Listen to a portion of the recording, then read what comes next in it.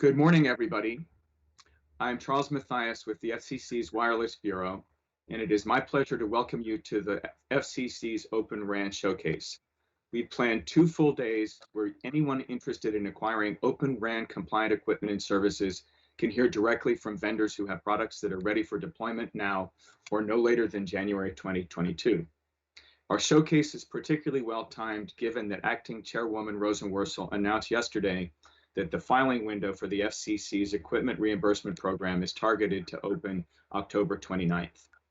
Following introductory remarks from our distinguished speakers, we'll begin with a practical introduction to Openran from Mariam Sarand of Cable Labs that will help us put the vendor presentations in context. Then we will jump right into the presentations without further commentary. But first, I would like to introduce an early supporter and strong proponent of Openran, the FCC's Acting Chairwoman, Jessica Rosenworcel. Following her remarks, we'll hear from Amit Mittal, Special Assistant to the President and Senior Director in the National Security Council, who has been leading the administration efforts to promote supply chain diversity and security in 5G. Madam Chairwoman, good morning and welcome. Good morning. Welcome to the FCC's Openran Solutions Showcase. Thank you to everyone who is here for joining us. We have not 1, but 2 full days of content lined up for you. And look, I get it. After many months of virtual events, online fatigue may be kicking in, and that may sound like a lot, but we have decided to supersize this effort because 1, we had just too many good panels to pack into 1 day, and 2, because Openran technology is a really big deal. And if you're watching this, I bet you already have a pretty good grasp of what Openran is and why it's important. So I am going to forego the Openran 101 in my remarks, because today is actually about moving beyond the basics. It's about moving from idea to execution. It's about going from vision to action and shaping the future of connectivity. Now, I'm of the opinion that a good idea is a terrible thing to waste. But let's be honest, a lot of us end up having ideas, even really good ones, and we wind up leaving them exactly where we found them, lolling around in our heads. But that is not a problem for the vendors who are joining us here. The presenters you will hear from today come from the frontiers of wireless innovation. They're reinventing what's possible with our wireless networks, and I'm really excited to hear from them. And for those interested, this showcase will offer an opportunity to get behind this innovation and learn how to become a part of their open and interoperable vision for the future. I'm especially excited to kick this showcase off because a few years ago, I was actually the first at the FCC to speak about the power of opening radio access networks. And we've come a long way since then. Back then, if you were building out a wireless network, you had only 4 major vendors for mobile network equipment to choose from, none of which hailed from the United States. That meant you were likely to deploy your network using proprietary end-to-end gear from 1 major vendor. And as you started to think about upgrading to 5G, vendor lock-in loomed large. Back then, the vendors that were growing fastest were from China, in part because the Chinese government was deploying powerful industrial policies to make their equipment less costly than the alternatives. And back then, national security agencies were sounding the alarm about the serious supply chain risks that came with having this equipment installed in our networks. That's because it could provide foreign interests with the ability to jeopardize our communications and even undermine our national security. Back then, some said Openran was little more than pie in the sky. There were no Openran deployments anywhere in the world, and there were only a handful of people really thinking about Openran policy coalitions and the future, and just a few companies interested in Openran in the United States. But we've come a long way since then, a really long way. I'm no longer the only one at the FCC talking about Openran. There's momentum building in this agency and across government. One company has already made it into the history books as the first to launch an Openran network, and it is winning customers every day. One nationwide provider right here in the United States has committed to building a nationwide 5G network using Openran by 2023. And Openran hardware and software is now projected to reach 10% of the total market during the next few years. And most notably, we're no longer thinking about wireless equipment in just an end-to-end way. Instead, we are thinking about it as more diverse and more modular architecture. And when we do that, we are finding there are lots of companies in the United States that can compete really well in this market. Now, many of you are here because you will soon take on the massive task of removing Huawei and ZTE equipment from your networks, wherever it may exist. You will evaluate base station after base station, router after router, until you have rooted out equipment that could undermine our national security. This will not be easy. Removing insecure equipment from existing networks after installation is hard because historically these systems were closed and deeply integrated with little opportunity to mix and match equipment from different vendors. In some cases, that will mean starting over from scratch. But thanks to the Secure and Trusted Communications Networks Act and a nearly $1.9 billion appropriation from Congress, going forward, we can try to do this differently. And we can do it soon. That's because yesterday I announced that October 29th is the target date for opening the filing window for the $1.9 billion reimbursement program to support the removal of insecure equipment from our communication systems. That means carriers can start planning now for their applications and new networks. There's a lot of work to do. And as we strive to meet this target, the FCC will continue to work to ensure that secure alternatives exist for carriers taking advantage of this program. That's because we want companies cutting out high-risk hardware from their networks to have the opportunity to use a range of trusted alternatives. That means traditional end-to-end proprietary gear, but it also means newer opportunities like Openran. Of course, we're here today to help jumpstart innovation in this technology in the United States. But that's not all we're doing right now. Because in addition to this showcase, today, I will ask my colleagues to vote on another initiative at the FCC that will help spur the development and deployment of Openran technology. If this decision is adopted at our August open meeting, the FCC will establish Raleigh, North Carolina, and Boston, Massachusetts as innovation zones and research test beds for 5G and Openran. These innovation zones will provide unique opportunities for operators, vendors, vertical interests, and other government agencies to work together to support these new technologies. History tells us that when you give innovators in the United States a sandbox to test new ideas, well, good things follow. Here's hoping that creating 2 new sandboxes to explore wireless innovation will unlock exciting new breakthroughs in Openran technology. And that brings me back to all of you. The FCC can do its best to create conditions that foster innovation and investment. But at the end of the day, we're counting on all of you to develop and deploy these technologies. So thanks to all of you for being a part of this 2-day collaboration. Working together, we have an opportunity to build a bigger market for more secure 5G equipment. And that will help unlock the benefits of 5G technology for everyone, everywhere. Thank you, and have a terrific showcase. Thank you, Madam Chairwoman. And now I'd like to turn to Amit Mittal of the White House. Amit, good morning. Good morning. Thank you very much for inviting me, and I'm very, very excited to join and be part of this exciting and dynamic event. And really excited and encouraged to hear Madam Chairwoman's remarks as well. Fully support them. It's also great to see so much energy and innovation in this dynamic space. As we all know, 5G is the future of the internet. This administration views 5G and vendor diversity as a very high priority. The United States advocates for a vibrant digital economy worldwide that enables all citizens to benefit from the promise of fifth generation wireless networks. 5G is transformative and will touch every aspect of our lives, including critical infrastructure such as transportation, electrical distribution, and healthcare. Therefore, the stakes for securing these networks could not be higher.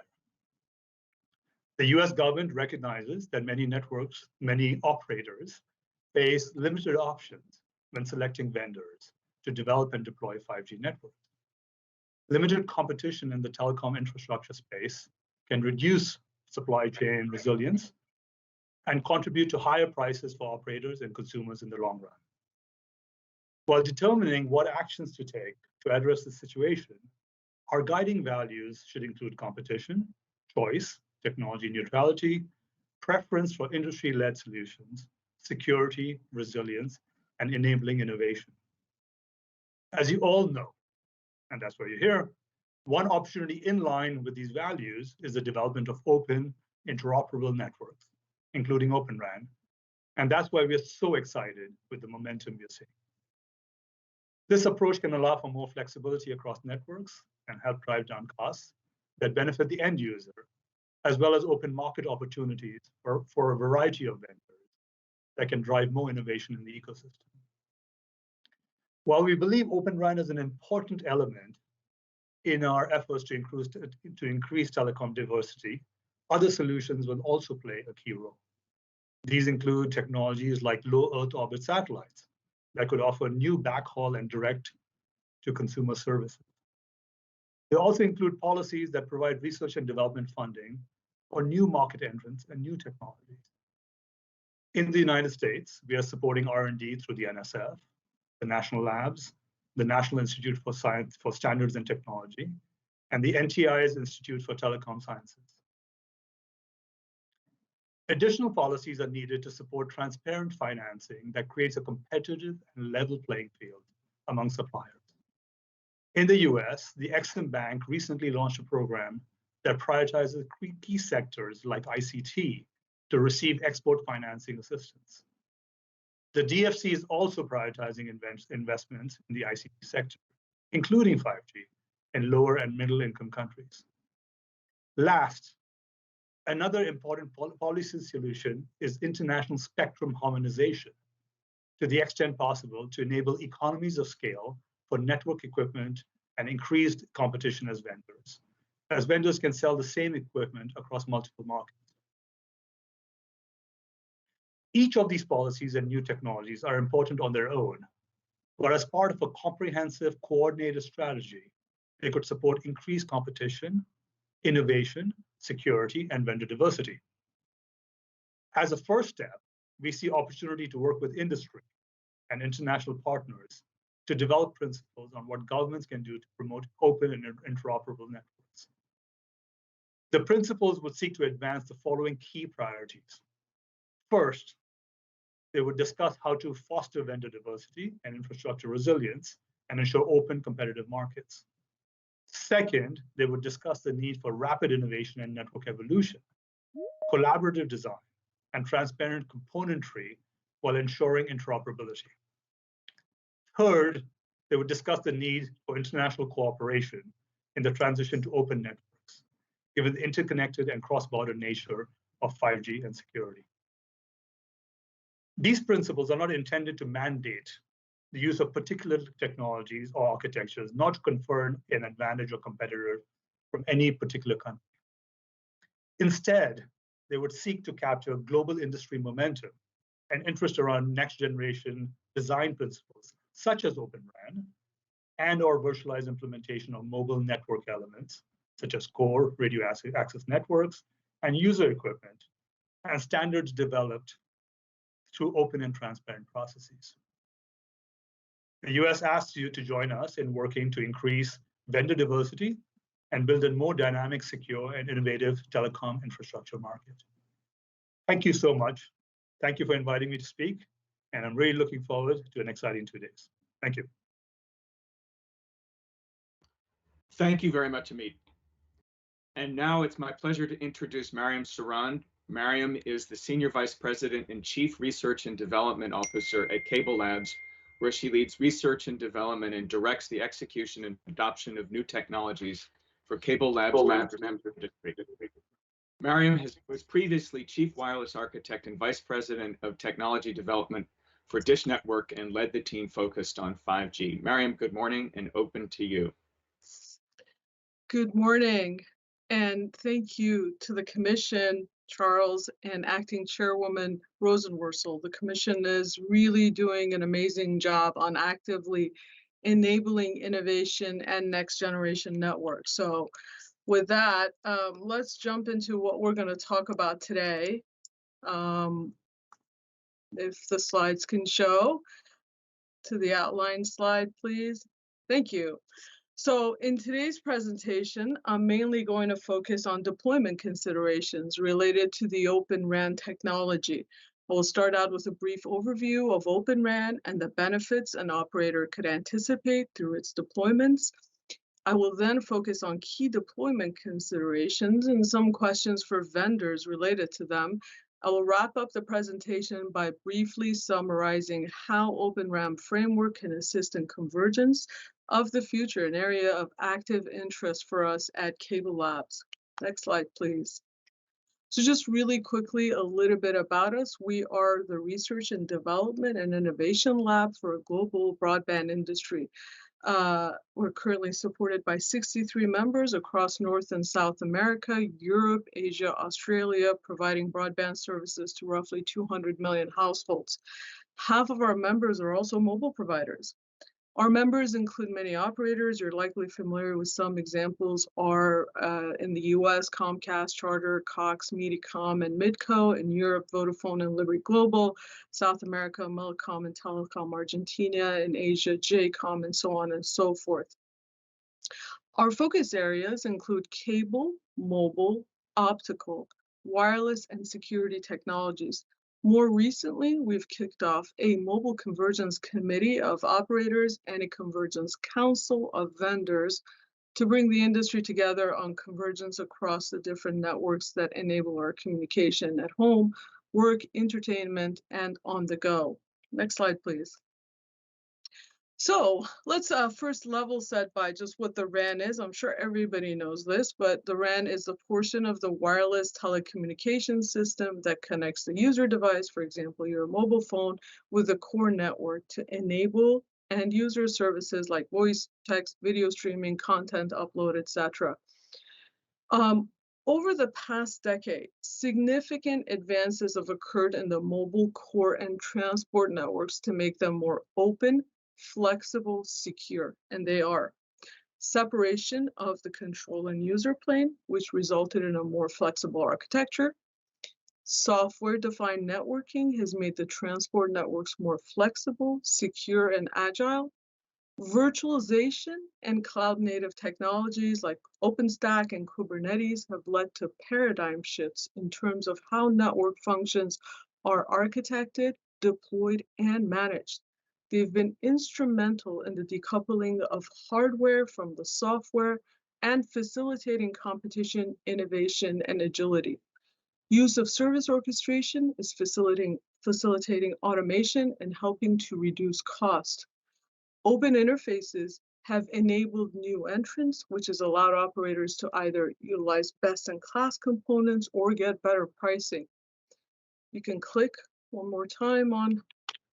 So in one sentence, Openran is the introduction of all of these technologies and design patterns into the radio access network to make it more flexible. Openran is about separating of radio functions from the signal processing functions through open and standardized interfaces. It is also about running software functions, radio software functions on cloud platforms using commercially off-the-shelf hardware. It is also about leveraging orchestration to enable zero-touch provisioning in a multi-vendor deployment. Openran is about specifying open APIs and interfaces to enable integration of innovative third-party radio AI/ML software coexisting with deployed radio software to improve system performance and introduce innovative access-centric capabilities. I'm personally excited about the separation of software and hardware and the ability to enable AI/ML-based intelligence within the access, as they are some of the enablers for converged access technologies that we are investigating. And we will have a little bit more on that later. Next slide, please. So on the left side, you have what we talked about Openran in summary on what it is. Just to summarize the benefits one more time, and there's a number of them: versatility and deployment flexibility, orchestration and automation, new programmable services and features, leveraging multiple access technologies, new opportunities for security and supply chain management, increased modularity and visibility into network behavior and security management, vendor diversity and competition, and finally, potential cost reductions. So let's move on to the next slide. So basically, as an operator, there are 4 areas that should be considered as part of the Open RAN technology deployment. It's vendor strategy, performance and features, operations and management, network topology, and transport. And we will go through each of them briefly. Next slide, please. On vendor strategy, a key outcome of the vendor strategy is whether to procure components of Open RAN from a single vendor or from multiple different vendors. As pointed out on this slide, there are several considerations to evaluate as part of the vendor strategy. For greenfield operators, TCO may be extremely important given that roughly 80% of capital expenditure is in the RAN. And even for brownfield and smaller operators, TCO is important and should factor in system integration and interoperability costs. For smaller operators that don't have larger teams, they probably find a single vendor more enticing. For brownfield operators, interoperability with existing infrastructure and feature performance parity could be a driver. Irrespective of whether the operators adopt a single or multi-vendor strategy, it should be at a minimum requiring 2 things from your vendors. Number 1, comply with the open interfaces between the RU, DU, and CU. And number 2, support open APIs for introduction of applications from innovative third parties at a later stage. Ensuring open interfaces and APIs, even when procuring from a single vendor, will secure future optionality for you as an operator. Let's move on to the next slide. So on performance and features, for mobile operators, there are 2 performance criteria: geographic coverage and capacity over limited spectrum, normally measured in terms of bits per hertz per square kilometer. The Open RAN-based deployment should not compromise coverage, especially when brownfield rip and replace deployments are considered. And network operators may want to consider whether this could be improved. In terms of performance, there has to be a commitment by the Open RAN vendors to deliver the desired performance in the long term, while there could be short-term trade-offs, for example, on the schedule performance or the number of ports supported, but in the long term, those need to be made as a commitment for performance. Then besides coverage and capacity, there are other performance feature considerations like aggregation of spectrum bands to deliver improved user throughput, features to support 2G, 3G voice, features that minimize energy consumption during peak and off-peak times. All operators will likely want to consider whether Open RAN supports network upgrades and the ability to offer new services and features. Brownfield operators may also need to consider support for legacy 2G, 3G infrastructure. Finally, operators should consider the security capabilities of the Open RAN solutions and how such additional interfaces will be secured. Next slide, please. So among its benefits, Open RAN architecture facilitates deployment flexibility. It supports a variety of deployment strategies depending on the availability of transport functions, options, as shown in this slide that you can see. Operators can deploy one or more of these options. It will depend on fiber availability, distance between cell sites, nearest points of presence, central offices, data centers, etc. In this chart, the top option, for example, may be a likely choice for rural markets where fiber may not be available at the cell sites. The bottom option may be more relevant in urban areas where cost-effective fiber transport is more readily available. For rip and replace operators, latency requirements and the existing network topology in a given market will determine the preferred Open RAN topology. It will also guide in the selection of products that are capable of supporting those latency without degrading the performance.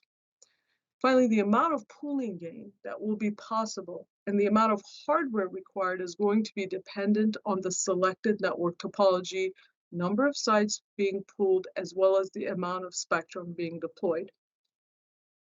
Let's move on to the next slide. You should expect Openran to have a significant impact on the way radio access networks are operated and managed. Many of the existing operations and management platforms will have to be upgraded or replaced to support Open RAN-based access networks. At the same time, Open RAN solutions will have to be integrated into existing platforms that can't be replaced.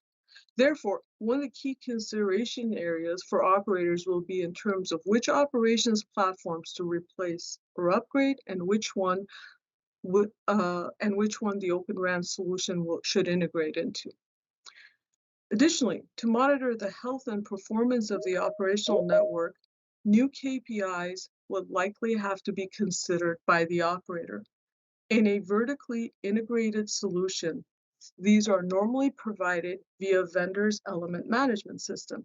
This may still be possible if all of the components of the Open RAN are procured from a single vendor. However, in a multi-vendor deployment, performance indicators from multiple elements will have to be combined to generate the overall KPIs. So finally, provisioning and automation considerations are going to be important to reduce the overall operational costs, especially in a multi-vendor deployment. Zero-touch provisioning and orchestrating software upgrades are expected to be table stakes in next-generation deployments. Go to the next slide, please. So as operators are considering replacing, upgrading, or even deploying new networks, there are several questions that should be drafted for the Open RAN vendors.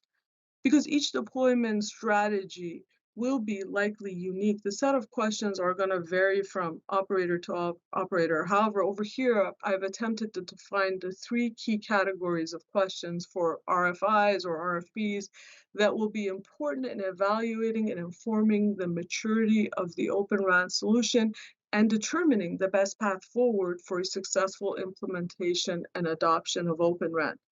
Strictly speaking, interoperability and integration, management, operations related categories are more relevant when considering multi-vendor deployments. However, even for a single vendor, they should provide information on the maturity of a vendor's Open RAN solution. So with that, let's just dive into each category briefly. Next slide, please. So the key product questions, and I'm not going to go through these slides could be available upon request. Please feel free to contact us.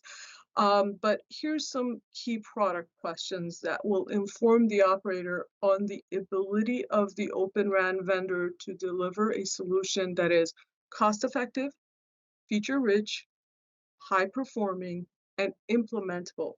These questions are related to things like the spectrum, size, hardware-specific, or RF-centric. Next slide, please.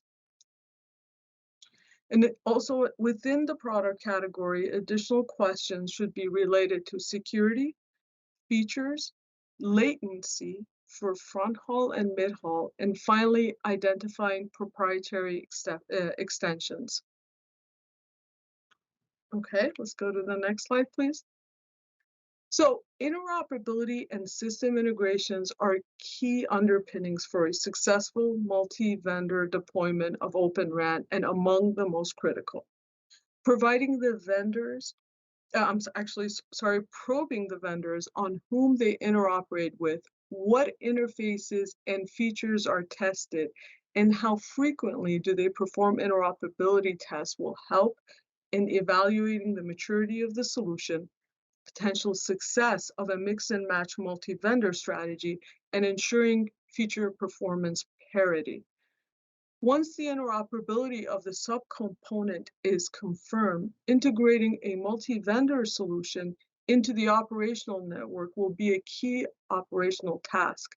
The system integration entails end-to-end system level testing, ensuring proper sequencing of deployment of individual subsystems, which is via the orchestrator, ensuring correct configuration of parameters for each subsystem, and visibility of the operational nodes and associated alarms, notifications, performance counters into the operations infrastructure. Smaller operators may have to rely on a system integrator more than a larger operator. However, one option could be that to have the lead DU/CU vendor be the system integrator, given that the management of the RU is via the DU. Next slide, please. So operators considering an Open RAN solution will want to ask questions about network management and operations to determine whether the responsibilities will lie in a multi-vendor deployment and how issues will be resolved. So management-related questions will help determine how multi-vendor deployments can be managed, how they will integrate into existing management systems, and what new management systems will be required to deploy them. Like management-related questions, operations-related questions will help operators determine the extent to which Open RAN solutions can be operated through its existing OSS infrastructure and identifying the upgrades that will be necessary to the OSS in order to support monitoring, troubleshooting, recovering from outages related to Open RAN deployment. Next slide, please. So I'm going to talk about a little bit about Open RAN as a convergence enabler. Similar to Open RAN, a transition to distributed network functions and virtualization is happening in other access technologies as well. In the cable industry, it is called Distributed Access Architecture, or DAA, which moves functions, usually residing in the head end or hub, distributed closer to the user, creating efficiencies in speed, reliability, latency, and security. In a converged network, these distributed cloud-native fixed and mobile network functions leveraging common hardware anchored by converged orchestration and core platforms will enable a true, seamless, and improved user experience of the future. For example, the RIC, which is the RAN Intelligent Controller concept, can also be applied to cable, fiber, and Wi-Fi technologies to promote optimized near real-time inter-access resource management, including traffic management. Therefore, this is where I get excited with Open RAN as an enabler of convergence in a way that is different than what has been talked about so far in the industry. Let's go to the next slide, please. So in closing, I wanted to say we talked about Open RAN and how applying paradigm shifts within core and transport networks are happening to the RAN, flexibility of Open RAN, how it's facilitating a variety of deployment models and vendor strategies. We also touched upon trust but verify. Operators need to fully evaluate product capabilities, maturity, interoperability, and operational impacts. This is an important one, trust but verify. And Open RAN, we also talked about as being the enabler for fixed and mobile convergence across wired and wireless networks. With that, really appreciate the opportunity for the commission and everyone else listening. And Charles, back to you. Thank you, Miriam. That was great. That was a lot of information, and really appreciate your help in sort of setting the stage for us today. We've been so efficient that we have a few extra minutes. So what I'd like to do is give everybody a chance to have a break, and we'll be back online at 10:25 Eastern sharp. And Miriam, again, thank you so much. Really appreciate it. And to everybody who's watching, hope that you'll take Miriam up on her offer to follow up on her slides. Thank you, and see you at 10:25.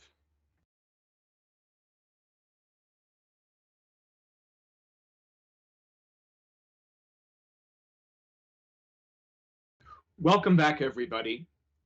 I hope everybody had a chance to have some coffee and a little break and stretch their legs. And before we turn to our first vendor session, I wanted to remind everyone of a few important points about this showcase. First, the showcase and participation by any company or organization is not an endorsement by the FCC or its leadership of any product or service discussed at the event. In addition, as a courtesy to all participants and to make sure we stay on schedule, we will be limiting each participant to their allocated time slot. We will let you know when you have 5 minutes left, and you should feel free to ask to skip slides if you're running short on time. Please note that there will not be an opportunity for panelist interaction or questions and answers, but remote attendees can contact a company or speaker directly. Within a few days, we'll post contact information along with all the presentations and a copy of the showcase video on the FCC event webpage. You can find it by going to www.fcc.gov/events and look up either the name or the date of the event. And as a final housekeeping note, I would ask that the speakers keep their video off and microphone muted until they're presenting. Thank you. And now I'd like to introduce our first vendor panel, which features hardware manufacturers and equipment suppliers.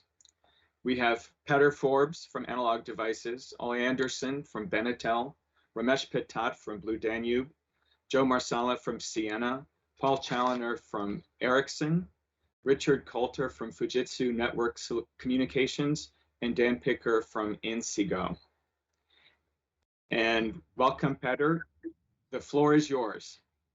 Thanks very much, Charles, and thanks for having me here today. And let me start by saying that as a company with R&D centers in Boston and Raleigh, we're very excited about the announcement from Chairwoman Rosenworcel that the FCC will establish 5G and Openran innovation zones in those areas. So I'm going to start by providing a quick overview of Analog Devices and our position in the communications market, and then some details on our product and IP offerings. So if you can go to the next slide, please. So Analog Devices is a US-based technology solution provider. We've been in the business for over 50 years. And at the core of what we do is we connect the physical and digital worlds, typically using sensors or analog to digital converters in the physical world. We measure and interpret and process that data, make decisions on it, and then connect it downstream, wired or wirelessly, to the digital world, which is typically today to cloud-based solutions. In FY20, our revenue was $5.6 billion, and annually we invest over $1 billion in R&D to keep our technology pipeline flowing. And so innovation is really at the core of what we do at Analog Devices. In terms of markets, we service industrial, communications, automotive, and consumer and healthcare. And our communications was about 21% of our FY20 revenue. So if you go to the next slide, within communications, we are the world's leading supplier of 5G radio SoCs for infrastructure. So we've been providing radio solutions for over 3 decades now, way back to the early days of 2G, and even before that in amps. And if you go more recently, even back 10 years ago and opened up a base station, what you'd find inside in it was a very large transceiver card that had a lot of discrete ADCs, DACs, PLLs, mixers, and so on. And it was quite a large board. ADI, we led the industry in bringing a different radio architecture to the base station market that brought significant size, power, weight reductions to the radio, over a 100x area reduction as an example. And that's in 2010, where we debuted our 2T2R as first software-defined transceiver. From there, we built on that and set the pace for the industry through 5 generations of radio technology leadership in terms of the number of channels on a chip, the level of integration, and the power consumption.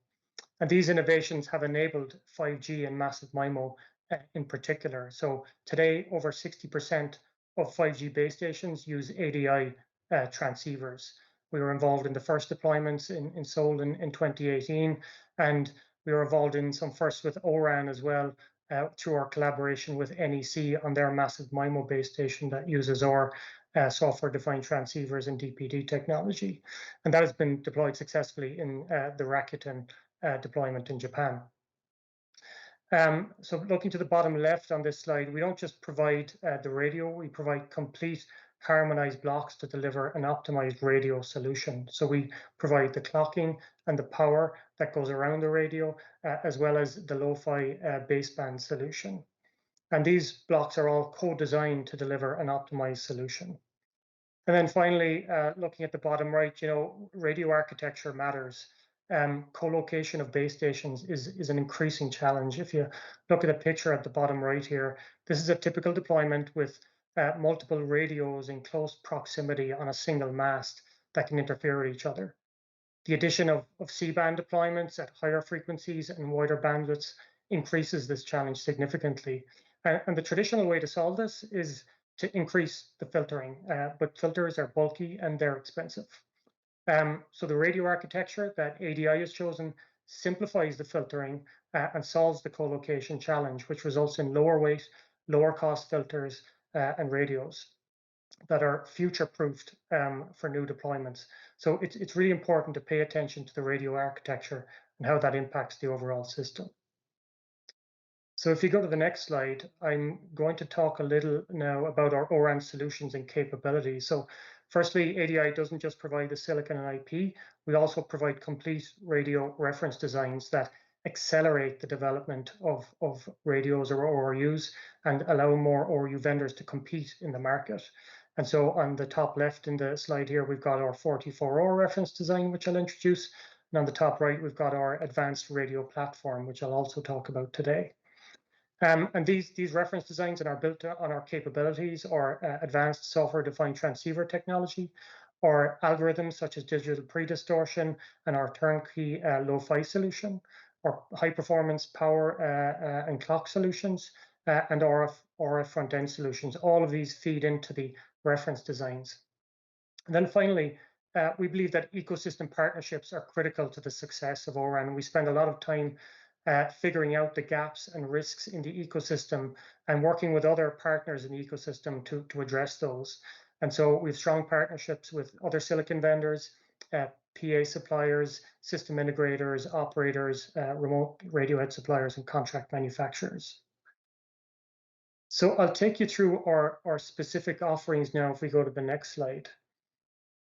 The first of which is our 44 ORU reference design, which we developed in conjunction with partners Intel and Wiz Systems. So this is a modular design that simplifies band and power variants.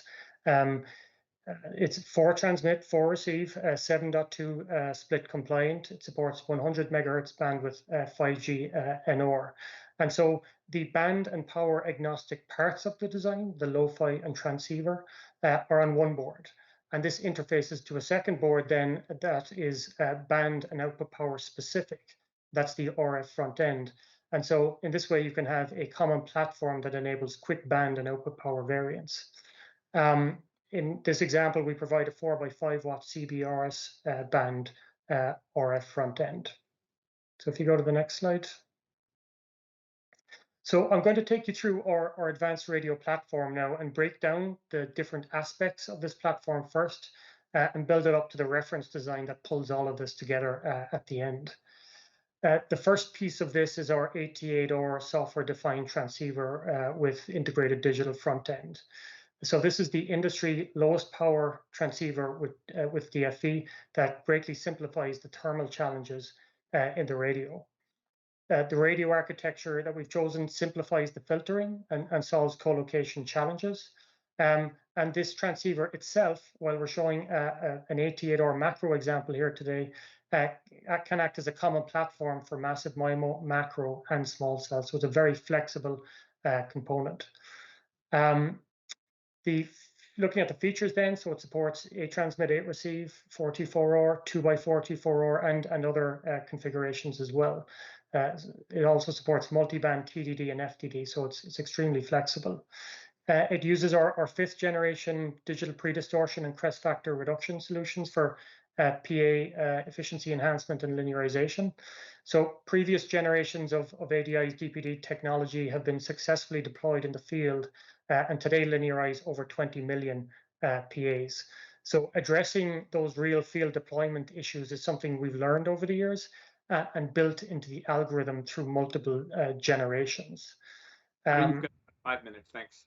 Thank you. So this latest generation incorporates all of that real field knowledge. It's a leap forward in terms of the DPD performance and adds support for gallium nitride PAs, which are critical for wide bandwidth 5G. So that's the SDR with DFE. If we go to the next slide. So the next piece is the Oram compliant Lo-Fi and eCPRI IP. And the thing to remember here is that this is a complete turnkey Lo-Fi solution that reduces ORU development time and costs. So this eliminates a lot of RTL development, glue logic, and painful sub-block integration that might otherwise be required. And it's completely software configurable. It also covers an advanced feature set, 4G, 5G, and NB-IoT. So ADI does the legwork in terms of understanding and implementing the physical layer of those standards for you. In terms of features then, it's married pretty closely to our 88R transceiver. So it's 88R, 44R, 2x44R, complete Lo-Fi compliant to Oram 7.2 split and supports multi-band TDD and FDD. And again, interoperability is critical. So we take care of that by integrating it with Intel FlexRAN and leading stack vendors, and also working with Keysight on conformance testing. So if you go to the next slide. Finally, we take those blocks, sub-blocks, and we integrate them along with clock and power solutions into our 88R ORU reference design. And this reference design accelerates ORU development by 6 to 9 months and greatly reduces the development cost and complexity of those ORUs. Similar to our 44R solution, it's partitioned for ease of band and power variance. So we hook up to an external RFFE that's provided by partners that creates that band and output power specific piece. In terms of the features, it's built on the Lo-Fi baseband and transceiver, so it supports that 88R 7.2 split compliant interface. And in terms of bandwidth, it covers 400 megahertz of instantaneous bandwidth and 200 megahertz of occupied bandwidth, while covering the FR1 frequency range. It also integrates an IEEE 1588 PTP clock solution for that all-important synchronization. So if we go to the next slide, I'll wrap it up. To conclude, our advanced radio platform accelerates ORU development and reduces development cost and complexity. So it's built on our mature field-proven radio and DPD technology. It incorporates our lowest power transceiver and DFE that greatly simplifies the thermals in base stations. The radio architecture simplifies the filtering and solves the co-location challenge. And we have a turnkey Lo-Fi solution with an advanced feature set. And so we take these components and we build them into a reference design together with the clock and power that really accelerates the development of the ORU. And so finally, it doesn't stop here. We recognize that we are collectively at the early stages of the Oram journey, and this market will require continued advancements in technology to ensure sustained success. So we have an exciting roadmap to higher integration, lower power, and lower cost ORU solutions. So thank you very much for your time today, and our contact details will be shared. Should you have any questions, please get in touch. Thank you very much, Peter. Welcome. Now I'd like to turn the floor over to Al Anderson with Benetel.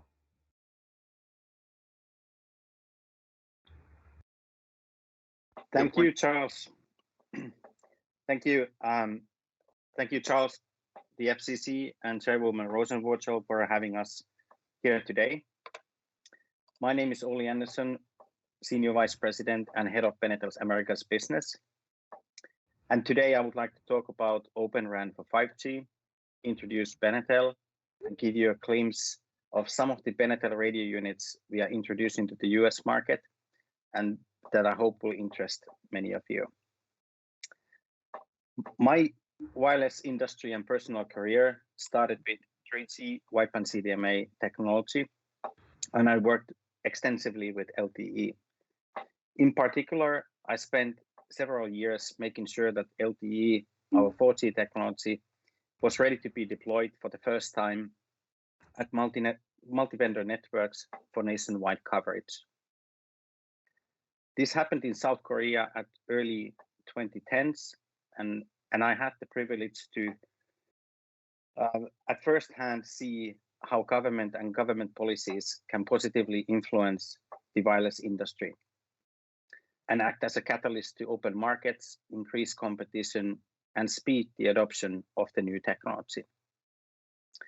Thus, I'm very glad to be here today and see the showcase and all the efforts by FCC happen today.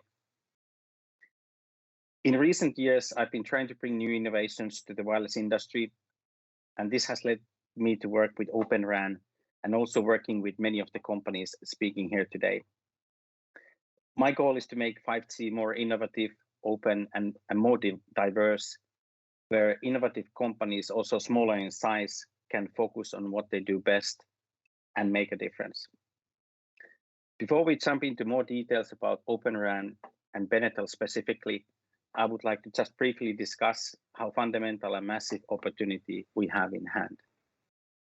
Next slide, please. There are many studies of the economic value 5G is projected to create. One of my favorite studies is the KPMG study of 5G, and they research the DNA of 5G enterprise value. In this study, KPMG shows how 5G can potentially transform and unlock new and hidden value for different industries. The study estimates that there is more than $4.3 trillion worth of value to be unlocked while enabling 5G to different industry verticals and use cases. While this aggregate number is massive, and to me at least mind-boggling, as the chart in the slide shows, it is comprised of different verticals and industries, each having their own needs, priorities, use cases, and timing. In my view, Openran might be actually an excellent way to actually address and unlock some of these diverse needs, as by definition, the openness and the open architecture should ensure that there will be a vibrant ecosystem of different specialized solution providers that hopefully can provide just the right optimized solution the enterprise and the market is calling for. Next slide, please. Benetel is an Irish company with strong heritage. Actually, during this year, we mark our 20th anniversary of innovating at the wireless industry. Our company is headquartered in Dublin, Ireland, and Benetel has a growing number of international locations, including R&D center in Poland and sales and regional offices in California and Japan. For the past 15 years, Benetel has been designing and providing 3G and 4G small cells. There are calculations claiming that over 6 million small cells have been deployed with Benetel designs. Today, we are building upon this deep radio heritage with a strategy centered around 5G disaggregated networks, and specifically being a product company providing Openran radio units. Next slide, please.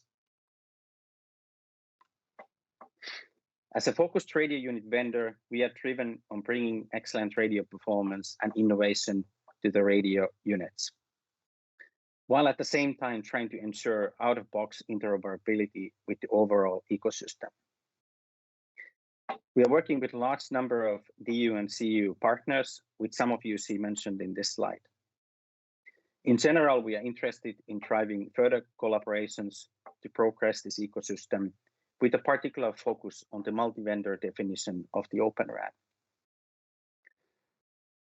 All our RU products are targeted to be fully ORAN compliant with the interfaces, and we work with the Openran ecosystem, including the ORAN Alliance, Telecom Infra project, and different labs to build the end-to-end confidence for the actual deployments. Building this interoperability and confidence, to me, is everything, and we take it very seriously. To give you further context, Benetel started delivering our split 7.2 radio units to various labs and interoperability projects already in early 2018. The industry has matured greatly since then, and I'm happy to say that we are in the stage that we can provide Open RAN solutions today through and with our partners to various public and private networks. Next slide, please. Today, I would like to highlight two 5G products from Benetel called RAN 550 and RAN 650, with both being generally available later this year for the US market. The products are FR1 sub-6 GHz radios, both covering the N78 spectrum from 3.3 to 3.8 GHz. The RAN 550 is an indoor 44R 7-2 split radio unit for Oram in the indoor deployments. The radio can support up to 100 MHz of 5G bandwidth with an output power of up to 2 watts, and it can be flexibly wall or ceiling mounted.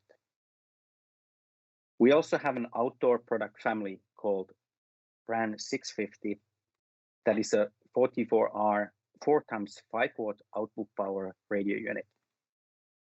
This 7.2 split 5G ORU is ideal for campus networks, fixed wireless access, or other outdoor small cell deployments. Both of the units will implement Oram fronthaul as well as the M-plane specifications and will be pre-integrated with various layer 1 and DU/CU providers during this year. We also have many other frequency variants planned, and they can be accelerated based on demand to be available sooner. So please be in contact with your needs and to discuss our roadmap.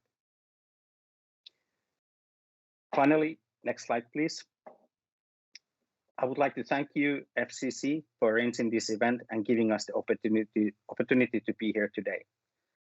As a summary, I would like to state that we have an exciting opportunity to fundamentally change how future networks will be deployed and also unlock massive economic value. Benetel wants to position itself as the innovative Open RAN radio provider and is pleased to offer its radio units to be available for US market. Please learn more about our products at benetel.com, send us email, or feel also free to reach out to me directly via email or social media such as LinkedIn. Thank you very much, and back to you, Charles. Thank you, Ole. Thank you very much for that presentation. And now I'd like to turn to Ramesh Patat with Blue Danube. Are you audible? Hello, everyone. This is Ramesh from Blue Danube. I'll be speaking about Blue Danube as a company providing open radio unit solutions, especially with respect to 3D beamforming. That's unique about us. Okay, next slide, please. These are the details about our company. Basically, we provide breakthrough architecture for low-cost phased arrays. With this, we are then able to provide 3D beamforming, active antenna radio solutions, and massive MIMO for the cellular market. We are a US-based company. We are located in Santa Clara in California and New Providence in New Jersey. We are a startup. We have raised about $70 million, and you can see that we have tier 1 venture capital partners who have funded this, including Incutel, which is a US government-backed entity. You can see the patents that we have filed, as well as the markets that we are going after, including the wireless telecom, defense, the HAPS, the high altitude platforms, and disaster recovery. Next slide, please. So the key product and technology offerings that we have is shown here. On the left-hand side, we have a custom semiconductor IC that we have developed to enable the phased array performance. With that, we, as a base, we construct the entire radio platform that you see in the middle, which enables the 3D beamforming, which is essential for both 4G and 5G, as provided in the standards. And then we also have a software component where we enable, for example, the RIC-based cognitive beamforming to optimize the beams and control the beams across the network. So basically, we provide a very low-cost, coherent massive MIMO solution. That's the hardware piece of it. And on top of it, we provide a software solution where we consider the AI ML-based optimization of the beams across the network. So it's a disruptive hardware and which enables software value capture on top of it. Next slide, please. So the genesis of this technology has been based on support from the NSF and SBIR from the U.S. government, and it has been crucial to develop this breakthrough. The key concept was based on, or the breakthrough was on synchronization technology, which enables synchronizing each of the antenna elements that are required for a phased array radio, and that enables us to help the cellular enter the cellular market with a very low cost phased arrays, enabling massive MIMO and active antenna based radio units.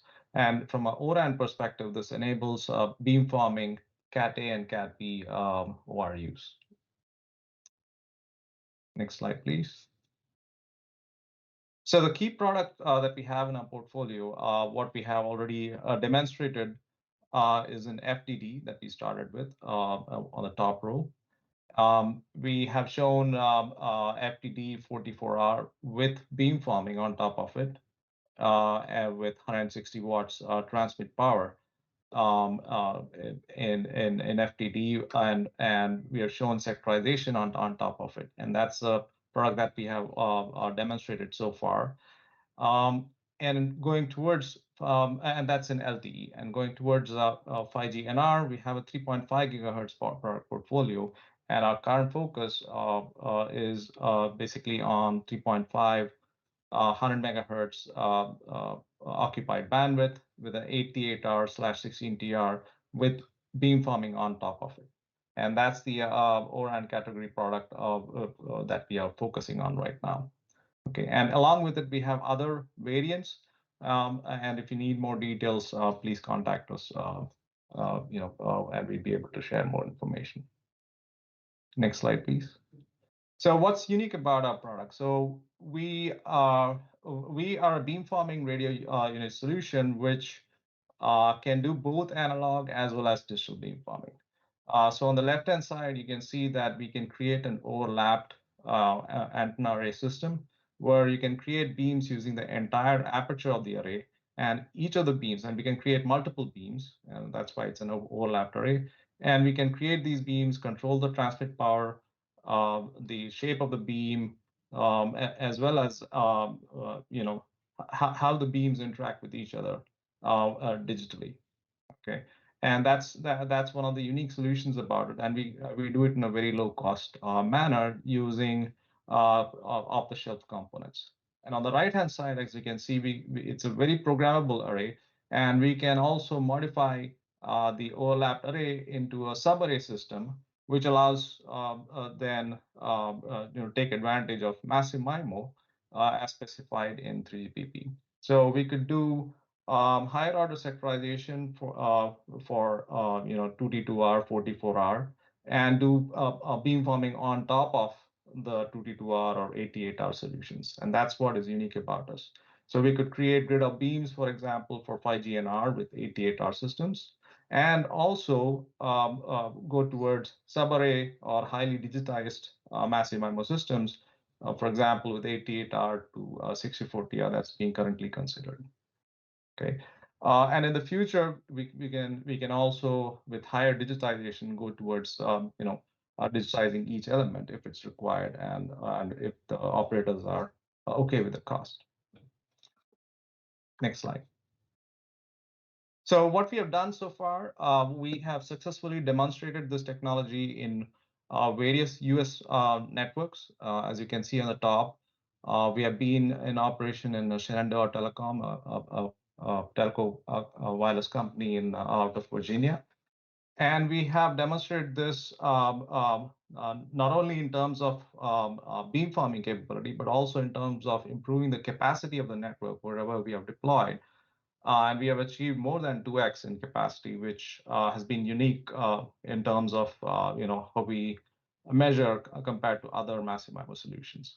Okay, and this has come with other advantages of improving the user experience, allowing different types of applications, for example, in rural areas to improve video streaming, as well as we have been able to deploy and show the capacity improvement across rural, suburban, as well as dense urban scenarios.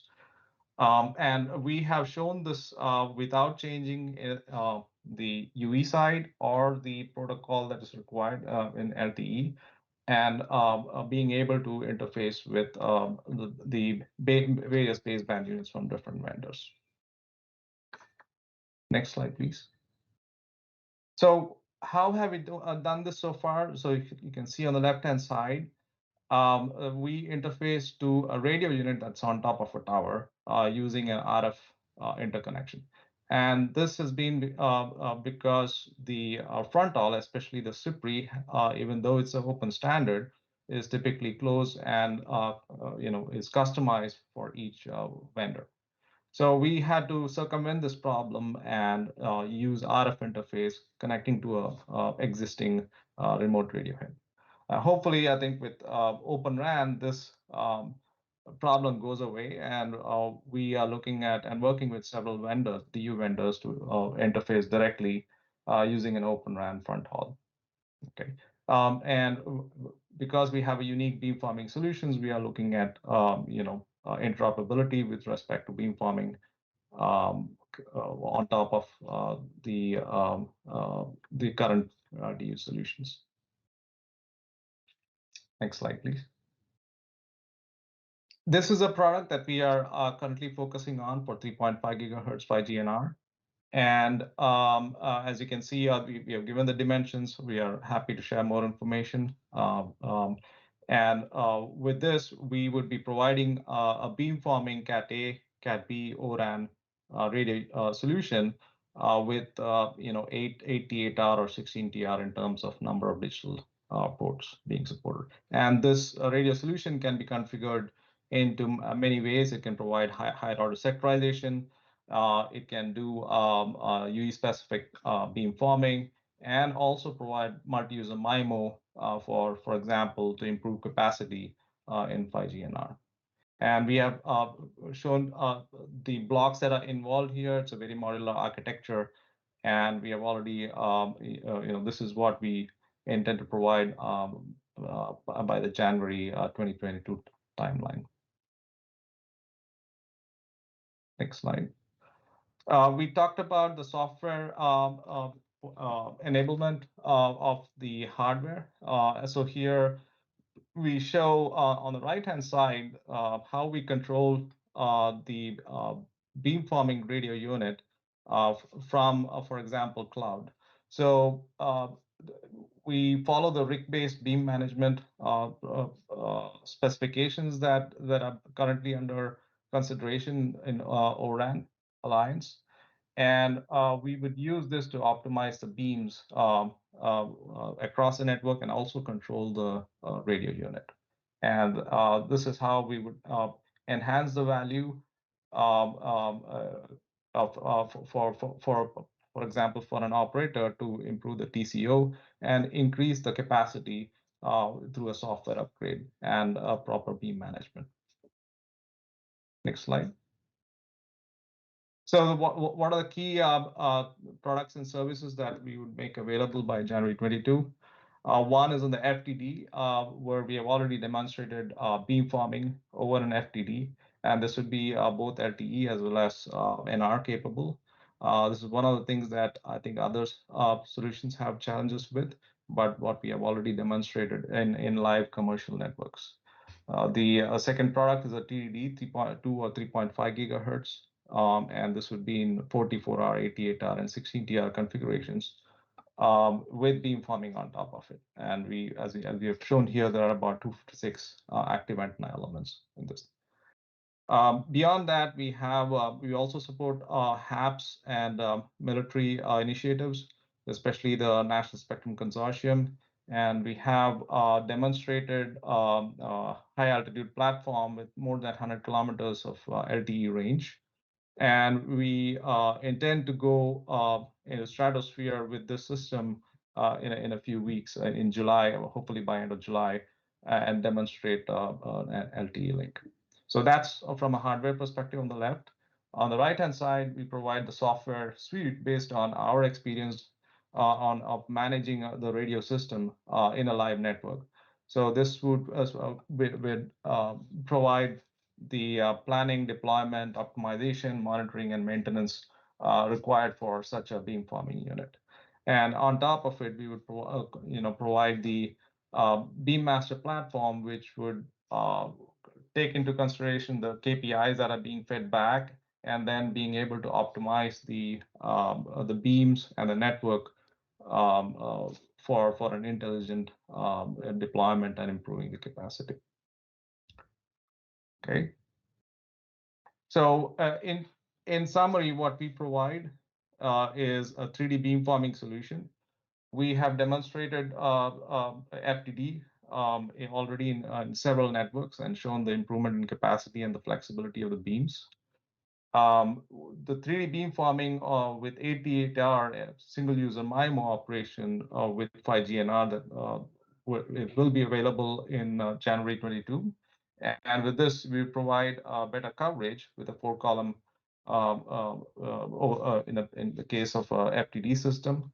And in the case of 5GNR system, this would also provide a higher coverage and higher throughput.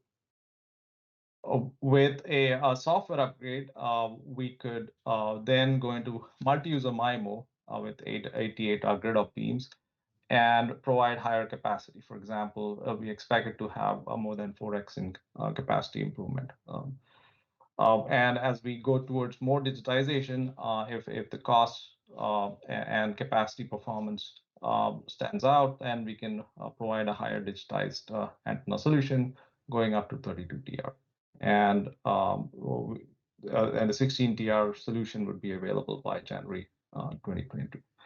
So that's our target, and these products would be Openran or Oram compatible. And we'll be happy to share more information if you contact us and once the contact is available. So with that, I end my session, and thank you for Charles, and thank you FCC for having us. Thank you, Ramesh. And now I'd like to ask Joe Marcella from Siena to take the floor. Thank you. Thank you. So my name's Joe Marcella, and I have responsibility for our routing and switching portfolio, which includes all of our mobility-centered transport solutions. So if we go to the first chart, please. Siena is a US-based networking company that includes both networking products as well as end-to-end orchestration solutions. Most people who know Siena for optical transport, but we have also been investing in mobility-centric transport solutions for over 15 years. And as a result of that focused investment, we are now leveraged in over 50% of the US fiber-connected macro towers. So it is a fairly central focus of ours. Now, historically, that connectivity has largely been about Ethernet wholesale connectivity, but over the last 3 or 4 years, we've extended that solution set beyond Ethernet wholesale to include cell-side routers, cell-side gateways, front-haul gateways, as well as edge cloud-centric applications, and that's what we're gonna talk about a little bit more today. As a result of being a transport vendor, openness and interoperability are pretty fundamental to our strategy. You could call them the cornerstones. We have to be able to interoperate both with RAN as well as core, as well as other transport vendors. So it's key to our strategy. As a result, we are very involved in various alliances and standard bodies, including 5 different ORAN working groups. And whenever we can, we also try to participate in a lot of the global proof of concepts, innovation, interoperability events. The most recent being the ORAN Plugfest, which was hosted in multiple different locations, but we were in the Telefonica location in Europe.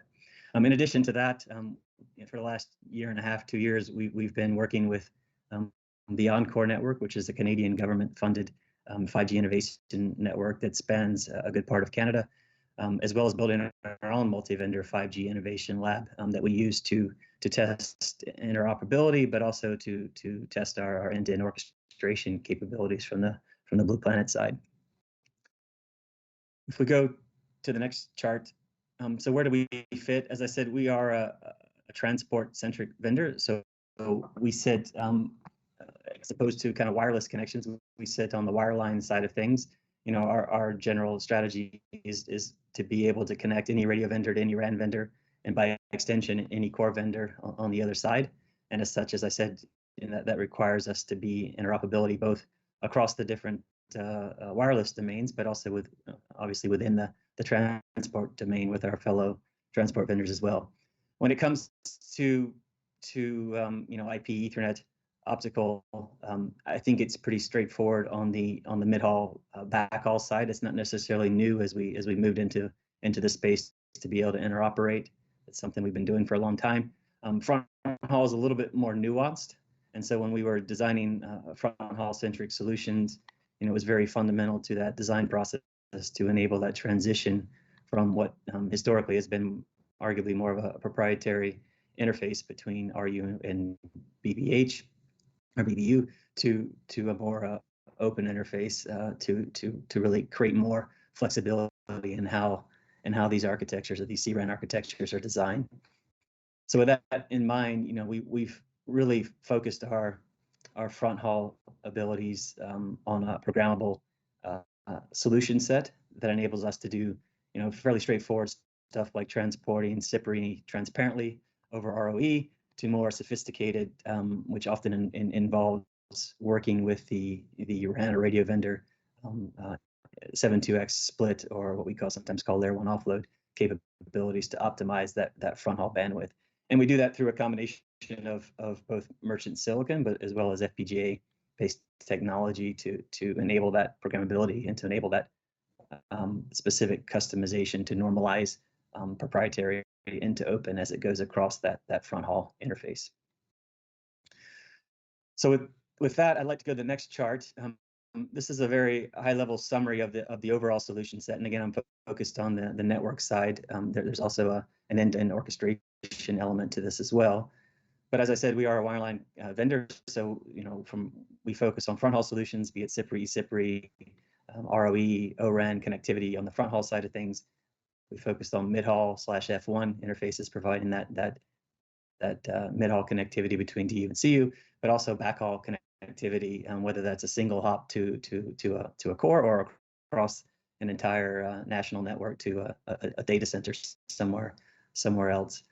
Within that, we've also entered into what I'll call the edge cloud fabric solution set. So you see there in the DU and CU clouds at the top, there is a leaf spine fabric that is essentially enabling that resilient connectivity from the DU CU into either physical or virtualized platforms from the different RAN and core vendors across the network. And where we try to differentiate in the space is largely on the integration of that leaf spine fabric as natively as possible into the underlying X-Hall based network. Now, from a features and capabilities perspective, we believe, particularly in the front haul, that packetized solutions offer pretty strong economics as opposed to DWDM and PON based activities. Not that they don't address the issue, but I think as we continue to scale the interfaces, packetized solutions is where we found the best benefits.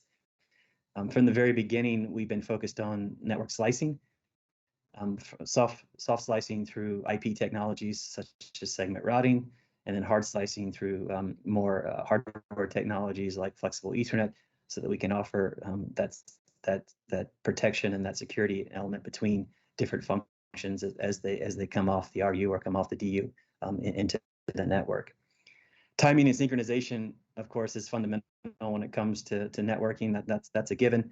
We've tried to extend that technology set, of course, to support all the various requirements and standards, but also to offer GNSS capabilities on all of our solutions. So instead of having to have a separate satellite timed device, we can integrate that directly into these solutions. Latency jitter becomes very important in the front haul space because it really dictates how far you can separate that RU from the DU. So minimizing that to the lowest degree possible to you really want it to look almost and feel exactly like a native optical fiber. We found that FlexE technology gives us a big technology advantage when it comes to that. So using FlexE for both hard slicing, but also to minimize latency and jitter from the RU to the DU. Of course, there's not a lot of brand new fiber or 5G radios going on towers, so we have to be able to interoperate with 3 and 4G services, and that means different protocols in some cases, but it also means a lot of different speeds and feeds coming off that tower and a lot of different capacity and bandwidth requirements depending on the city, location, or geography. Now, interoperability is fundamental again to our strategy. We want to interoperate with everybody. We have to be able to do that, so we focus heavily on that. Mobility optimized routing. Routing is a very big word, but when it comes to mobility, there's a key set of features and functionalities both today and in the future that we believe enable a more optimized architecture, and that's kind of where we've been focused in this space. And finally here, from a front haul perspective, I talked about just transparent delivery of say CPRI, but CPRI is a very inefficient protocol when it comes to bandwidth utilizations, particularly as it gets to higher and higher rates. So we've really looked at from the very beginning to work with our different radio partners to try to optimize that front haul bandwidth, so we don't end up overloading the fibers coming out of these towers. So that's at a high level the sort of solution summary. If we double click on that sort of circle in the middle, which is the products, and go to the next chart, I'm only focusing on the indoor solution set here, but the outdoor solution set also exists, which is effectively a repackaged version of these.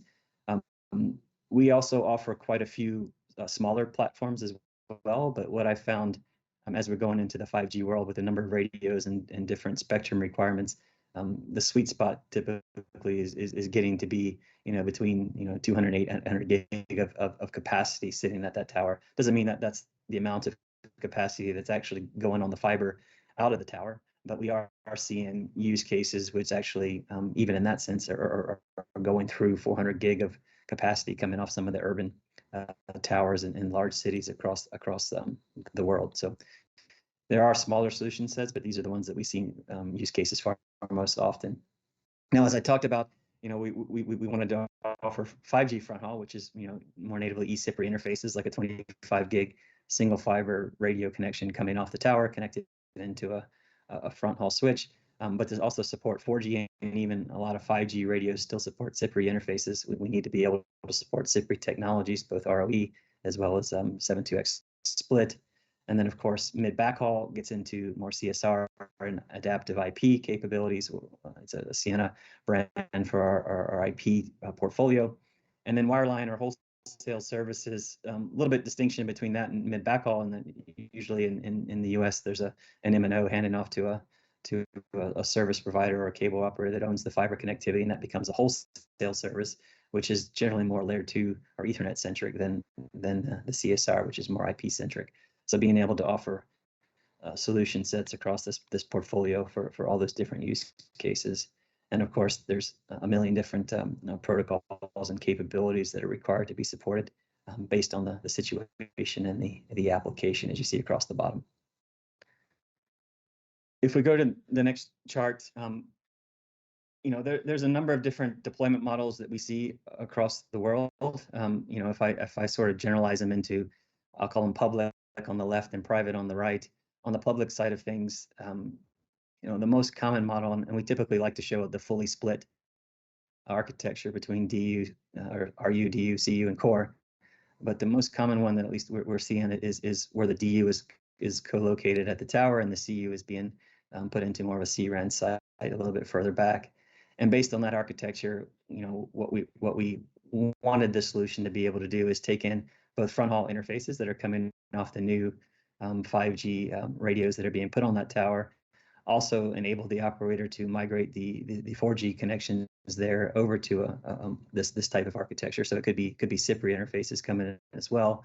But the point is, both those front haul interfaces are coming into a front haul gateway, which is then optimized and handed off to a physical or more and more a virtual DU sitting at that tower. The DU does its magic and then passes back the processed F1 interface, which we then transport and aggregate with other F1 interfaces coming from other locations back to the CRAN site, or where the CU or eventually the core is hosted. So that's not obviously the only model. We're certainly seeing fully split models. We're certainly seeing more traditional straight up backhaul models, but the solution set that we're seeing most often maps fairly well to what we've designed, which is a combination front haul, mid haul, backhaul in a single switch, and that's becoming a common use case for us. On the right side of the picture, the graphics look a lot different, but fundamentally it's the same. I'm showing this as an in-building site model. We're also seeing use cases for this outdoors in different governments and cities around the world. But the idea that you're really building a private 5G network within a building, which also could be a neutral hosting location for local operators through a split spectrum type of arrangement. But within the building, you have antennas, which are then running through fiber through the building on a front haul interface, which is generally power over Ethernet or PoE, into a front haul gateway based solution, very similar to the public or macro architecture, which is then aggregated, handed off to something that we're calling a 5G in a box, which is basically an OCP based server, which can host third party VDUs or VCUs that are customized to that specific spectrum and that specific architecture. So in that context, we've been working with quite a few different radio and RAN vendors to enable that solution within a private enterprise-based environment. And of course, very similar to the right side of the picture, that then feeds back into the FHG to provide the backhaul connectivity into the cloud, whether that's hosted privately or publicly. It doesn't matter. It just we're providing that backhaul connectivity in this sense. So if we go to the last chart here, I talked about some of the previous demonstrations. We just recently, as part of Mobile World Congress 21 that just happened in Barcelona in the last month, worked with Intel on a demonstration that they did in their booth of their FlexRAN architecture to showcase the 5168, which is our front haul gateway, compliance to the Oram WG7 hardware reference design. And in this particular demonstration, Intel was using their radio units and their FlexRAN solution set on the right, and our front haul gateway essentially to transport the front haul connectivity between the RU and the DU. So just a recent public example of the interoperability and the compliance to the standards that are there. So last chart, finally, just to summarize, we have been in this business for a long time, 15 years. We've extended the solution set quite a lot in the last 3 or 4 years. It's a key focus of our next gen Metro and Edge strategy, and hopefully you were able to get a sense of where we're focused and what we're working on. Openness and programmability is a cornerstone to everything we do in the space. As I said, it's fundamental to us to be interoperable, and programmable enables us to be interoperable in many cases. Flexibility, whether it's who it is we're working with or the architecture sitting underneath, we want to be able to evolve to that or migrate to that as required. And then, as I said, proven, not just from a historical perspective, but in a lot of the recent multi-vendor interoperable plugfest and demonstrations, we've been working to really validate these solutions. What we've seen is it's one thing to adhere to a standard. It's another thing to actually get in a lab and prove it out in the real world. And we've learned a lot during that experience as well. So thank you, and that's all I have. Great, thank you very much. And now I'd like to turn to Paul at Ericsson. Yes, thanks, Charles. Hi, everybody. My name is Paul Chalaner. I'm the VP of Network Product Solutions for Ericsson, based in Plano, North Texas, our North American headquarters. And I have responsibility for radio in North America. And today I'm going to focus the discussion around the virtualization parts of Openran and Ericsson's Cloud RAN, our open and trusted secure solution. Next chart, please. So when we think about Openran, we think about it in three different pillars. So first of all, virtualization. And what does that mean? That means taking like Ericsson software or RAN software and being able to move that to a server or a telco cloud or a public cloud. So that's the first thing. The second is automation. As networks get more and more complex to manage, we really need to better create solutions to better automate the operations of these networks. And so Openran then provides platforms that allow AI, ML applications to really simplify the life of operators. So that's going to be really important. And then the third part is open interfaces. And we're working heavily with the Oram Alliance to define these interfaces, some for automation based on and building upon the 3GP interfaces that already exist. So we believe that virtualized networks or cloud RAN networks will be a major method of building networks in the future. And so we need to deliver an approach that will allow networks to be built in many different ways. So we talk about any field, any site, any cloud, any server. And this is how we deliver openness. So next chart, please. So let's go into some more detail about what these mean. So any field. So really, we've seen some of the Open RAN networks being greenfield, so starting from scratch, essentially.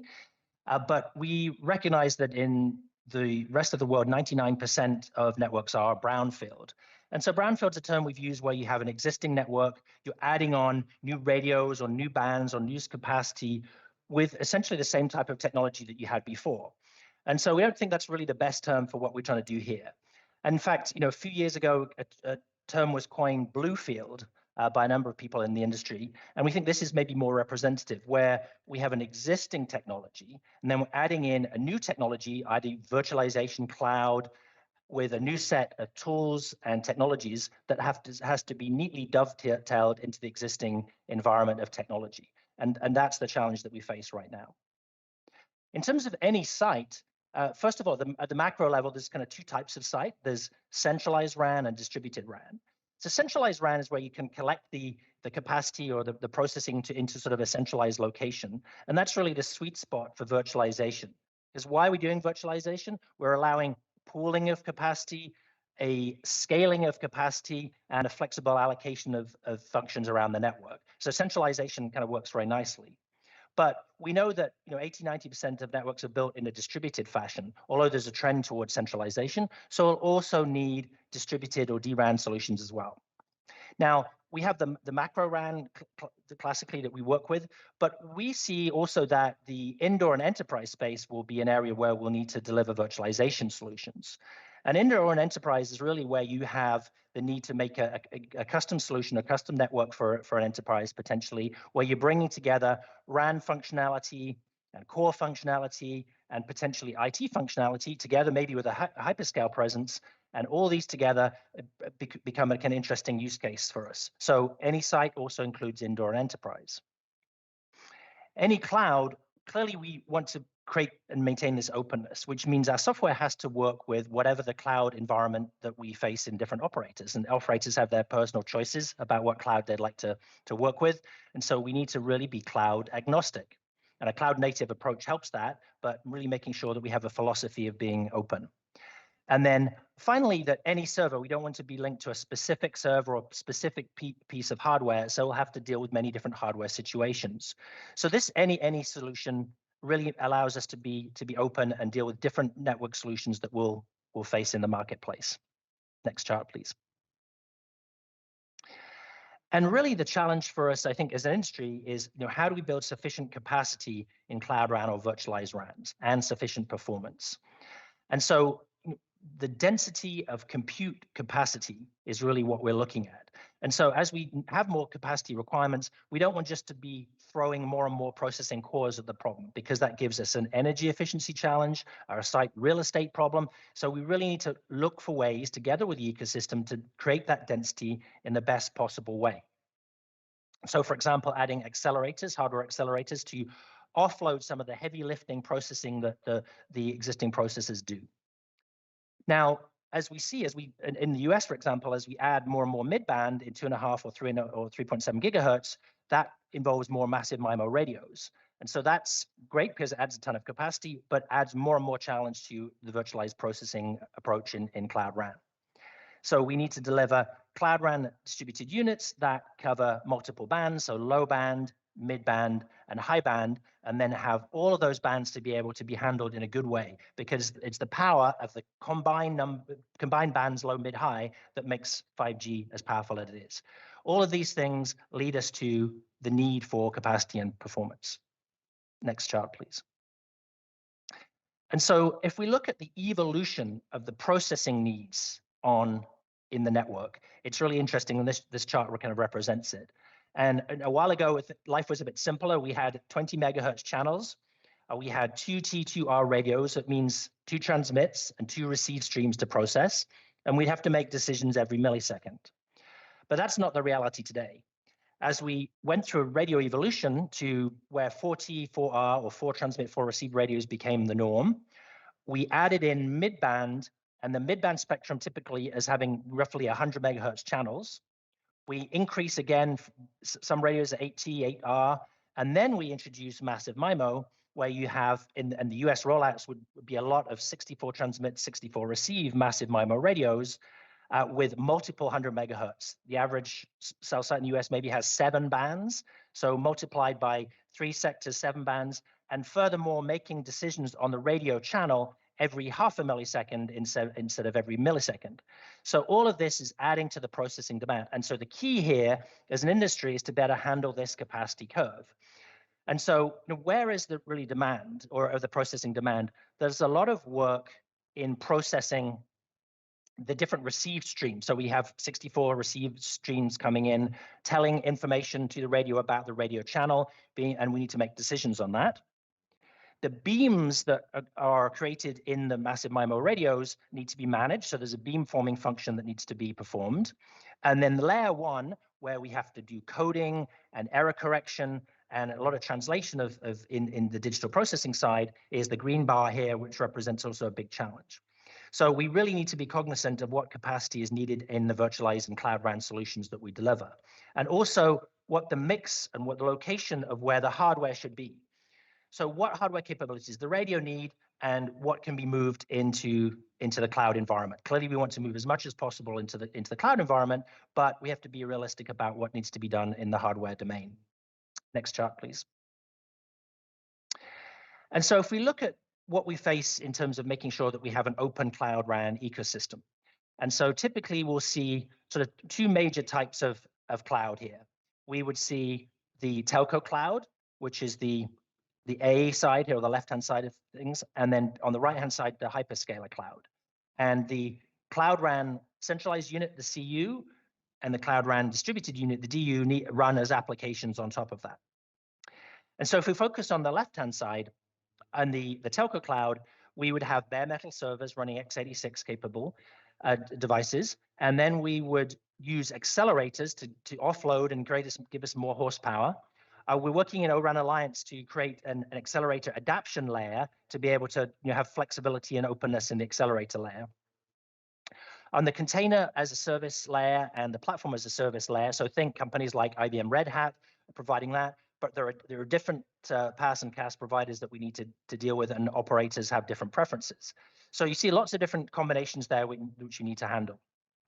On the right-hand side, the hyperscaler has a kind of a full stack approach from hardware to these different layers. And so whether it's Azure or Google or Amazon, AWS, we need to be able to deal with the public cloud environment. So again, so the philosophy and architecture that we're working with makes sure that we have an open cloud environment. So open hardware and open cloud environment.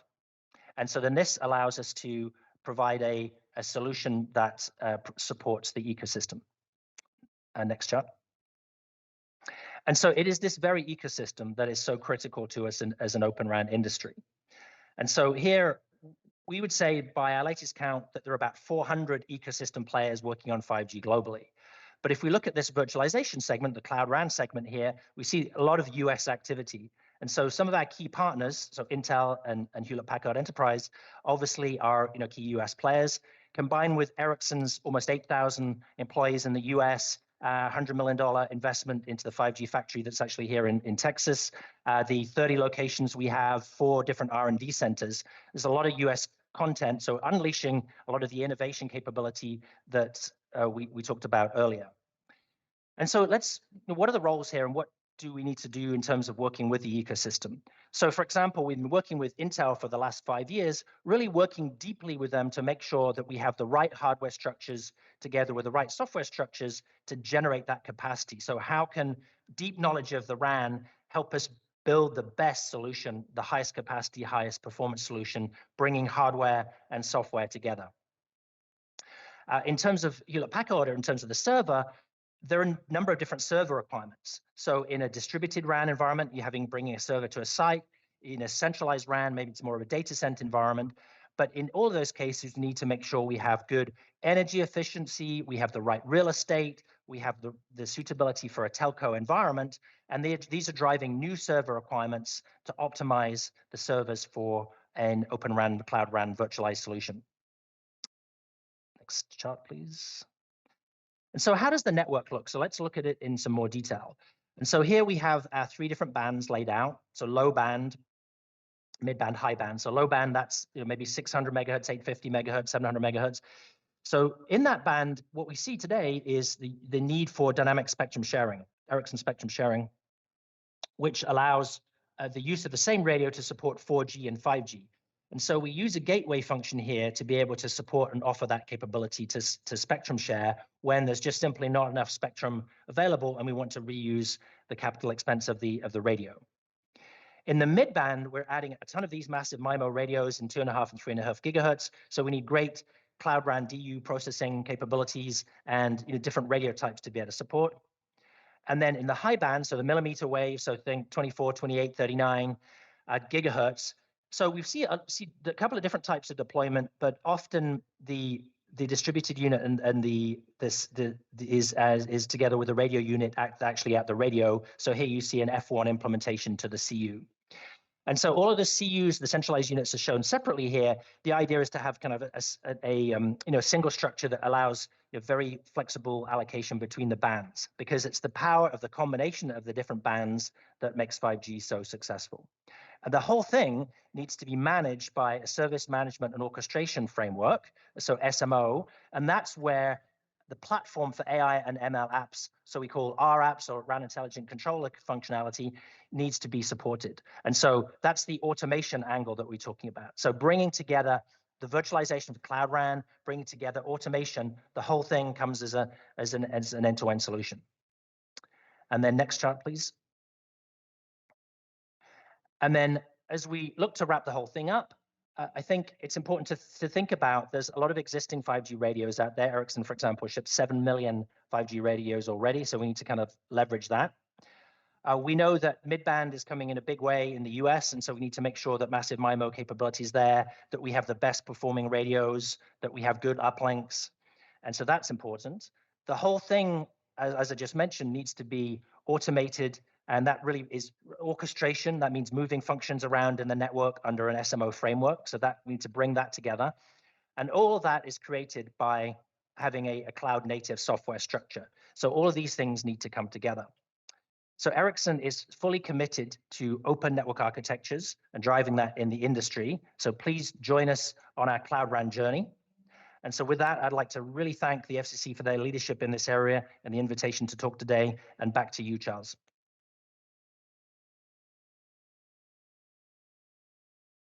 Great, thank you very much. Appreciate that. Thank you for coming. And now I'd like to turn the floor over to Richard Coulter at Fujitsu Network Communications. Thank you, Charles. So I'm Richard Coulter at Fujitsu Network Communications. I'm the head of marketing here, and I'm going to take you through a brief introduction of Fujitsu for those that aren't familiar, and then I'll jump into our different areas of product and solution that are supported this year and cover Oram. So next slide, please. So Fujitsu is a global ICT company based in Tokyo, Japan. It has been around for 85 years, and it's a $35 billion company, so it's large and stable. And what we do is through DX technology, digital technology, and system integration, we deliver, put that technology together and use it to shape the future of business and society. We've seen over the last year and a half how important digital technology is and how important digital transformation is. And it's never been more clear how vital the network is to that transformation. And that's where we jump to Fujitsu Network Communications. So let's jump to the next slide. Fujitsu Network Communications is the part of Fujitsu that focuses on networks. So we cover networks that span wireless networks, optical transport networks, the software that controls all of those and automates them, as well as services that integrate multi-vendor solutions together to deliver network solutions to North America. We've been in business in North America for over 40 years, and we strongly believe that using open technology as the basis for all these solutions is the right way to build a network.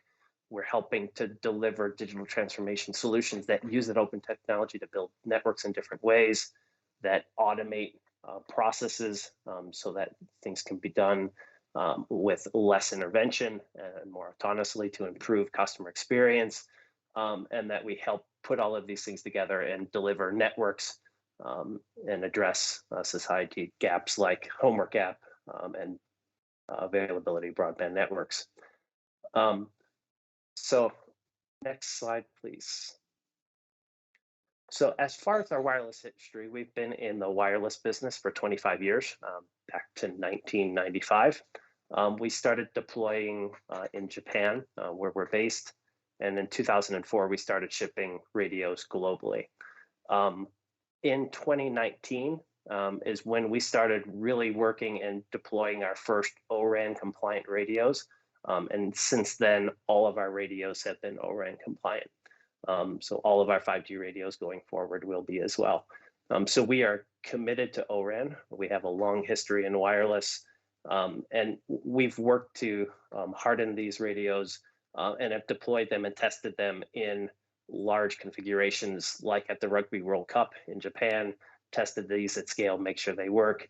And we are deployed in some of the largest MNOs and densest environments in the world. Next slide, please.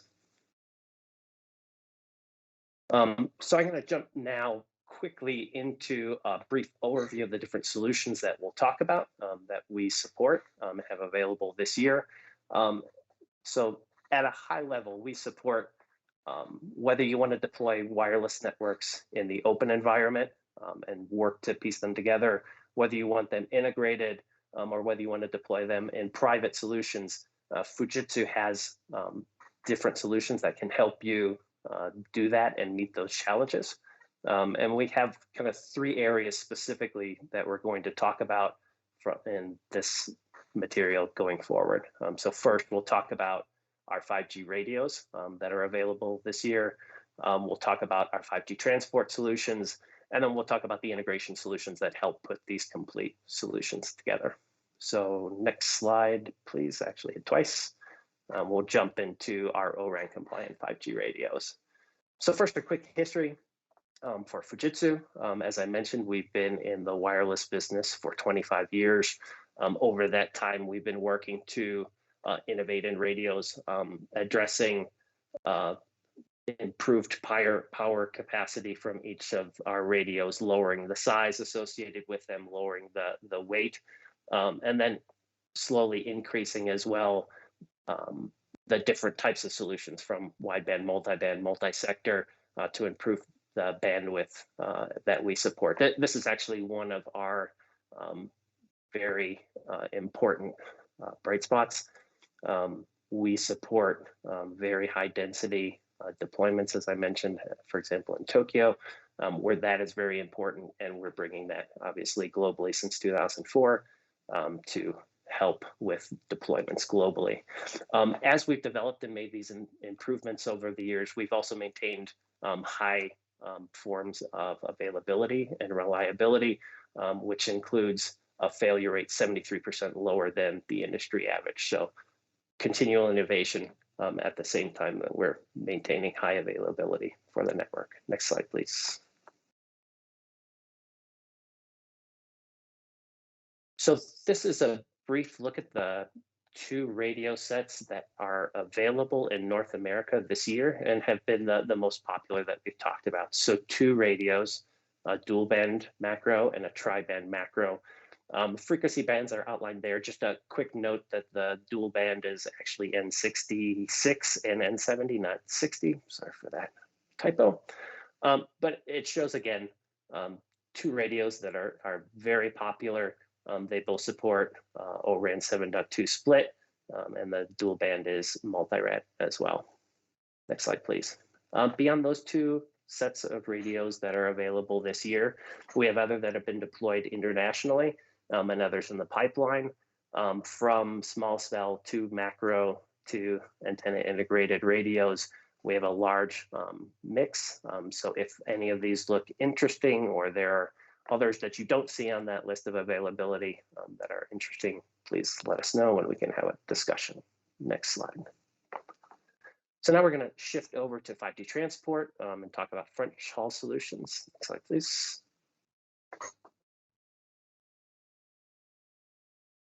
Thank you. So this is a quick look at our FlexiHaul portfolio. This is the portfolio that we have that covers front haul applications. All of these are available today, and they allow deployment in any configuration, whether you like to deploy using optical technologies or you want to use TSN and packet-based solutions. We have a portfolio to cover either of those deployment options. These solutions kind of roughly split. FlexiHaul 8000 series supports optical front haul deployments. We'll look a little bit more on those on the next slide. The M6424 covers packet-based solutions. And then we have a range of different optics that allow most efficient use of available fiber. Whether you're leasing it or own it yourself, that's still a valuable commodity, and having the right fiber to optimize the backhaul, as well as lower the power and space deployments at the RU site. We have different solutions that help do that, and we'll talk about those again on the next slide. So next slide, please. So this is a brief look. There's lots of ways to deploy, and we've seen that from some of the previous presentations. But effectively, the FlexiHaul solution, whether it's in the packet or optical environment, cover any deployment option desired by the carrier and operator. All of these solutions, as I mentioned, are available this year. They've been the only ones selected in North America by leading MNOs, and they are in deployment today. They are also have been interoperability tested with all of the major wireless providers. So large amount of deployments, interoperability testing, which allow the deployments to be safe in an ORAN environment. At the same time, as I mentioned, they allow you to kind of get best utilization of fiber resources. They allow at the edge site over on the left-hand side, you can use those smart optics to directly plug into radios and then avoid other equipment at those LTE sites, and especially small cell sites where the space is at a premium and power is at a premium. So lots of different deployment configurations that optimize the deployment. Next slide, please.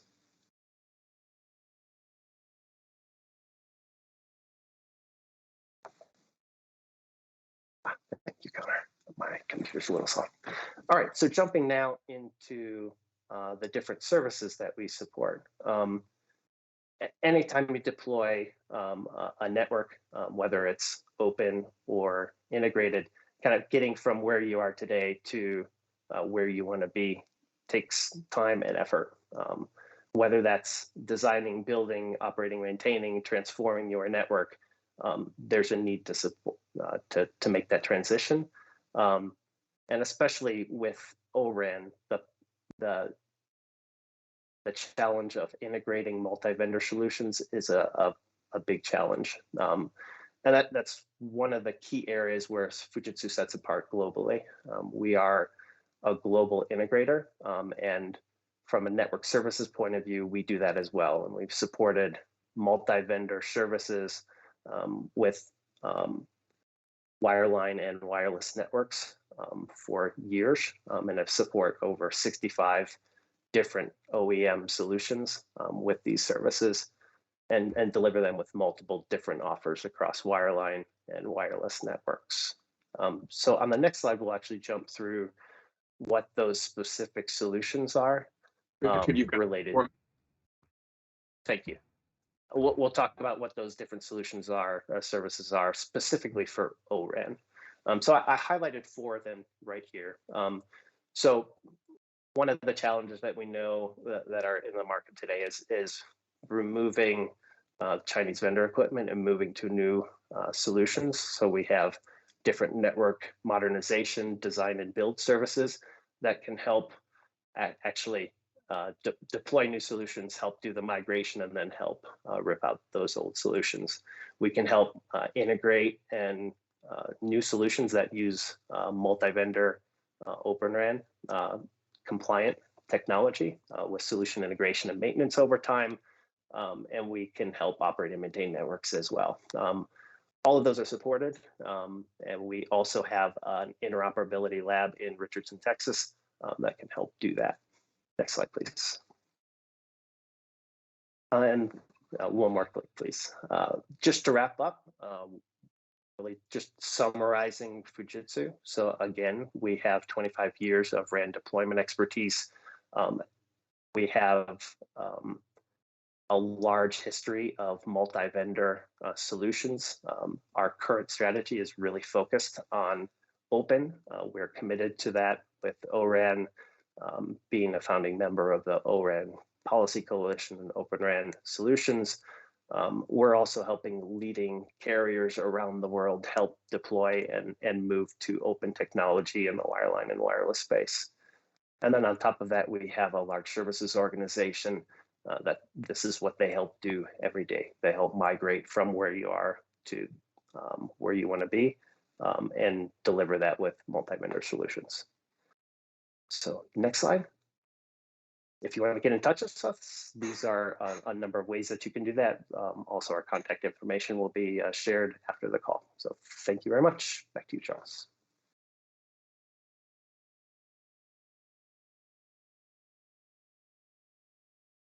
Thank you very much. And now I'd like to turn to our final panel participant today, Dan Picker, who's with Inseego. Thank you. Thank you so much. First, I just want to thank you for having us here today. Next slide, please. So Inseego is actually the former Novatel Wireless. So we've been around for about 25 years, and we're the on-ramp to the network. So we make 4G and 5G devices that really are on the other side of the RAN and connect the 5G network to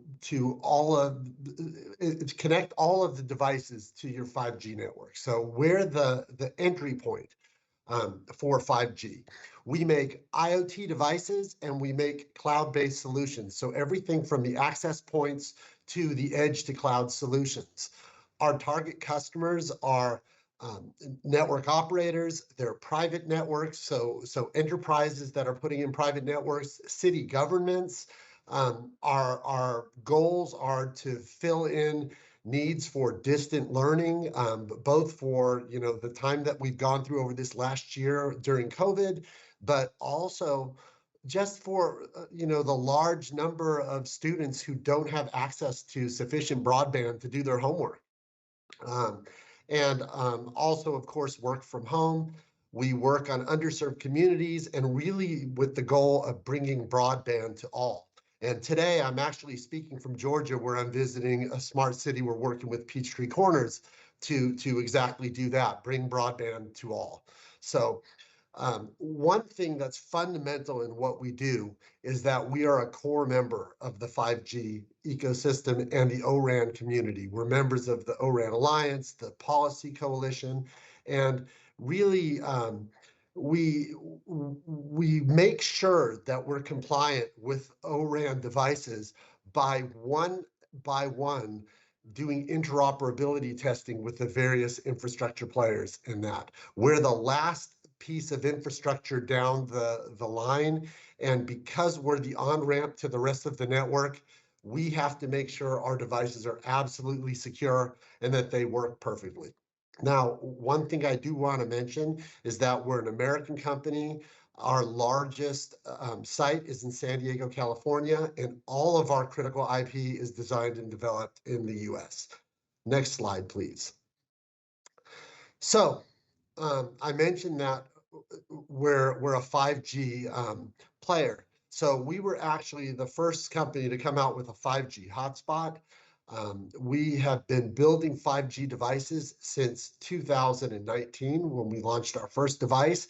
We're literally working on our 4th generation of 5G devices right now. We've deployed globally. We're in more than 20 trials right now for 5G equipment.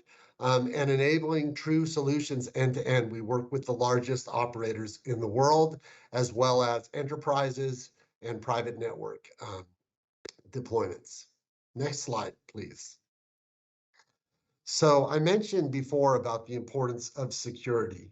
So we take security very, very seriously. And within an ORAN environment where there are a lot of players involved in putting together the end-to-end network, we can't overestimate the need for security, vetting every player, vetting every interface, and so forth. The approach that we take with our equipment is that we start with security at our core. So right within the chipset, we happen to use chipsets by Qualcomm in most cases, but we start right at the chipset, and there's security baked in, and we wrap additional security around that. Then once we've done that, we bring it to third parties to do penetration testing, and we penetration test all of our device families. So all of them get tested. If findings come in, we fill those findings, and that's how we continue to keep on top of ongoing threats, because cybersecurity is so critical for our nation's infrastructure and for the world's infrastructure, really. And then we offer a third layer of security as an optional service. And that would give you the ability to do threat detection and mitigation, to be able to offer features such as content filtering, depending upon who the target audience is. So this is really a fundamental part of the offering of all of our devices. And we think it's, similarly important that in an ORAN deployment, where we're combining a lot of different pieces together, that same level of end-to-end penetration testing is done on that system. Next slide, please. So because of all the work that we do in security, we found our devices have found our way into various organizations, both public and private, many of which are not shown here, that really tend to care about security. So we are a trusted partner for these sort of devices or these sort of applications. Next slide, please. Oops. Okay, so I just want to talk for a few minutes about the products that we have in our current generation of devices that will be available or are already available now in 2021. So starting from the left and moving to the right, I'll just mention these products we're showing enterprise versions, but we actually have most of these products come in various versions for enterprise or for mainstream operators and consumers, just depending upon what the device is. So on the left side, we start with just a basic hotspot, which is used by many enterprises. It can connect additionally up to 30 devices and on-ramp them to the 5G network, and it can handle throughputs of well over a gigabit per second. In just a little device, and these are sustained throughputs. This is not what you'd get with an end user device such as a smartphone. You could have this sort of sustained throughput that could last indefinitely. Moving over to the right, we have indoor routers that can handle about the same specs as that, but are less portable and more for a fixed installation, to full-blown enterprise routers, which can handle as many as 125 connections on the other side, and that can really serve larger businesses and dwellings with an alternative to fiber. So 5G to produce very low latency, very high throughput, many connections, network slicing, and all the features that we're looking forward to with 5G. All of these are possible today with a device like this. And I'll mention that all of these devices can also fall back to 4G. Moving over to the right, we have the FW2010E, which is the enterprise version. And this is an outdoor millimeter wave plus sub-6 modem. And it actually can support very long distance millimeter wave functionality. It's got very high gain, greater than 50 dBm, greater than 52 dBm. And it's capable of reaching speeds as high as 5 gigabits per second. So we're truly challenging the fiber domain here. All of these products are ORAN compliant. All of these products have or are being interoperated with ORAN within the ORAN ecosystem.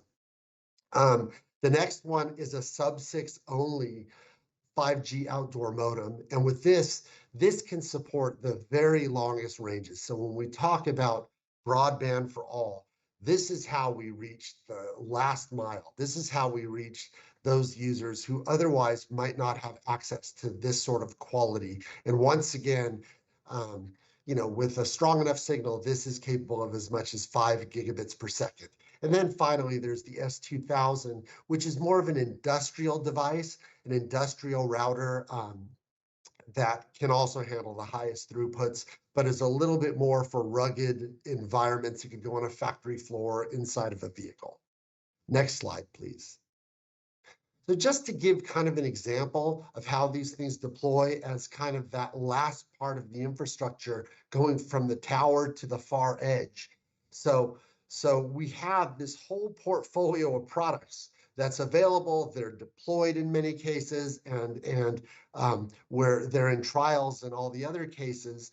And you can go anywhere from these very short hops right in a neighborhood connected to a small cell to very, very long, like 10-mile hops, depending upon what you're trying to reach. So there's basically a solution for every possible deployment.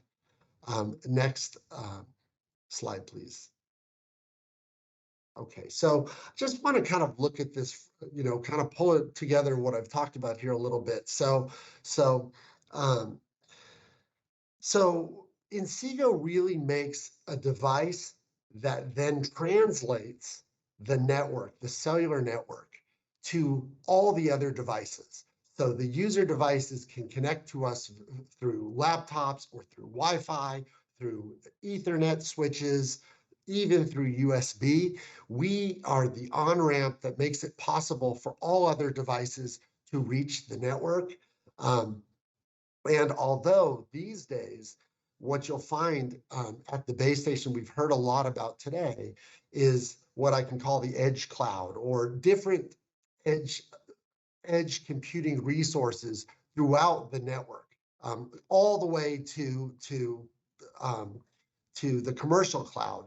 and all the way down to, into an operator's network and to the base station. I just want to mention that because we're the on-ramp to the network, Inseego's devices are increasingly starting to support additional capabilities for edge computing as well, so that last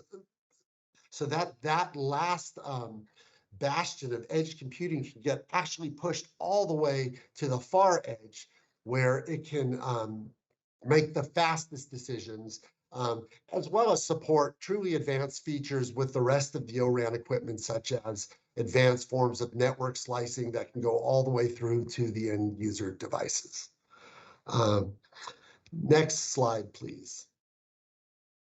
All right, so this is my last slide.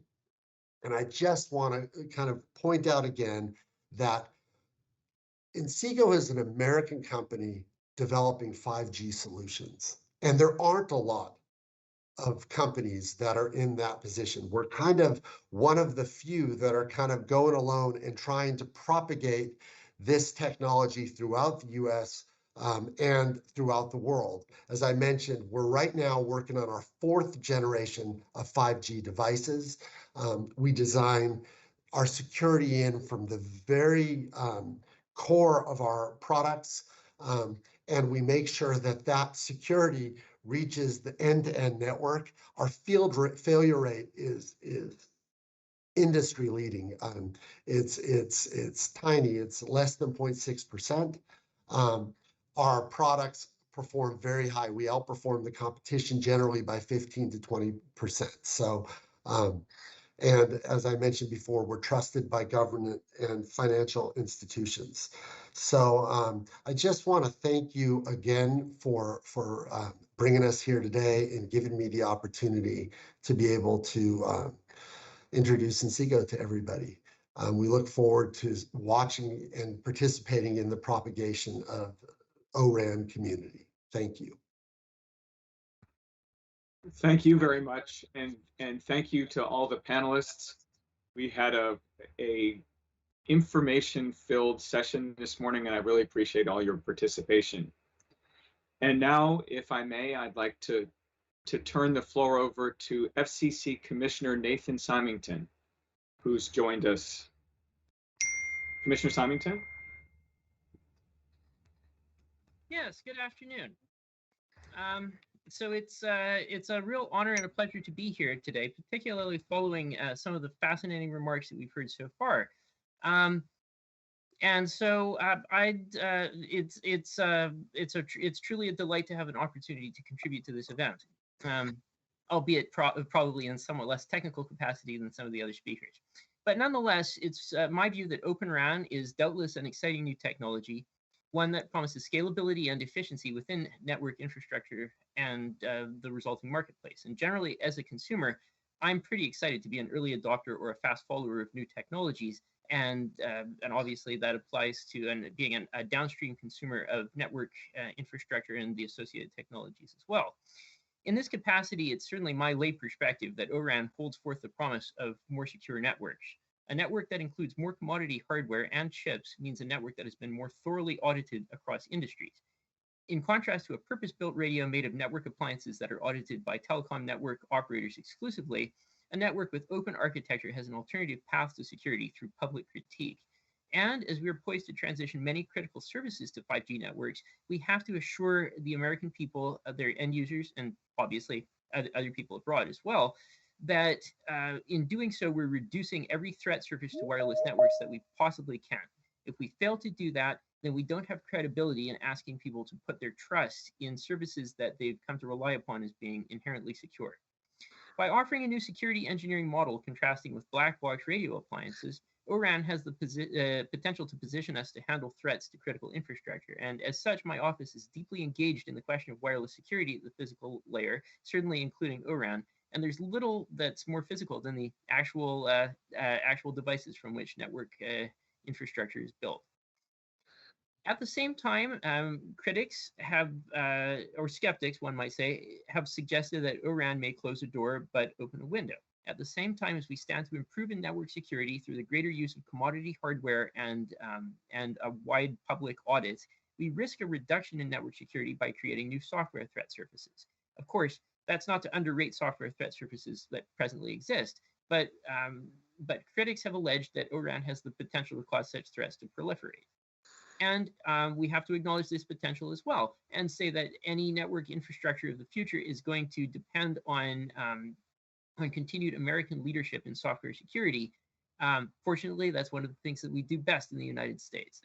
As a commissioner, it's my job to support efforts to deeply investigate, understand, and assess new communications technologies that lie at the heart of potentially vulnerable infrastructure, as Oran does. So I'm heartened to see that the Commission is showcasing new Oran technologies and in doing so is encouraging growth, greater information, and wider adoption. Importantly, this showcase allows network operators planning to participate in RIP and Replace to hear directly from Oran vendors about equipment and services that will be available for installation by the January 1st program deadline, and as such to make a well-advised choice for adoption if that's what works best for them. I believe that there are immense public interest benefits to further adoption and testing of Oran-enabled networks, including the potential for increased network and supply chain security and innovative new market entrants. Today's showcase allows the industry to better understand the progress of Oran development readiness by allowing it to observe these new technologies up close. And of course, we mustn't forget potential purchasers or operators of these systems.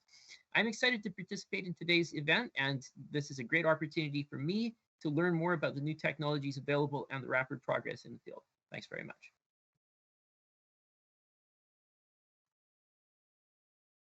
Thank you, Commissioner.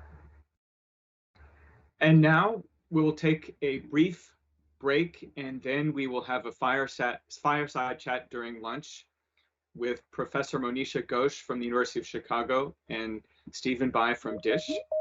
And we'll start promptly at 12:25 and look forward to seeing you then. Thank you, and thank you all for participating this morning.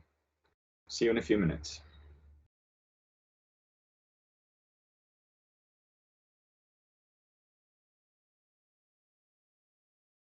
Back, everyone. And now I'd like to turn to University of Chicago Professor Monisha Ghosh, who is familiar to us at the FCC as our former Chief Technology Officer, and who's gone back to active research in spectrum sharing and coexistence, especially in 6 gigahertz, and to Stephen Bai, who's Executive Vice President and Chief Commercial Officer at DISH, who will spend a few minutes discussing what DISH has learned as it deploys its standalone 5G network using an Openran architecture. Then we'll have remarks from Commissioner Jeffrey Starks. Thank you very much to you two, and I turn the floor over to you. Monisha, Stephen? Thank you, Charles. Thank you, Charles. I commend the FCC for holding this event. It's a very timely event. And good afternoon or good morning to all of you listening in. It is a real privilege for me to host this conversation with Stephen Bai, who, as Charles mentioned, is the Executive VP and Chief Commercial Officer at DISH. Welcome. Since we don't have a lot of time, I will dispense with a detailed introduction, a bio readout. Instead, Stephen, why don't you please tell us a little bit about yourself and your role in DISH? Yeah, no, thank you. It's an honor and a privilege to be representing DISH here. We've talked a lot about Oran and our focus on that ecosystem and the development of an ecosystem around Oran. At DISH, we're building a cloud-native open architecture using Oran technology in the radio and the base station, and really focused on building the next generation of networks. And that's very exciting here at DISH. When we embarked on this journey a couple of years ago, we knew we were taking on some challenges with that platform because the technology was maturing and still maturing. But it's very, very exciting. And, to have the opportunity to build a greenfield network across the United States is just a tremendous undertaking, but also a great opportunity to kind of be disruptive, both on the technology side, but also as we enter the market, coming into the market, we're looking forward to disrupting the market as we launch as well. So very exciting time at DISH. And I tell people sometimes I feel like I've got the best job in the world right now. So it's definitely a great honor and privilege to be here. Thanks, Stephen. Yes, all eyes are on DISH for sure as you take this very bold step of rolling out your Open RAN-based network. So we just heard from a truly impressive array of hardware vendors this morning, and we'll hear from more the rest of today and tomorrow. And we hear about vendor diversity a lot as one of the key points as to why people want to consider Open RAN. Could you tell us a little bit about how DISH's Open RAN truly is? How diverse is your vendor list? Yeah, no, it is very diverse, and what's interesting is, there's that saying, it takes a village to raise a child, and we're building a network, and I look at it as it really is a number of partners and really important partners, and we have many of them. We actually have over 30 plus partners that are involved in this process, and one of the things that we decided very early on was to hold to the integrity of the architecture and the openness and the interoperability. And so oftentimes you can get pushed into a position of compromising that to move faster. And we said, no, we're going to hold to the architecture. We're going to hold to the integrity of the framework to really allow for a robust ecosystem to exist and to allow multiple parties to participate in that ecosystem. And that's very, very important. I think what's also important is that as we work with each of our partners, what was critical to us was that they share in our vision. They share in our vision of creating this ecosystem that then, will scale not just within our own network, but allow the rest of the industry to take advantage of it. And so, we're at a unique point in time and place to do this, but we also have a lot of really good partners that have really come together that share in our vision to pull this off, because it is challenging. I mean, there are things that you have to work through. It requires a lot of partnership. It requires a lot of open discussion between the different partners in order to pull this off. And traditionally, different partners struggle with that, but we made that sort of a condition of what we were doing. And some partners selected to participate, and others chose not to, want to follow that architecture. And you can see that from the list that we're working with. The other thing that was really important for us is to work with as many as we could US-based technology companies. We think that this is a real opportunity to foster the development of a US technology ecosystem that frankly leverages the strength that exists in the US, which is software. And how do we take advantage of that architecture to not just further and deploy our network, but how do we further the ecosystem to enable the US to step forward and take a much stronger leadership position on technology as we move forward as well. That's great. You mentioned that one of the criteria you used to select your vendors was that they had to be true to your vision of true interoperability. So what were the other criteria? Were there any other criteria you used? Did you do any interoperability testing yourself at DISH? How did you really pick and choose the vendors that you've ended up with at least in your initial architecture? Yeah, so having a common belief and a common view of the architecture and the vision is critical. The other thing, which I would say is just as important, is as you undertake anything like this, there's that other saying, no plan survives the first point of contact with the enemy. Once you get into it, you can have a plan and the plans are always great, but once you start getting into it, you're going to find things that don't work. And what was really important to us is the culture within each of our partners and the willingness to, roll up the sleeves and jointly work together to solve problems. It's not as much as I get two partners, I put them together and try and say, okay, I'm going to make you both interoperate. I'm going to test to make sure you interoperate. We know that when you put two together and you try to go across a boundary, there's going to be problems. There are going to be issues that we have to resolve. And the culture within the companies and their flexibility and their willingness to work through that and partner through that is just as important. Because as you know, when you do interoperability, everybody can interpret a standard one way. Anybody can interpret a specification one way and somebody else will interpret another. And it's how do you deal with that resolution? How do you deal with those issues as you work through that interoperability is really, really key. So that I would say is obviously a secondary consideration other than the vision.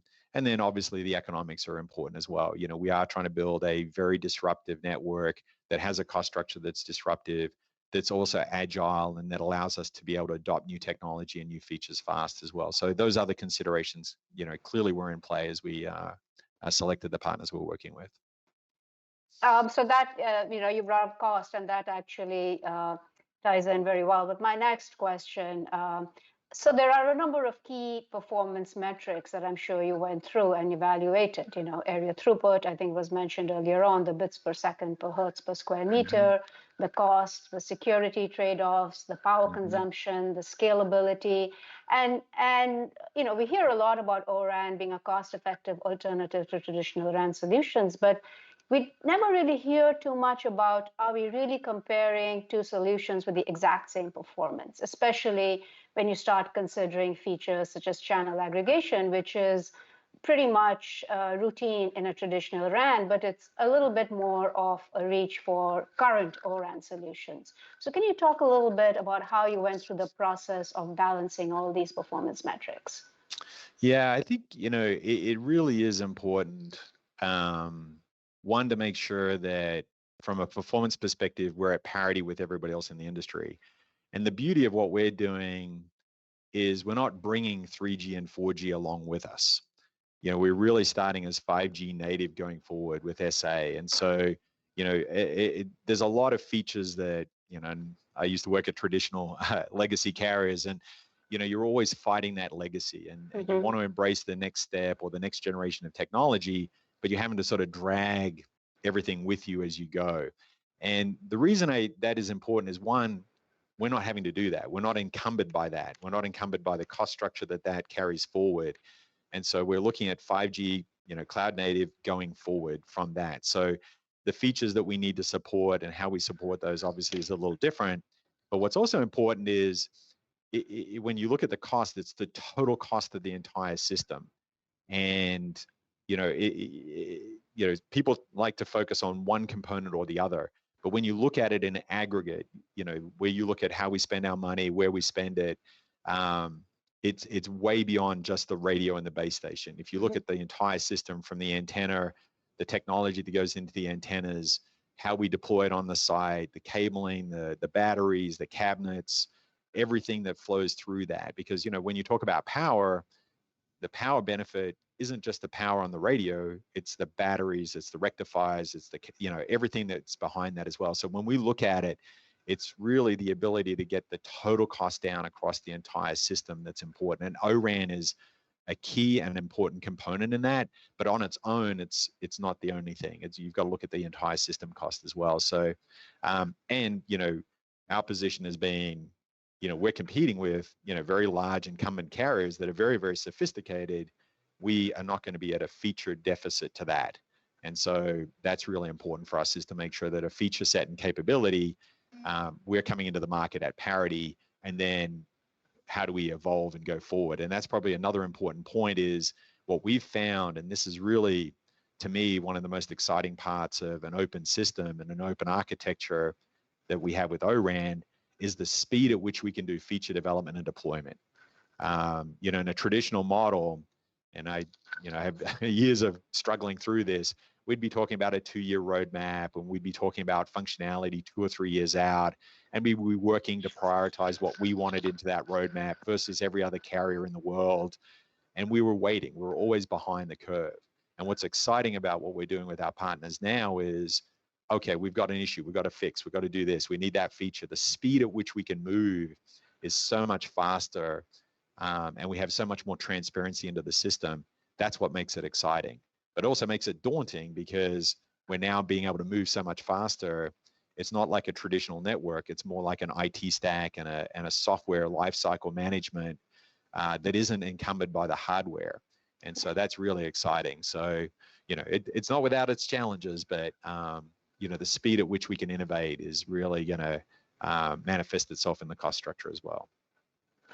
Yeah, and absolutely, as you mentioned, the speed is really an attractive feature of this architecture.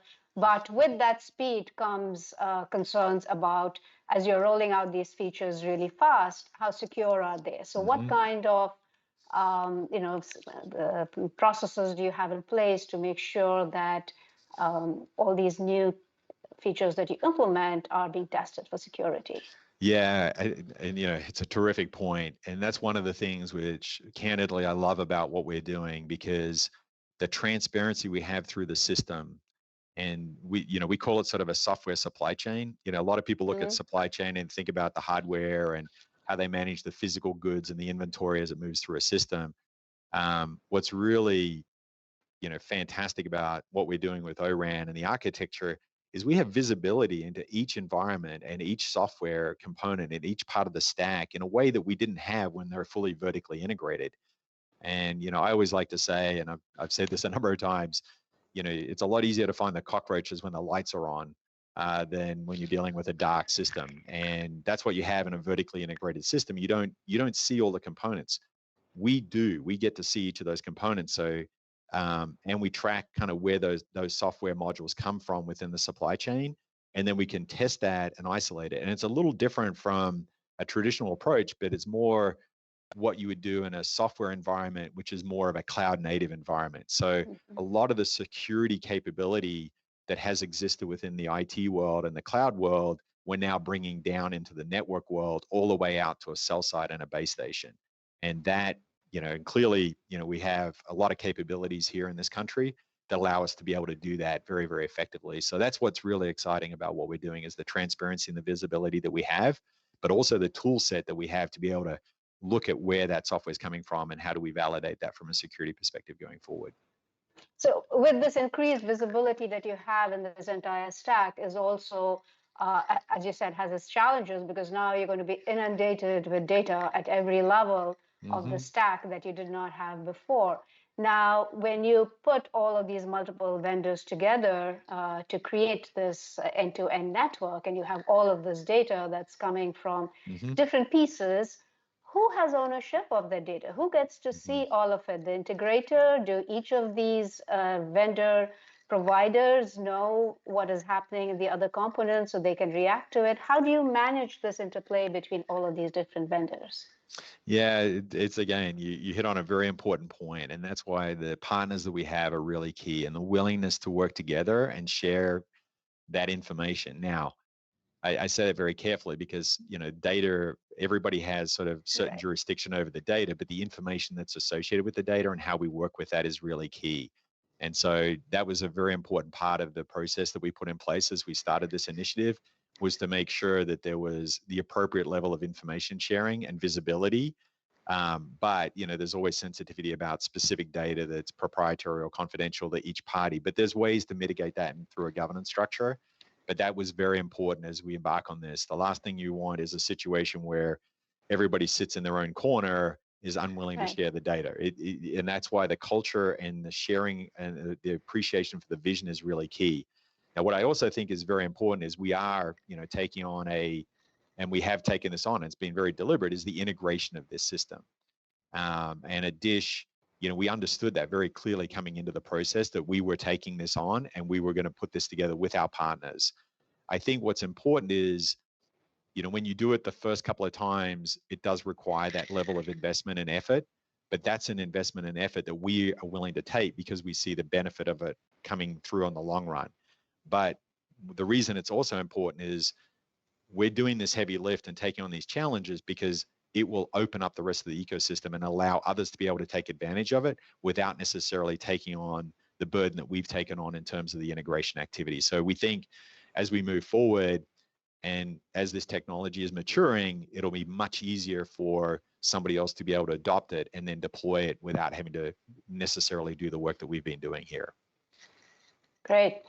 Now, of course, we have 3GPP as the standard that everybody complies with, but on the Openran side, there is the ORAN Alliance as one of the standards. There are others. What standards do you expect your vendors to be compliant to?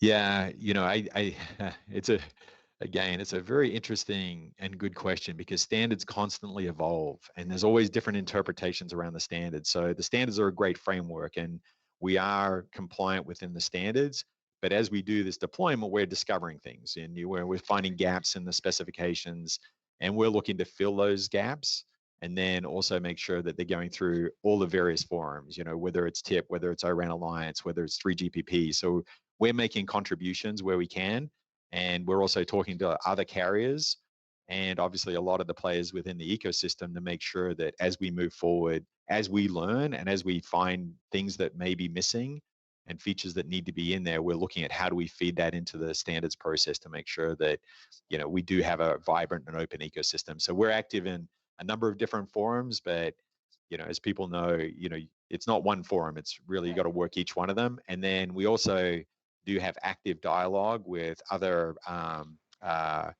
carriers around the world as we compare notes and as we look at performance and as we discover things. How do we make sure that we move the entire ecosystem along so that we have not just scale for the US market, but we push for global scale, which I think is of a benefit to us as operators, but also clearly for the partners we're working with. We don't want to create sort of a dish view. It's how do we make sure that what we build becomes something that they can deploy both in the US with other carriers as well as globally. That's fascinating. So if I may, push you a little bit on this. So if there is a vendor, and we are going to be hearing from a lot more today, that thinks they have something that you would be interested in, but that piece is already being provided by an existing vendor. What is the process that this small vendor, and again, going back to the vendor diversity question, what is the process that this vendor has in plugging into your ecosystem? What I'm trying to get at is this so-called Openran, once you've assembled it, does it again close off to competitors? No, that's really important. In fact, we are talking to a number of different companies that have interesting solutions that fit within the architecture. And so, that's the beauty of an open architecture is it really avoids sort of the gatekeeper model where there are limited gates through which innovation can come. And so, Dish has had a long history of being innovative and disruptive, even in our core business going back, 20 or 30 years. So we are very open to, and we are actively talking to a number of smaller companies that have technology or software or capability that they believe can come in and help.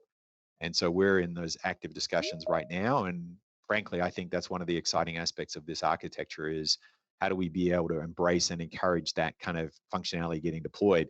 Because historically, companies and investors have had a hard time investing in that technology when they see it as, a multi-year cycle that they have to work through certain gatekeepers in the industry to get that technology deployed. And we see this as a real opportunity to figure out how to take advantage of that. And get it deployed to differentiate our network and differentiate the customer experience. So that's one of the exciting aspects of what we're doing. So, for example, if there is a small company that has a really neat AI ML solution that optimizes across the stack, how does that company, how do you work out the details about how this company gets access to the data it needs to do what it wants to do? Yeah, so we'll normally engage directly with that company and we'll talk to them about what are they trying to do, what do they need, and then we look at how do we bring them in as an innovation partner and how do we expose an environment that allows them to even test in that environment. So those kind of things we're very excited about partnering with those kind of opportunities to see where it fits and how does it fit within our stack. So yeah, I may be a little bit sort of more open here, but frankly, there's going to be a lot of good ideas that come out that aren't going to come from within Dish, and we're going to look at how do we bring those ideas into our architecture and into our network. So yeah, we're definitely very open to that, and we'll engage directly with those guys and figure out, okay, how does that fit? Where does it fit? Where does it make sense? And who do they need to work with to get access to that data within our network? So yeah, definitely in there. But I will say there's always sort of that security umbrella. So how do we manage that in a way that protects the security of the network and our customer data in the same process? Yeah, and that brings up a related question that if you replace a small piece of the stack with a new component, and do you have a methodology in place to make sure that whatever security benchmarks that you had prior to this are still maintained? So absolutely. So when we go into the discussions about cost and interoperability testing, this is really a continuing thing. So that's right. How does this relate to the ongoing cost of maintaining an open network versus the cost of maintaining a closed network? Yeah, the innovation cycle and the onboarding is actually a relatively low cost. The one of the biggest costs that operators deal with is the complexity of the environment and frankly the troubleshooting and the operations that go with that. And what's interesting is when we look at our architecture and what we're deploying, even beyond sort of ORAN as a technology, the entire OSS BSS architecture that we're deploying is very, very different from a traditional operator. And so, when you start looking at the data that we can pull, the visibility that we have, the predictive capability, and what we can do from an operations support model is dramatically different from a traditional operating structure.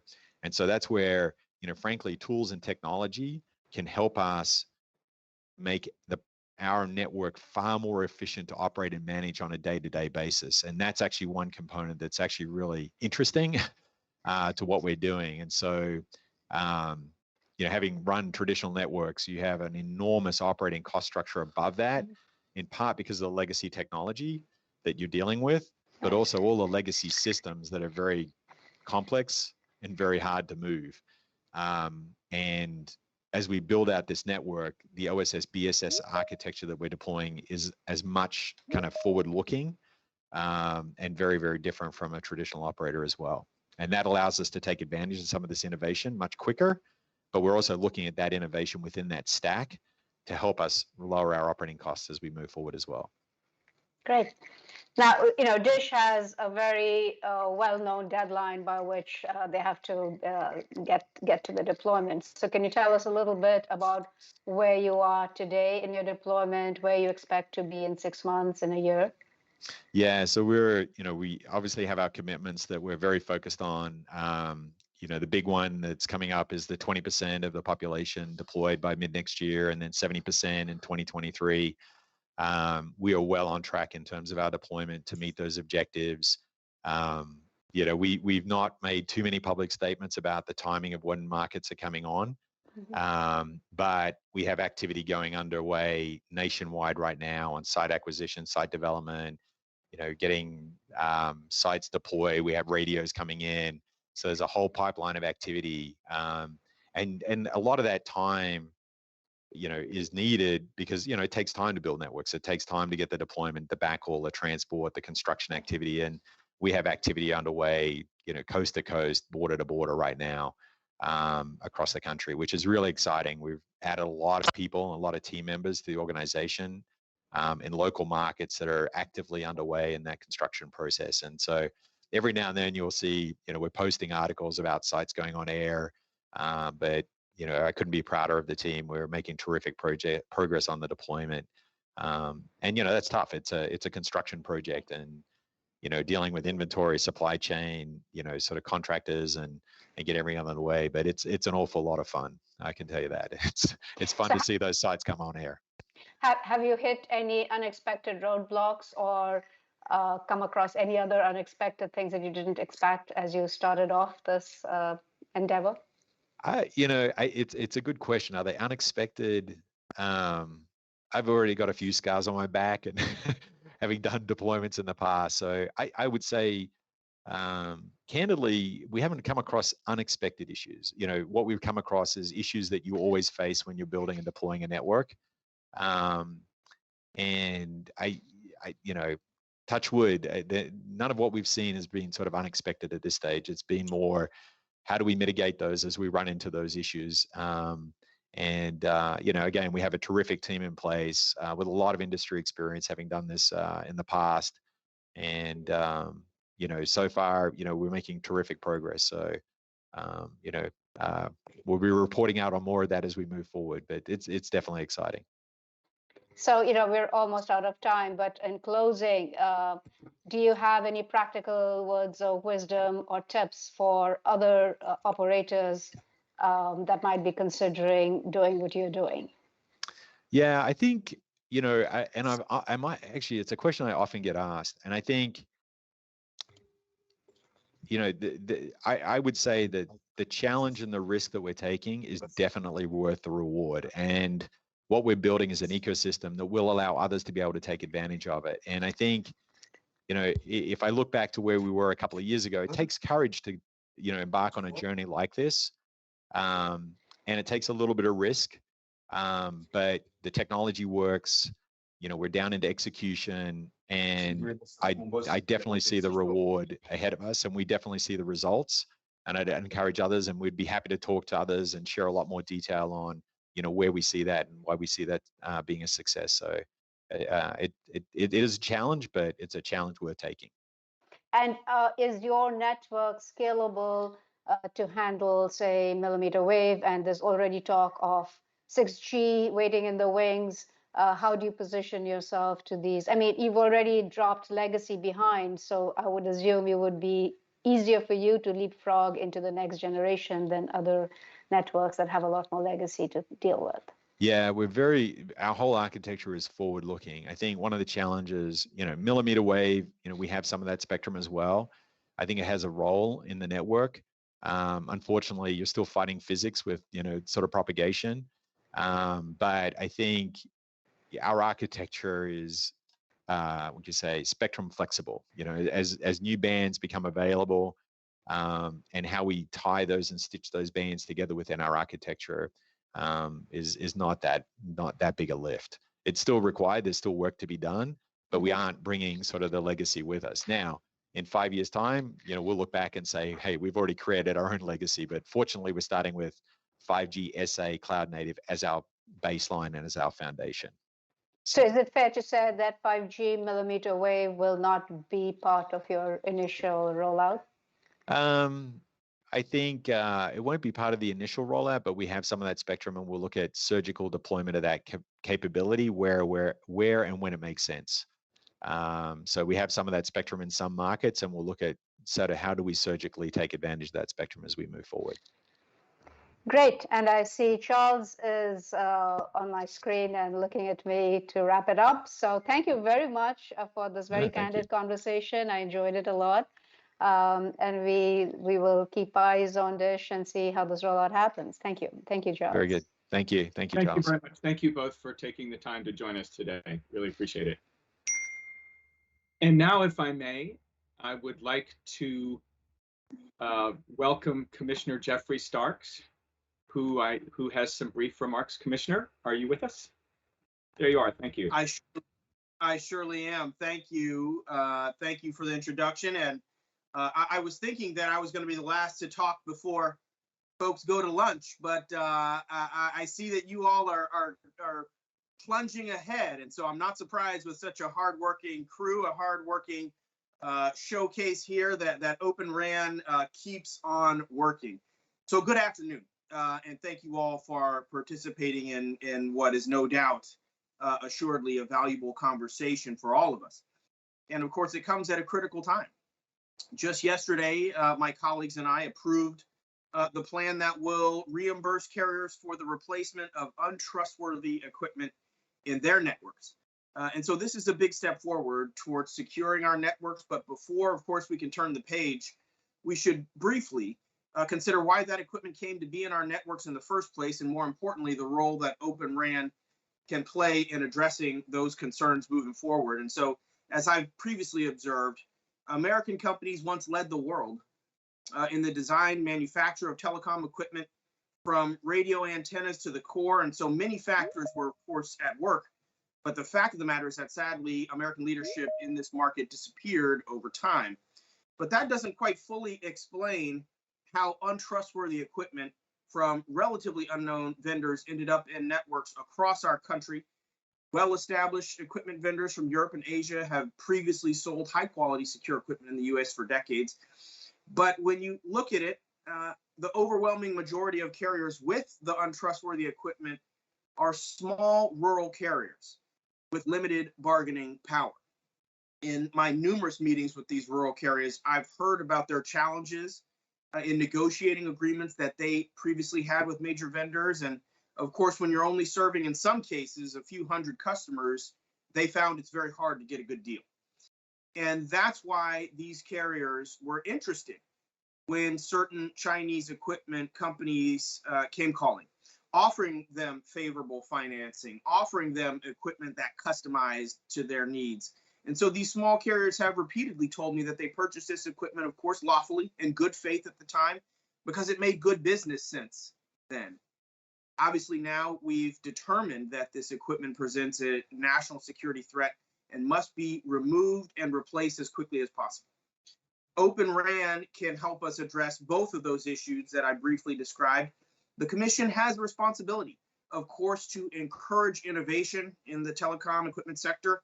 And indeed, just last week, President Biden encouraged us to, quote, provide support for the continued development and adoption of 5G Open RAN protocols and software, and undertake any other measures that might promote increased openness, innovation, and competition in markets for 5G equipment, close quote. Open RAN's potential for restoring American leadership here in the telecom equipment sector is clear. American companies are leading the way on Open RAN around the world. America has long been a leader of software development, and many US companies are stepping up to provide software for use in O-RAN networks in North America, Asia, Europe. And Open RAN could be a huge opportunity for American businesses and provide American carriers with homegrown and secure options for their networks. Moreover, O-RAN is already driving competition among those equipment vendors that will hopefully reduce their prices, improve available options, even for those small carriers. And as this showcase highlights, both new and established companies are entering this space and competing to sell equipment and services to carriers participating in our replacement program. O-RAN technology may be particularly helpful for these smaller rural carriers because it would allow them to upgrade those software updates via software updates, including adding 5G capabilities and new spectrum bands. And this would, of course, be a huge improvement over the manual replacement hardware at each site, which can be expensive and, of course, time consuming, and especially, particularly in those remote areas served by some of these small providers. And so amongst all this optimism, questions of course remain. Small carriers have told me they're interested in O-RAN, but are worried about whether it's going to work for them. And these carriers can't necessarily afford to experiment, particularly with federal dollars. And so the showcase and events like this one are so important to increase awareness, increase confidence in Open RAN. And so I do encourage all of the companies to continue to show these small carriers how the shift from legacy network equipment to O-RAN will not disrupt their service and help their businesses. These carriers will also need help from experienced system integrators that can work with those vendors to help set up their networks, troubleshoot any problems. And of course, I remind carriers that our recent supply chain order explicitly acknowledged that integration of O-RAN technology can be a factor in support of requests for extensions of the time they need to replace, remove, dispose of untrustworthy equipment.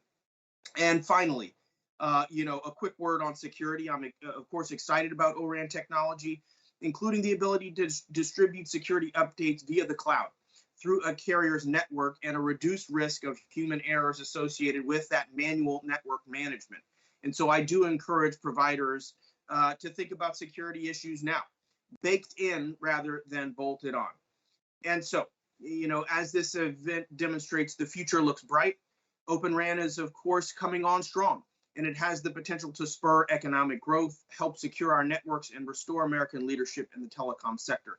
So I look forward to the ongoing discussion, both here and with my office going forward. So thank you, everyone, for the time. Be safe and be well. Commissioner, thank you very much, and hope you enjoy the rest of your afternoon. And with that, I'd like to turn the mic over to my colleague, Justin Falb, who is with our Wireline Bureau, who will introduce our next panel. Thank you, Charles. And thank you for running the ship this morning and so far. It's been a great morning, as we've heard the first session and our distinguished speakers. I'll do a quick introduction of myself, and then I'll move on to the people we all want to hear about. I'm Justin Falb. I am the Acting Associate Bureau Chief in the Wireline Competition Bureau. I'm also overseeing our supply chain and reimbursement program proceedings. So this is an event that's dear to my heart and is very interesting to hear from all these excellent speakers. So now let's turn to session 2.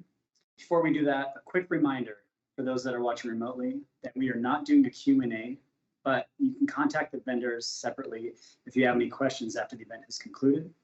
We'll be posting contact information for all of our speakers, as well as the video from this event on our FCC events webpage, which is fcc.gov/events. It'll probably take a few days for us to get the video cleaned up and posted, but keep your eyes peeled for that. I'd also like to remind our speakers for session 2 and session 3 to please keep your camera off and your microphone muted until I call on you to not interrupt other speakers. So session 2 features additional hardware manufacturers and equipment supplier presentations from Cisco, NEC Corp, Nokia, Pivotal Comware, Sterlite Technologies Limited, and Xilinx. First up, we'll turn to Bob Everson, who's the Senior Director of 5G Architecture for Cisco. Bob, take it away.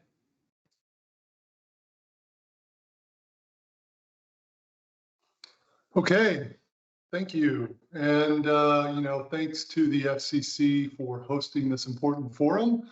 And I look forward to, continued dialogue around these topics. Let's go ahead and dive into the slides, and we'll work on the 15-minute time frame. Can I go to the next slide, please?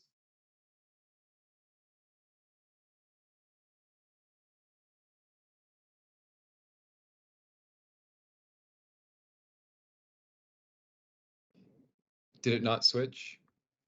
I'm not seeing, there we go. Now we're on slide 2, that's good. Just to go back just for 1 second, maybe I'll just introduce myself really quickly. There we go, perfect.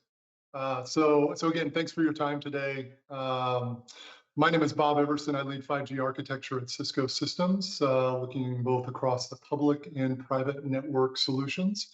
And today we're going to be talking about Openran, as well as the broader system that's involved in that.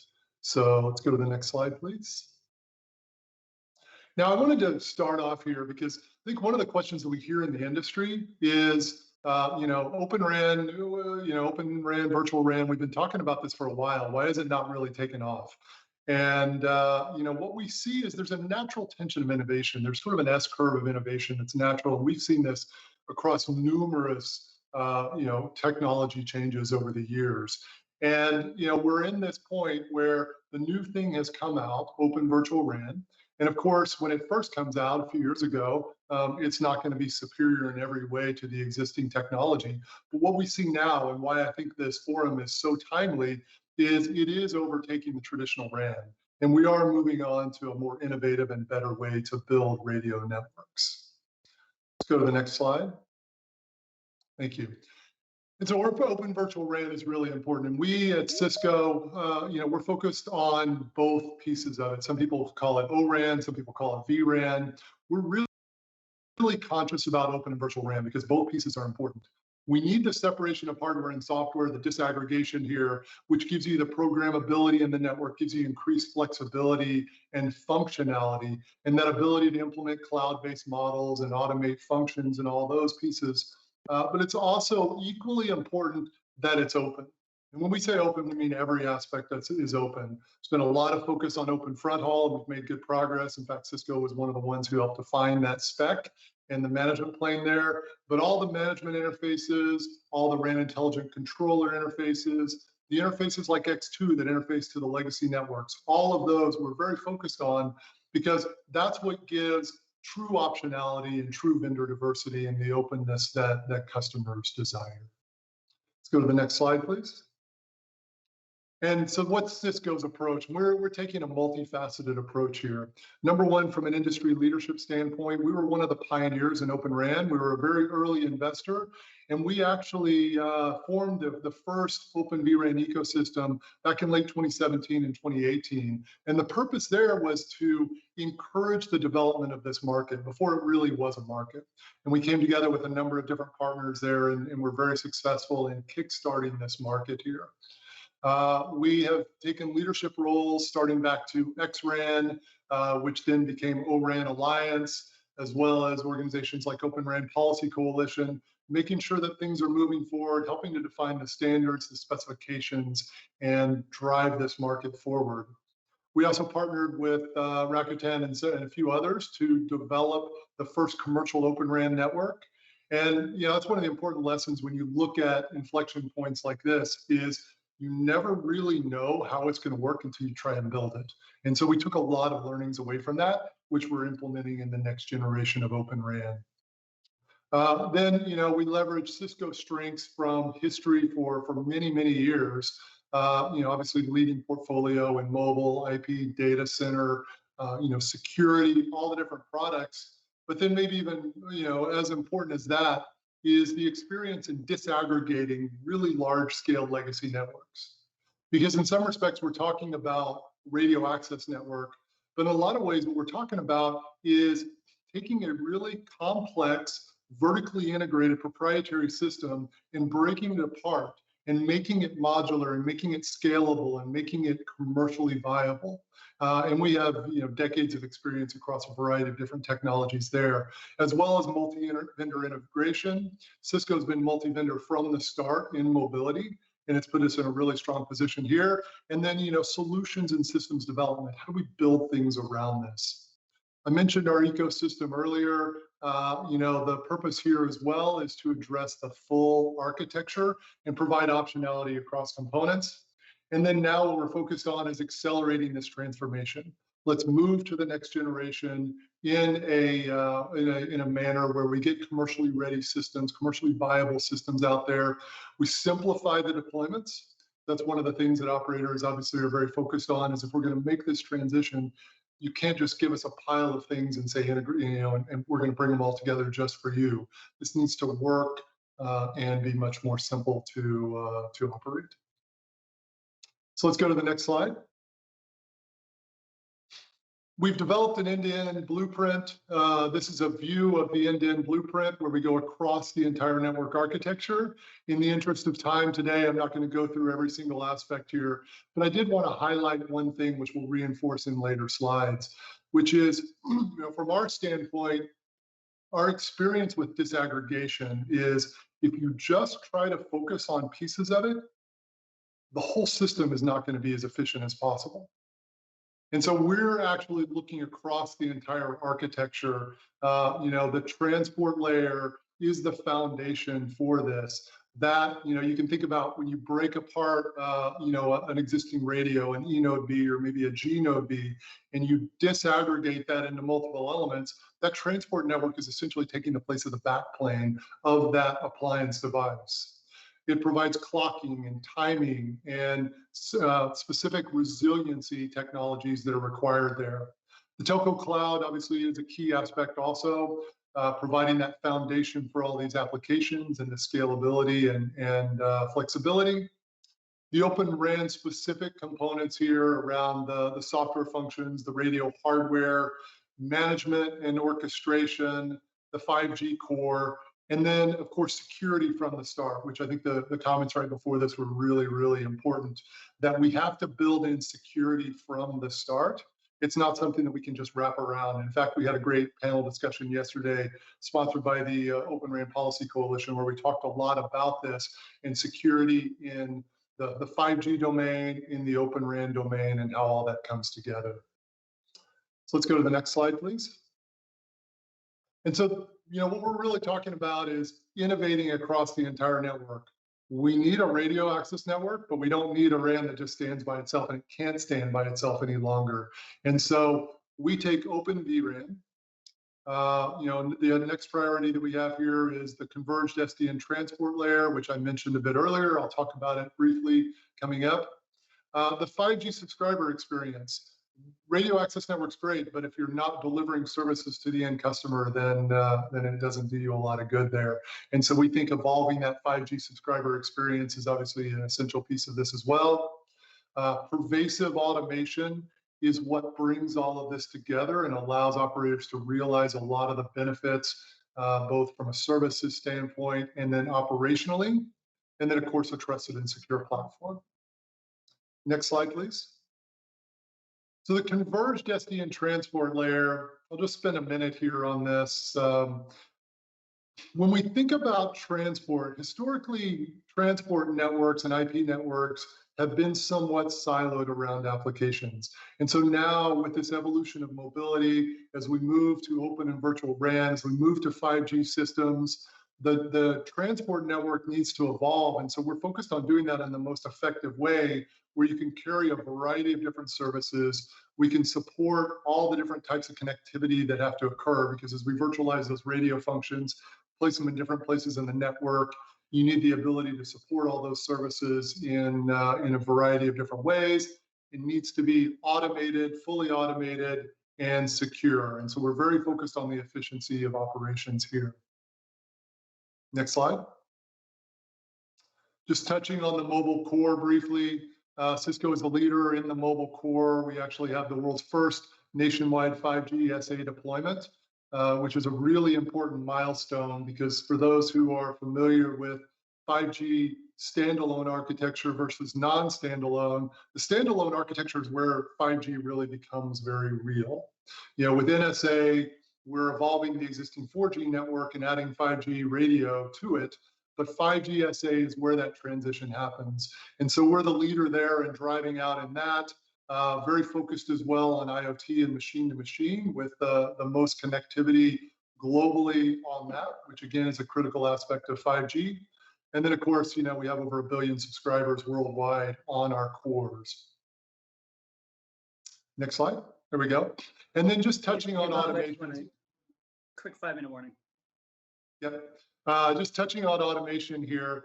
You know, there's a lot that we could touch on all these pieces, but you know, one thing that I just wanted to talk about was the progression from, you know, sort of task and basic automation through to domain automation, where, you know, you automate the core, you may automate the transport network, moving to cross-domain automation, where we link the RAN, we link the telco cloud, we link the transport, and we can make more intelligent decisions across the network. And then finally, where it really becomes powerful is on the business automation aspect, where you can automate the full business processes. And so Cisco, we're focused across all of this, all of these different domains here. And so let's go to the next slide. And another, the last key aspect of this is around services. And Cisco Services, our CX organization, has been doing and building and maintaining open virtual RAN networks for many years. Again, you know, from the pioneering days. And we really work across all the different aspects. So when we talk about, you know, operator implementation and how to actually deploy these, it's important that you have a good partner to go with you across the entire life cycle, which is where Cisco can provide those services to, all the way from a reference architecture, testing, integration, security integration, all the methods and procedures, the full life cycle really of going through this transition to a more open and virtualized RAN network. Next slide. And so just bringing it all back together here, you know, when I spoke to this earlier, when you disaggregate a system, we need all the different pieces to be as evolved as possible, but we have to take the overall system construct into account. And so all the way from the transport layer through the COTS hardware with a variety of different hardware technologies, acceleration technologies, the telco cloud platform, both on the private side as well as the public side, the radio workloads, the software components, as well as the hardware components with the radio units, the overall system management and orchestration framework across domain, and then security built in from the start. You know, shifting that security as far left as possible in development cycles so we have less problems to solve later on, and wrapped up with services. And this is our overall solution approach, which again, we build it from a modular standpoint. So while this looks like a bottled up solution here, all in one, we've built it with modular open principles where we can decompose this in ways that operators need to, but we know we have the system integrity required. Next slide. So just in summary, I want to leave you with a couple of points, 3 points here, I guess. Number one, we have to stay focused in the industry on openness and modularity. There's a tendency to take some shortcuts on openness to maybe accelerate things along, but that just creates more problems for us down the road. So it's really essential that we all stay really focused on this openness and modularity, and it has to be the foundation of any RAN deployment going forward. Open virtualized RAN is the path forward. I think that's part of the reason why we're all here today, is to talk about that, but we need to stay focused on the flexibility, scalability, and optionality.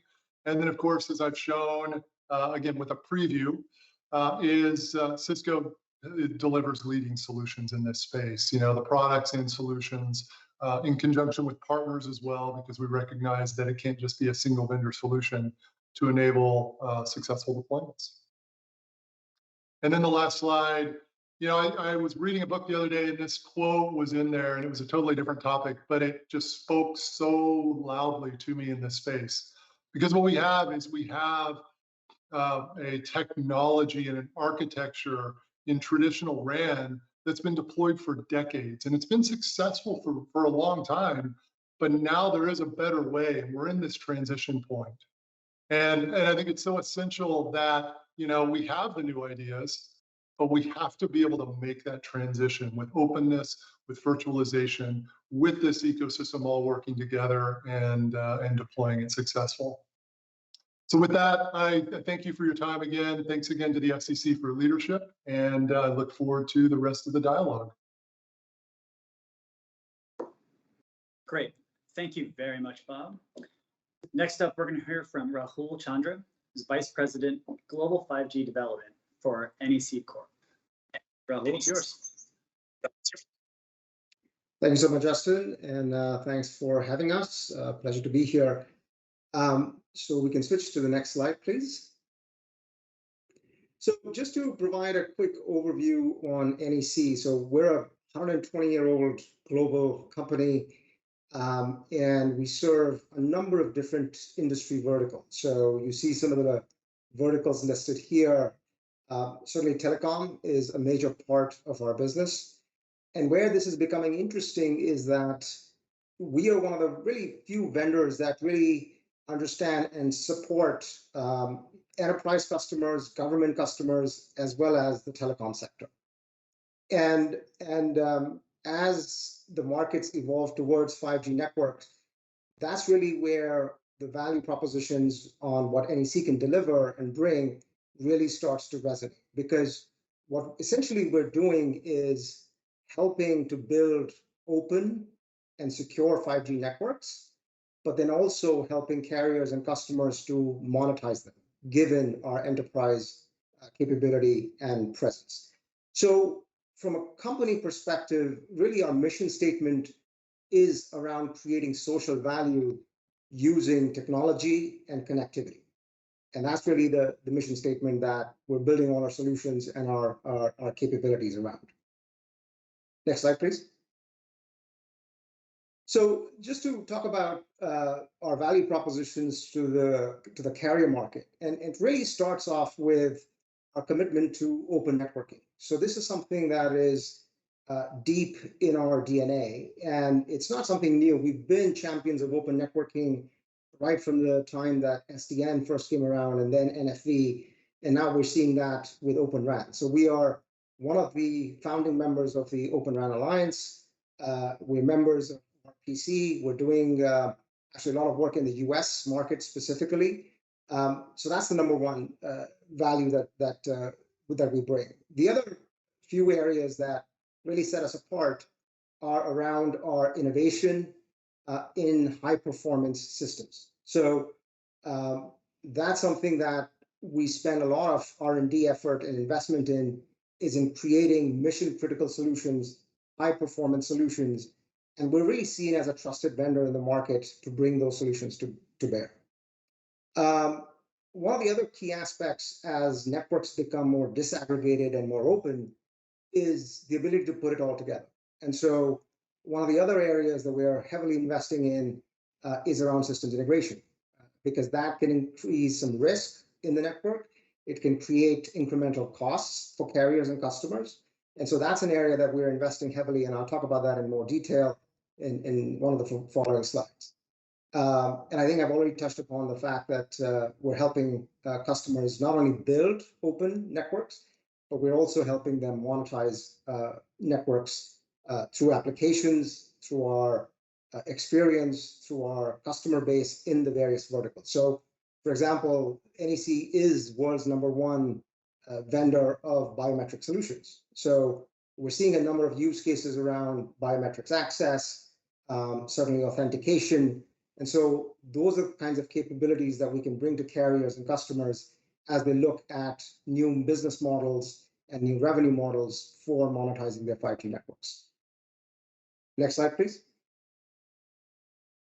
So just to get into a little bit more specifics, what do we bring from a portfolio perspective? So one of the key aspects of our portfolio is Openran. And again, Openran is not the same as Cloud RAN, because here what we're talking about is essentially a disaggregated RAN network where you've got open ORAN compliant massive MIMO radios decoupled from the virtual RAN architecture or virtual RAN solutions such as CUDU. So what we are bringing is a open RAN system architecture with massive MIMO radios as well as the vRAN software. We are one of the industry leaders in transport networking, so whether it's microwave backhaul or wireline transport. And we're also bringing a very high performance cloud native 5G core network. And this is already being deployed in Japan, and I'll talk about that in more detail. Coupled with the infrastructure side, one of the key aspects of our portfolio is orchestration, automation, and the ability to bring end-to-end slicing.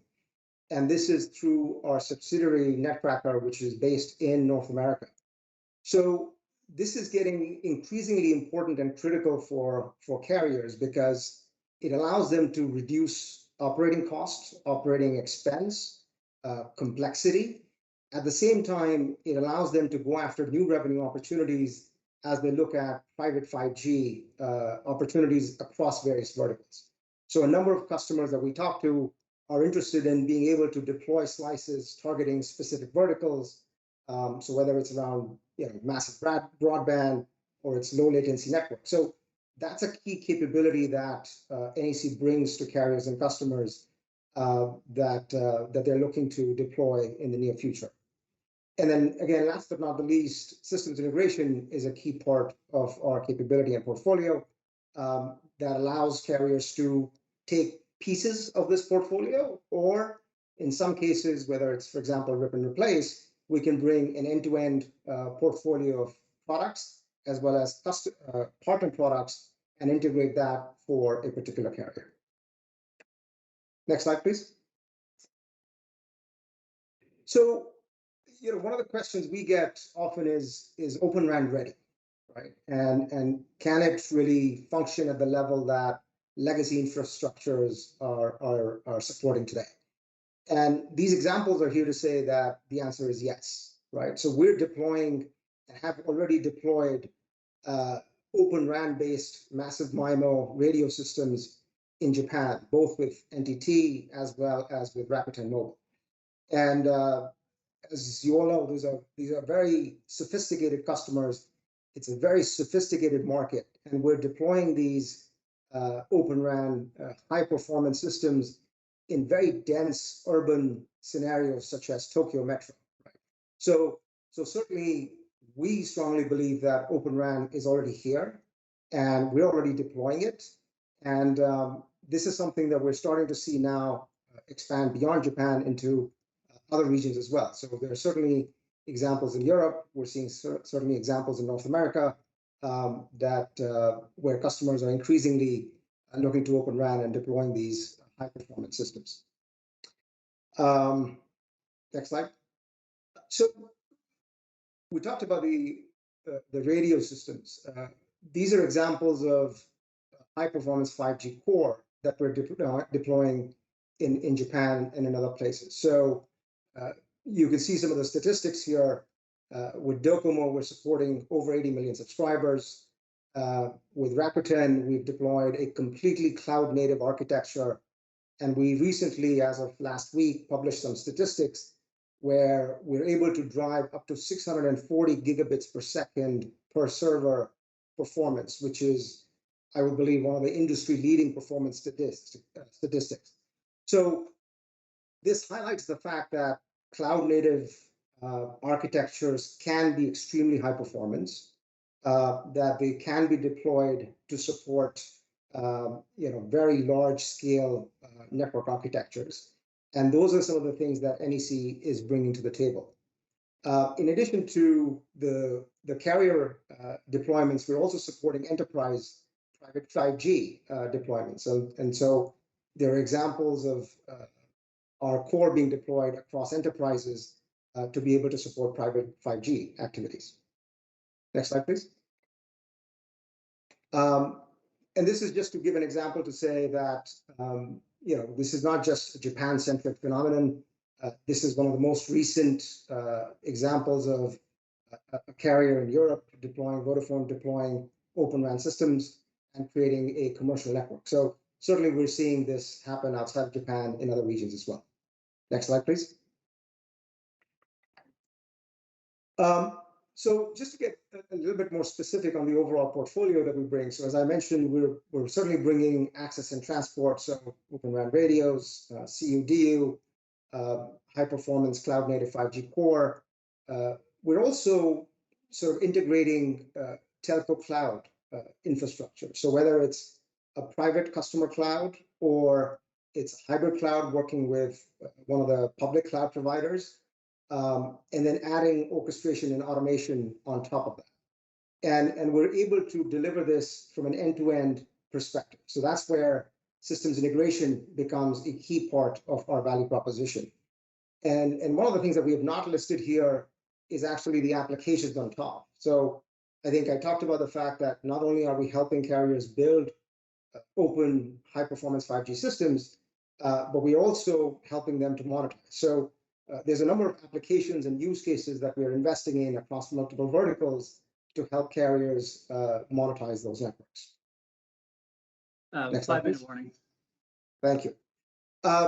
And just quickly to close, so from a systems integration perspective, this is something that we're very keen and keenly aware of in terms of the potential cost involved for carriers. So we're making very significant investments around the world to actually prepare for these types of deployments so that when we go to a customer, it's not like we're doing it for the first time. This is already pre-integrated, pre-tested, and really that allows the carriers to deliver the savings that they're looking for from Openran. And I think we've seen public statements from some of the carriers in Japan and other places where they've publicly stated that they're able to drive anywhere from 30 to 40% in terms of CapEx and OpEx savings compared to legacy infrastructure.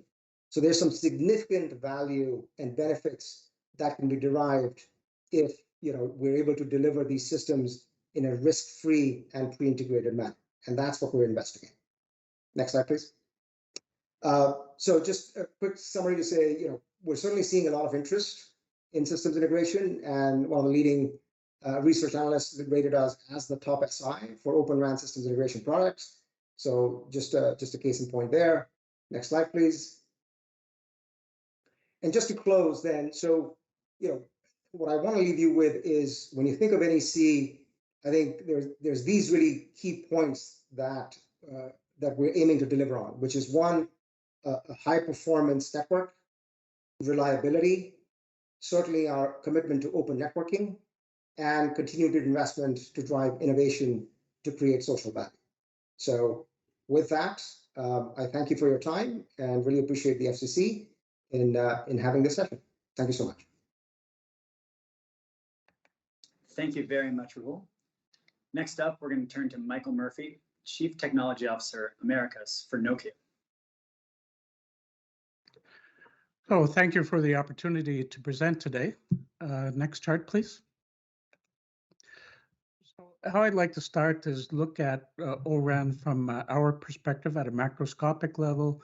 Then I'd like to talk about something that we think is very unique and not talked a lot about, which is the RIC combined with MEC.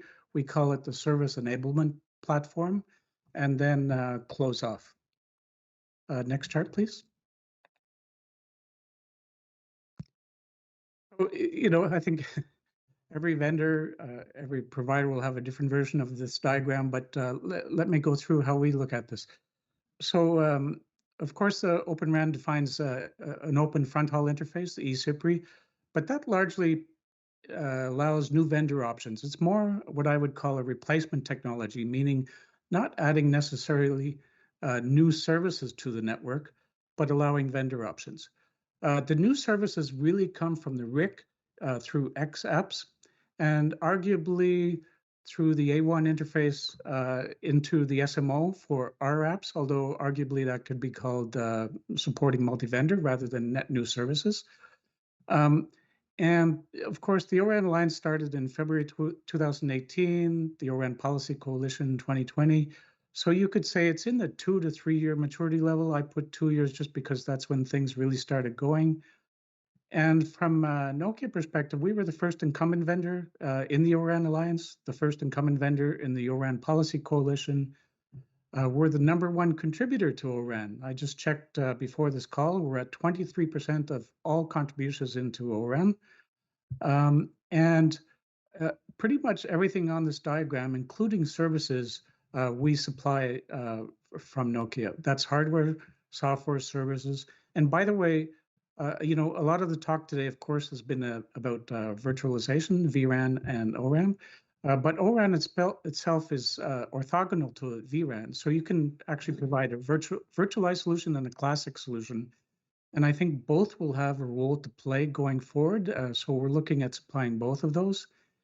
And then there was a comment from Commissioner Starks about supporting, you know, indigenous suppliers within North America. We have over 10,000 employees in North America. And we opened up an Openran lab in Texas, just announced last month. So, you know, we have a lot of contribution coming directly from the US in support of Openran. Next chart, please. So there's 10 working groups in the ORAN Alliance and 4 focus groups. I've kind of highlighted what I thought was arguably the most important ones. That's because with Working Group 4 at the Open Frontal, Working Group 3 with the Near Real-Time RIC, and Working Group 10 with OEM, that allows you to put together an end-to-end system. So that's why I've called them kind of the most important. And next, as everybody has noted, security is a critical part of Openran. So here the Security Focus Group was formed in October of last year. I put no publications, but actually they were just published. So Threat Modeling and Protocol Specs version 1.0 were published recently. And the Security Focus Group will cover 8 interfaces. It's actually 5 interfaces, but the frontal is composed of 4, the control, user, sync, and management planes. So that's why I put 8, and XApp and RApp. So there's a lot of work to do there, but it also has great potential. So it's a bit early days, but looks good going forward. Next chart, please. So I think there'll be, you know, a lot of different views on this particular chart. I've put down here on the left-hand side what we consider the maturity of the different specs. So the control, user, sync, management planes, that's the frontal. Probably we could say that it's green for non-massive MIMO deployments, but a little more work needs to be done on massive MIMO. And on the O1, you could call that green, except that the data models haven't been closed yet. So that's why I put it yellow there. And the O2 specification for cloud lifecycle management hasn't really been done yet. So, you know, given that status, what it means practically, it doesn't mean that you can't do things. So you can have early adopters, as everybody has noted to date, but it requires a little bit more pairwise agreements. And that's okay, as long as there's willing partnerships there. And we've been doing pairwise agreements even before Openran with just OpenCPRI for at least 10 years. So it's possible, but it makes it slightly more difficult. So as those boxes on the left start to turn green, we see moving towards more standard solutions and more seamless interoperability between vendors, leading to larger scale deployments. And just like any new innovation in this industry, it tends to be driven by the larger providers, both vendors and operators alike, driving the ecosystem. And in the ORAN Alliance, Vendors are contributing about 77% of the contributions, CSPs or providers about 23%. And I did a very rough calculation. You could say arguably that incumbent vendors are actually contributing 56% of the contributions. So, you know, that statement is proving true in reality as well. So as the larger providers and vendors drive the ecosystem, we think that'll support a more seamless solution for some of the smaller players. Next chart, please. Now, next, what I'd like to talk about is a service enablement platform. Next chart, please. So as I noted at the beginning, you know, one of the really interesting and truly net new services provided in ORAN is the concept of the RAN, or the RAN Intelligent Controller, with the diagram shown on the left here. So that obviously will support 4G and 5G RAN, has a platform with APIs that allows third-party XApps to be integrated seamlessly. And it's complementary with mobile edge computing. So mobile edge computing primarily draws on the user plane applications, while the RIC is on control plane applications. And it's called near real time because it's in the range of about 10 milliseconds or greater. So we've been contributing to that. We're actually co-chair in that particular working group 3. And we've submitted base source code into the ORAN software community. It's cloud native. It supports microservices type architecture. And some of the use cases shown here, network intelligence, resource control, resource assurance, are really unique and really up to the both incumbent vendors and entrepreneurs to look at how we can take advantage of those. Next chart, please. Okay, so what's the unique or incremental addition that we've done here? So we looked at the RIC and MEC coming from, you know, as defined by ETSI and with GSMA, NGMAN, 3GPP, ITU contributions. And we created a common platform, a service enablement platform with built-in AI and machine learning capabilities. And from that, we support APIs both to RIC XApps and to MEC apps. And this more or less aligns with where we think standardization will evolve. This is all on top of a container infrastructure. We launched this on March 10th with 2 Nokia apps, one for advanced traffic steering. And sorry, I have a typo there. It's just a network anomaly detection, not security anomaly detection. And one of the learnings here is, you know, with great power comes the requirement for great caution as well. So the RICS APIs are very powerful, which creates the opportunity for great new entrepreneurial applications, but also a lot of risk. And so we found that in practice, you can get great benefits, but the risk comes there too. And we had issues with that in some cases. Next chart, please. So the service enablement platform listed here just some of the RIC XApps that we're looking at and some of the MEC apps, but really it's unlimited what you could do with these kind of interfaces. So we think the SEP, or the service enablement platform, has really great potential. Now, we're implementing some of these apps, but we're also partnering for some unique solutions. Of course, our customers, service providers will have their own partnerships that they will utilize to take advantage of these APIs. So I think this is a really unique and perhaps understated part of the ORAN line specifications and some of the product capabilities. Next chart, please. So the SEP platform, or Service Enablement Platform, is based on a common container infrastructure with microservices, as noted. Right now, we support that on something called Nokia Airframe, which is an open compute platform-based system. But that platform could be used for other things as well, notably the CU or DU. Now, given the near real-time nature of XApps and MEC applications, you would kind of more naturally fit that architecturally to where your CU might be located. But of course, as with all ORAN's functions, there's flexible placement options. And it more naturally fits with the CEO, I say, because of the latency requirements there. So we're in the neighborhood of 10 to 100 milliseconds with some of the current applications. And Michael, 5-minute warning. Yes, thank you.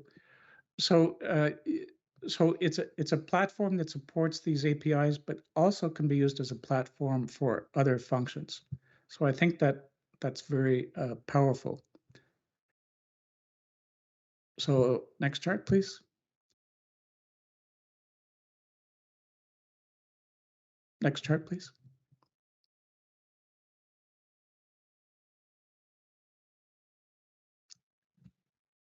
Okay, so just to close off, just in case some of the messages didn't go through clearly enough.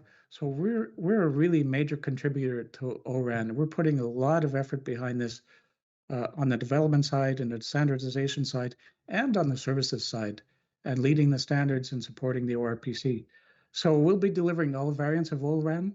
That'll be virtualized solution, non-virtualized solution with full parity on features, performance and security, hardware, software, and service. And the RIC, we think, is a very important and new service capability coming out of ORAN. And so our service enablement platform is aimed at taking advantage of that, but combining with mobile edge computing at the same time. So that concludes my presentation. Thank you. Thanks very much, Michael. Our next presenter is Brian Deutsch, Chief Executive Officer for Pivotal Comware. I'll turn it to you, Brian. Thank you very much, Justin. Really appreciate the FCC's time, not just today, but the incredible leadership that they've provided, whether it's through spectrum policy or their efforts for disaggregation and open systems and interoperability. So it's been very much appreciated by all of us out here, certainly in the equipment and infrastructure community. I'm Brian Deutsch. I'm CEO of Pivotal Comware. If you could go to the next slide, please. And so we started out our lives, based on a breakthrough in electromagnetic physics we call holographic beamforming. And holographic beamforming is a new way, basically a novel way to kind of capture, harness, control, and shape radio frequency energy in a way that gives you orders of magnitude improvements in terms of cost, size, weight, and power consumption over more traditional means of doing that type of beamforming. And so we've gone on from there, those platforms, and created systems and now applications and services on top of that. We've been an ORAN member back in the XRAN days and very much a contributing member too, to especially in the areas of interest to us, but the areas of expertise for us in terms of beamforming and beam management.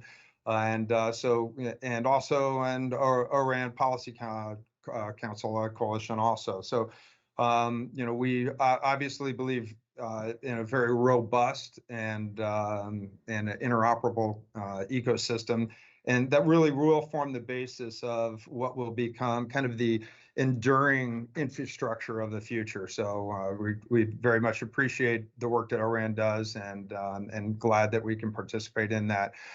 As far as Pivotal Comware, we've really, why we matter to the world, and what we've done is taken this holographic beamforming technology, and what I'm going to talk to you about today is a little bit different from what you're hearing from others. Very important, the basis, whether it's network function virtualization, core, and all of the various attributes that go into modern 5G, and especially in the ORAN, into a more disaggregated model for that. But a lot of that has focus back on the network side. I'm going to go out to the edge a little bit more, but I'm also going to focus our energies, instead of on what we call in the industry FR1, back into FR2, into millimeter wave.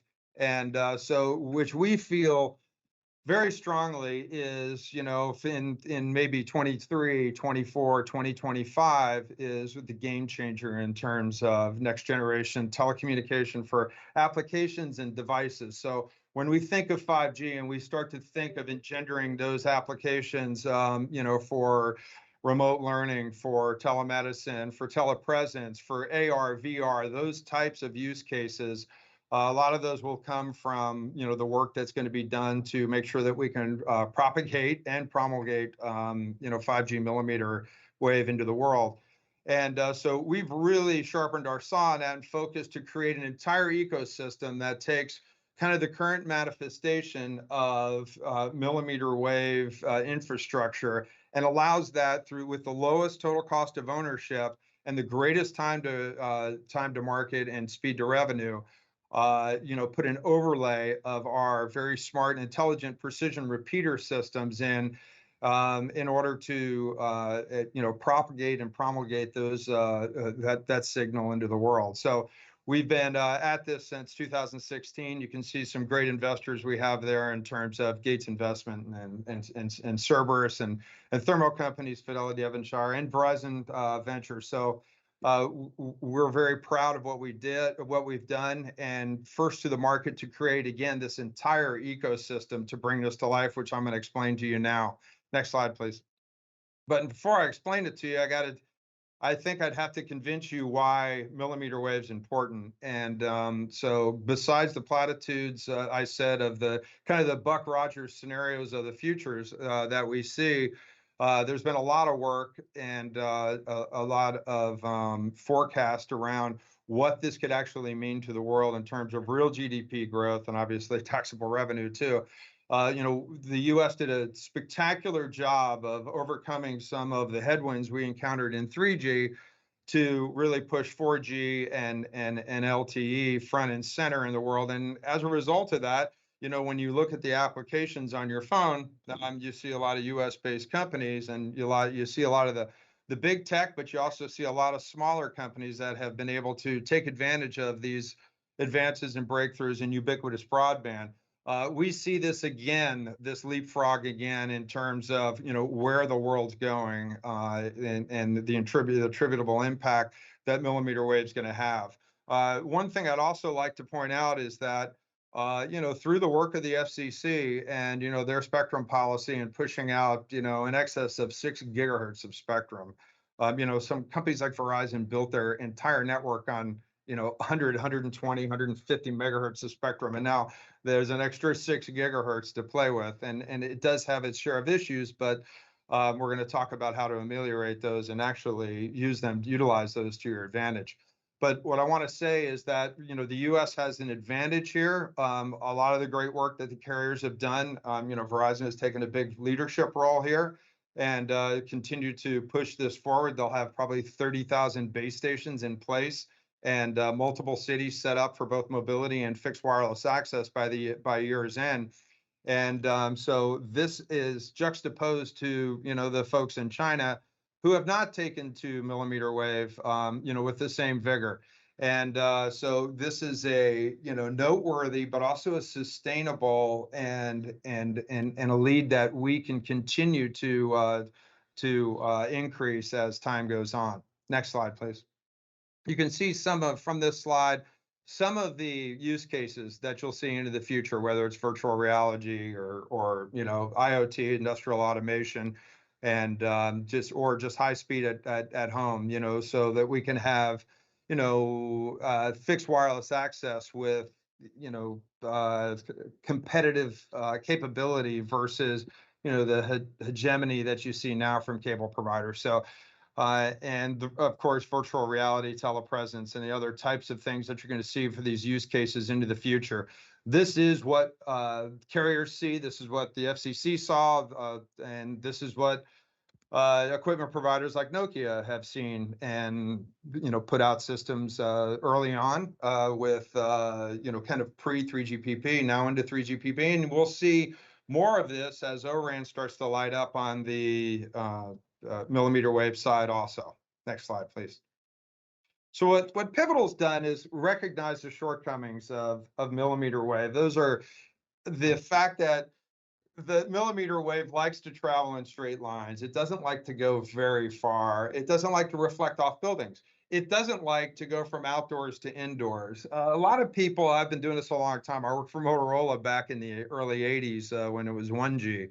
And as a RF specialist and someone who understands propagation, you would look at that as, you know, two edges of a sword. So while it's difficult for that signal to propagate, it's also very deterministic. So if you have a large swath of capability of spectrum, and you can actually direct that spectrum very, very deterministically, you're able to reuse it. You're able to understand where it is, where it isn't. You're able to actually create very specialized spatial corridors that you can inject this signal across. So in order to do that, it takes very precise beamforming, and hence holographic beamforming in our toolkit, which was, again, that foundational piece. But the whole idea here was for us to be able to say to a mobile network operator, and those could be rip up and replace, even in the rural sense, operators, but to be able to go in and say, look, you know, go ahead and formulate a basis of your network, a backbone of G node Bs into that network with millimeter wave. But then let us come in, let us show you the theater of the possible in terms of being able to actually take that baseline of mobility coverage and then vector it where it actually needs to be, whether that's to enhance more mobility coverage, or in the case of the graphic that we're showing here, to be able to actually extend coverage from just the first few houses down the street, and, you know, through our Echo 5G product, bring that outside in, so that we'll have a situation where we'll take our beamforming technology, we'll train on the signal, and that signal could be very oblique to a window. We'll grab that signal, we'll amplify it, we'll condition it, and then we'll gently flood the interior with it. So we'll create a portal, in essence, from the outdoors to the indoors, so that that millimeter wave can flow freely indoors. And that was our first product, our Echo 5G. Echo 5G, you know, which we're shipping now, it has that ability to not only create an environment of bringing that outside in, but also of actually, you know, pushing that signal around the interior so that it has a ubiquitous and permeative capability inside. And that extends also to enterprise, to, you know, the warehouse floor, factory floor, et cetera. So next for us was, now that we had not only increased that service level and that capability for customers, but we had changed the actual unit economics. So it wasn't just 3 houses or 5 houses or 10 houses. We could hit houses, you know, half a kilometer away now, pull that signal in and turn them on and make them actually valuable customers, whether it's houses or enterprises. And we could do the same again for, you know, rural carriers and smaller carriers, which we are working with, by the way. Hey, But Brian, 5-minute warning. thank you. The next concept was for us to be able to actually build a kind of a organic network that was capable of pushing this signal to all the crevices in the network that it needed to extend to. And in essence, allow a carrier for the first time ever to really pick and choose how to grow their network in a way that they spend CapEx and then they make revenue. They spend CapEx and they make revenue. So, you know, with this model, and if you could flip to the next slide, please, we were able to actually build tools, not only hardware tools, but visualization tools and management tools for us to go out and actually look at a neighborhood, look at a polygon, if you will, see where those base stations are, and then decide from a total cost of ownership perspective where the best bang for the buck was to actually repeat this signal throughout the network. Because again, when you're talking about millimeter wave, you're talking about, you know, a beam, one beam index coming out of a G node B that's capable of multiple gigabits of capability. So with that, we have our Wavescape tool, which optimizes the placements of these network nodes, and then our intelligent beam management system, which can actively manage load balance and change the beam parameters as is necessary for failover or other types of network management scenarios. Next slide, please. What this did, though, was create this very compelling go-to-market scenario for this ecosystem. So rather than trying to put, you know, fiber-connected base stations on every street corner, what you're able to do is judiciously put them where they're necessary, and then incrementally add service at a cost of hundreds of dollars per subscriber rather than thousands of dollars per subscriber. And by the way, because our systems, one you see here, they're very lightweight. They can go on street poles. They don't have any fiber connection. They draw like 28 watts of power. They can go up in 20 minutes, one person on a bucket truck. but they also have a carbon footprint that if you take the top 300 cities in the United States and you were to use this technology rather than just G Node Bs in the area, you would actually save like 2 million tons annually of CO2. So there's lots of goodness in what we do in creating this ecosystem and bringing it to bear, not only total cost of ownership, but time to revenue and also carbon footprint. Next slide, please. So this kind of brings it all together. You can see through our advanced network modeling using this oblique aerial imagery. It's very proprietary to Pivotal, and obviously our understanding of how our network repeaters work. And then the network repeaters themselves and the subscriber repeaters built on our holographic beamforming capability. And then tying that in, these are all network nodes on our cloud native platform that actually real-time monitors the system and continuously optimizes it in our intelligent beam management system. This is an entire go-to-market ecosystem with services that we can bring to bear so that for those carriers that want to not just dip their toe, but go headlong into millimeter wave to be ready for that next generation of applications and devices, we're there for you. Next slide, please.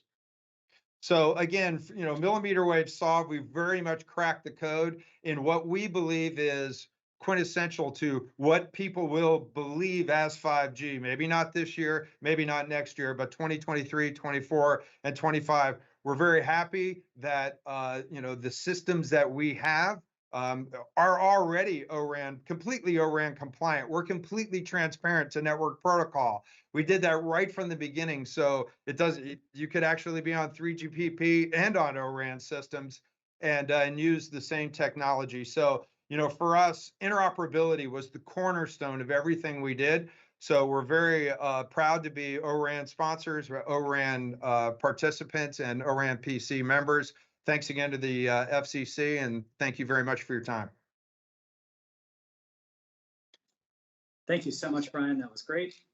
Next up, we're going to hear from Rajesh Gangdahar, Chief Technology Officer, Access Solutions, Sterlite Technologies Limited. Microphone's yours. Okay, thank you. Appreciate the opportunity, and thank the FCC for hosting the showcase and also inviting us to present. Next slide, please.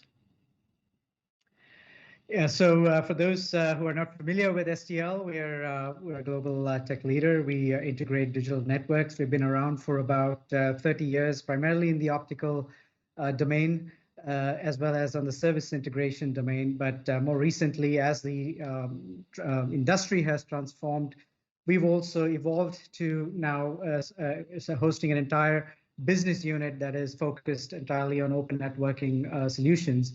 To this end, we have solutions both on the wireless, where we have Openran centric solutions, which I'll be going through in the next few slides, but also on the wireline piece, where we also have a product that's coming out, which is programmable FTTX, a completely virtualized white label software stack that we can run for last mile access. Again, we have a broad-based customer portfolio, and we're a global company. We're headquartered in India, but we have a strong presence globally, especially in the US as well. Next slide, please. What I'm going to talk about is again, I said, the business unit that STL has, which is the Access Solutions portfolio. Again, here, all of our products are entirely open networking based. My focus today is going to be on the Openran products, as well as the RAN Intelligent Controller. And just to add further, we are participating and contributing to multiple forums that are all open networking based. In fact, in the ORAN, we contribute to various working groups. And also one of our submissions, which is the dynamic spectrum sharing, is actually the approved work item. So we are very engaged in the ORAN ecosystem, and we're also members of ORPC. So this is something that we take very seriously and are very committed to bring forward. Next slide, please. So I'll just walk through a few product lines. These are exemplar, and I want to ensure that I also emphasize that these are early stage, but also we are getting to a point where we're going to have a portfolio of products as we go along. So if you go to the next slide, please. From a ORAN perspective, we are focused primarily on the ORU, and we have a broad breadth of product lines. This indoor small cell, the outdoor small cell, and the outdoor macro radios. Now, on the macro radios, we also have backwards compatibility to 4G LTE. One of the things that when we started off, we certainly took a step forward towards 5G, and we didn't have a legacy to defend, but certainly we wanted to make sure that operators that globally that do have 4G rollouts continuing in addition to 5G can also get leverage the benefits of Open RAN. On the 5G indoor small cell, we have a 4x4 radio, which is 1 watt total. We support 2 splits today, the 7-2 split, which has the low-fi in the radio, and the split 2, which also has the hi-fi and the L2 built in. And this just gives the flexibility to the operators to deploy in various modes. The outdoor small cell today is a split 2 configuration. But again, we're also looking at split 7-2. These are different powers, they're different MIMO configurations, but certainly we are looking to increase the portfolio to support various different configurations. On the multi-band radio, I just want to focus on a couple of things. One is that it is single band multi-rat as well as dual and tri-band. And these are in various stages of development. We're actually completing our CT and ORAN compliance tests and also starting off with integration and interoperability testing with our DU partners. One of the things about openness, disaggregation, and virtualization is that you'll have a very set of partners, and we are committed to working with all the partners, making sure that the operators have a very seamless solution, and that's something that we're very much committed to. Next slide, please. This is a busy slide with certain specs, but I just want to leave you with a few thoughts here. We are looking at a 4x4 MIMO. It's all sub 6 gigahertz today. And with the IBW and OBW is about 100 megahertz. The band is N78 and N77, so 3.5 gigahertz broadly. And also we're very keen to explore opportunities in different bands, which we can then certainly tune to based on our architecture, which is very much platform-based. One of the things that we're looking at is establishing a platform for digital and the RF front end, and the RF front end can then be adapted to any bands globally, and that's something that we've done organically from the ground up. So it helps us transition the front end to any bands with any bandwidth. That's something that we've sort of worked on from the get-go. Next slide, please. The other, just to again, elaborate on the macro set of radios that we have. These are exemplar, and these are actually being, developed for specific customers. Just to give you a perspective of where we are in the development cycle, we're again early stages of IoT network and integration for various products that we are showing here. And again, these are exemplar bands. They can be adapted to any band globally based on our architecture. It provides flexibility in terms of, because it's software centric, there's a lo-fi software sitting there. You can actually, make it very feature rich. Today it's release 15 support, but it's software upgradable to release 16. Similarly, the single band dual rat radios have 4G and 5G that can either operate in a single mode fashion or concurrently at the same time. So these are all software driven, and it's a little, it enables operators to choose which mode to operate and when to turn off one or operate both concurrently. And in the dual band and tri-band, we're working on, again, a platform where you can combine 2 different bands or 2 or 3 different bands, and then on the front end, be able to support the bands globally. So This is sort of the portfolio that we've started off with. From a roadmap perspective, we are looking at higher order architectures. We're looking at 8R initially, and then looking to move towards 32 by 32 as well as 64 by 64. So we strongly believe that Open RAN is maturing fast, and we're again working with global partners to ensure that these products come out with great performance and operational efficiency. So this is sort of I'll close the radio part of it, and I'll just transition over to the RAN intelligent controller, which is another important component of Open RAN architecture. Next slide, please. Yeah, let's move to the next slide. So a RAN intelligent controller, I mean, maybe I can just spend a couple of minutes on what it is. For those who are familiar with 4G and 3G architecture, we've had the SON, the self-organizing network modules that run various algorithms, and then they help with network management, performance management type applications. The RAN intelligent controller is fundamental to any Open RAN architecture, specifically on the ORAN architecture, which allows you to host various applications, create slices that can run across the various network elements, be able to support multitudes of services and applications concurrently, while logically allocating resources as needed. And so this is an important element within the architecture itself, and we're focused on both what we call the near RT-RIC and the non-RT-RIC.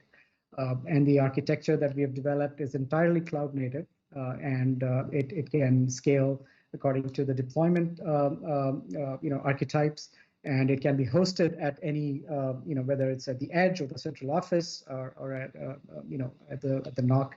We have the flexibility to host it. So it's and I just wanted to also give you what the value propositions are. I mean, really, if you think about networks of the future, which are going to be highly dense and disaggregated, we're giving the control back to the operator. And this allows the operator to have a host of applications that are very specific to the use cases that the operator has. And it actually focuses on predictive and proactive analytics and actions that are almost autonomous, unlike in the previous generations where you had to have manual interventions. And this could range from anywhere from operational efficiencies, power efficiencies, radio resource management, interference management, etc., with an AI/ML engine that can then run these algorithms in the background. So that's sort of the architecture we're looking at. And I'll just go to the next slide, which talks about that in a little bit more detail. I'll spend a couple of minutes here. Thank you. The blocks in the blue are what STL are developing, and it's again an entirely cloud native platform. Our interfaces are open, and we can connect with any existing global orchestrator or OSS NOC infrastructure on the northbound interface. On the southbound interface, we can straddle across the CU/DU, again, the E1 and E2 interface. Mike mentioned that there's various development activities that are still ongoing in the forums, and we're obviously monitoring that very closely. But we're also working with partners in doing some pairwise agreements, as he mentioned, and it's very important that we get this off the ground with that kind of partnership, which is critical for bringing this all together. Our immediate offering towards the end of this year is a near RT-RIC platform. Again, the near RT and the non-RT just allows you to host different sets of applications that serve different types of use cases. In the near RT, you can think of the mobile load balancing or interference mitigation, radio resource management type applications. AR/VR may come in the future. But these are more latency sensitive applications that require quick turnaround and decision making, etc. Whereas the non-RT-RIC are those that are more longer term. But again, we're talking about seconds here and not minutes, as in the case of the SON. So the non-RT RIC would support things like inter-RAT handover. It would be automatic neighbor list configurations, configuration management, fault detection and management, preemptive optimization of networks, etc. Now these are our entire premise here is to ensure that we have a platform that's highly scalable.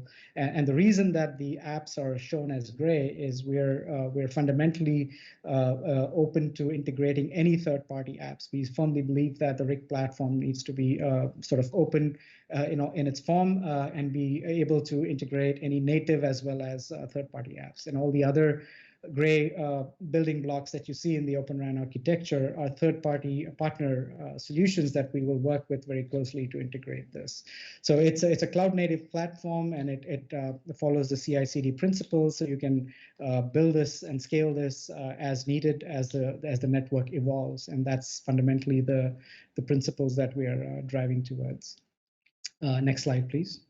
I just wanted to give a minute here to showcase what we had done last year, actually, September 2020, where we demonstrated the mobile load balancing and the E2 interface operation with our CU-DU partner, ASOX. And this was done under the auspices of the Oram forum, and this was the Plug Fest that they hosted. So we demonstrated both the E2 interface as well as the mobile load balancing, use case. So I just wanted to give the confidence that our near RT RIC is actually it's ready to be deployed for trials, and then we can integrate with any DU partner that's ORAN compliant with the interfaces as well. So we've come some ways. We're taking it further. We're building the non-RT RIC and making it very scalable. Next slide, please. So I'll just end with this slide. We're certainly, we adhere to the ORAN and Openran principles. Our solutions are programmable, completely cloud native. And we look to work and partner with both other industry vendors as well as operators alike. And we are looking forward to engaging further as we go along. So thank you again for the opportunity, and I'll end here. So thanks. Great. Thank you so much, Rajesh. Our final presenter for session 2 is Liam Madden, Executive Vice President and General Manager of Wired and Wireless Group for Xilinx. Liam, I'll pass it to you. Thanks very much, Justin. So good morning, good afternoon to everybody. I'd like to thank the FCC for hosting this event. I've just listened to the last number of speakers, and it's just been incredibly exciting to listen to what's happening. Openran is revolutionary in my mind, and it allows a number of different types of vendors to come to market with technology that would never have been really feasible before without the open standards. I will say, since it's revolutionary, happy Bastille Day to those of you in France. Beyond that, you may wonder, you may not have heard of Xilinx before in terms of radio equipment and the like, but what we will talk about is some of the key products that we're developing right now. Xilinx is a company that's been around for a long time. We're in the silicon side of things. And it's really interesting when I hear the last 3 speakers, or 2 speakers, we heard, Brian talk about millimeter wave. We heard Rajesh talk about small cell and macro cell. Well, I'm here to talk about primarily massive MIMO. So again, this sort of stresses the fact that Openran is giving a range of different vendors opportunities to collaborate and also compete in a number of different areas. Next slide, please. Okay, so this is really just the agenda for today. I'll talk a little bit about Xilinx, since you may not have heard of us before. I'll talk about some of the engagements we have today in Openran. And Xilinx, I will say, is primarily a silicon provider. But we have identified areas where we think we can add significant value to the Openran ecosystem. And I'm going to talk specifically about 2 areas where we feel very strongly that our technology is completely competitive with any of the incumbent tier 1 technology. So one is with massive MIMO radios, and the other is in the distributed unit with accelerator cards. Next slide, please. Okay, so this is Xilinx. We were founded here in Silicon Valley in 1984. Our technology is incredibly flexible. Unlike fixed function silicon, we have the ability to address a range of different markets. My organization, the Wired and Wireless Infrastructure Group, is really targeted at enabling the most advanced wired and wireless applications. We worked in all generations of wireless, 2G, 3G, 4G, and indeed now in 5G. And I'm very proud to say that of the previous speakers, I believe all are customers of Xilinx Silicon, and that makes us very proud and very happy to see what's happening in the industry today. As I said, from a worldwide perspective, we're based here in San Jose, but we have design centers in Longmont, Colorado, in Ireland, and we also acquired a group a couple of years ago in Dresden that specializes in the beamforming technology that is the basis for our massive MIMO radios. Just in terms of the size of my business, it's about 30% of all Xilinx revenue, and that would make it about $1 billion business these days. Next slide. Okay, so where I want to start here is to talk about the breadth of areas where we have participated. I would mention that Xilinx participates in 3GPP, also in the Openran Alliance, and also in the Oram coalition. So we have been incredibly active over the last number of years in contributing to the ecosystem. If I would turn your attention towards the center of the slide, these are the three main areas that we focus on. I'll sort of start at the bottom, which is, what has been our traditional core competency, and that's really in providing silicon. And it's very important as we look at Openran that we have a supply of top quality, world-leading silicon in order to enable the types of products that some of the previous speakers have spoken about. One of the reasons for creating the business unit that I run was to optimize that silicon from a cost, power, and performance perspective to really, maximize the capabilities that are available there. And from that silicon, we and our customers are capable of building a number of products. If I start at the top, you see one of our massive MIMO radios. That's a 32 TRX radio. We also have 64 TRX in development at the moment. And one of the reasons that we focused on MIMO is we believe that it is the enabling technology today that allows the cost and performance that's required by 5G.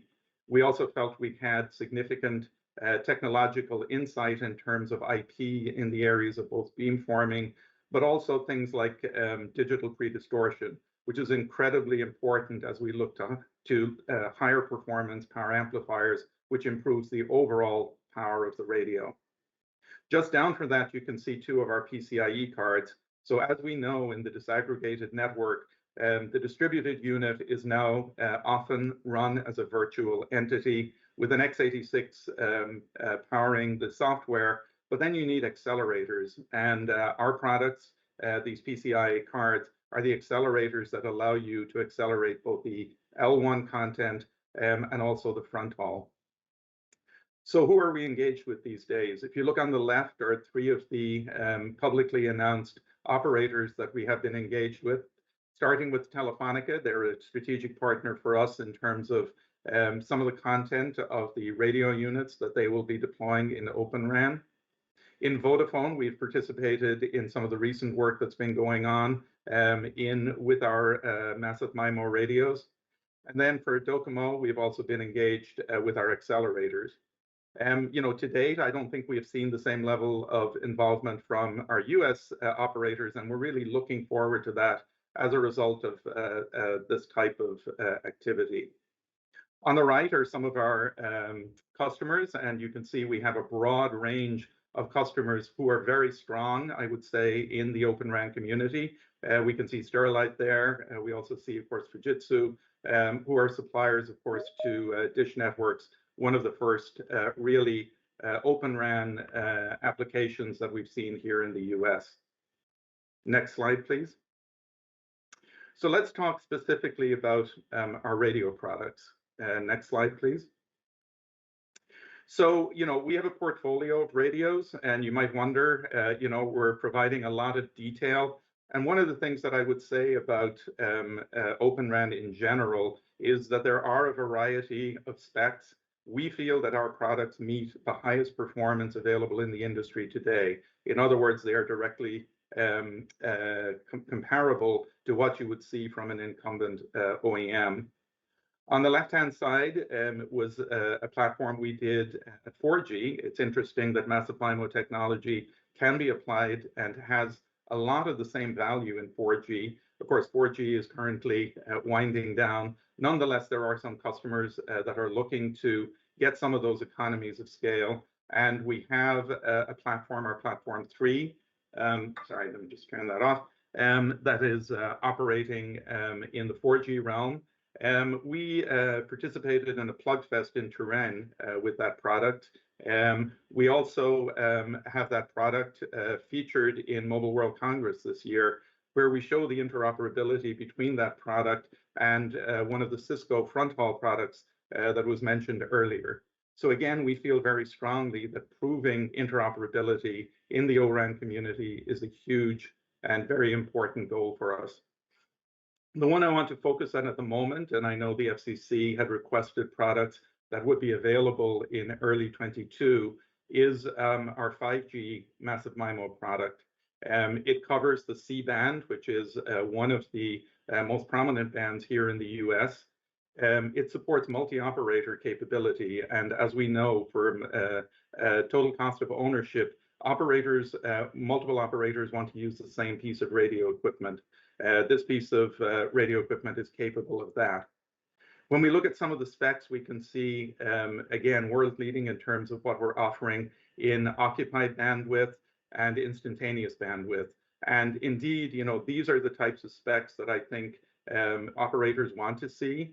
The same thing I would say around the total RF power. And this is really talks about the reach of the radio, the ability for the radio to service as many customers as possible. We will follow that platform with a platform 4.5, where we will extend 5G to 32 TRX, and we will also look at enhancing some of the specs. So from a product perspective, these are the products that we feel are very relevant to today's discussion.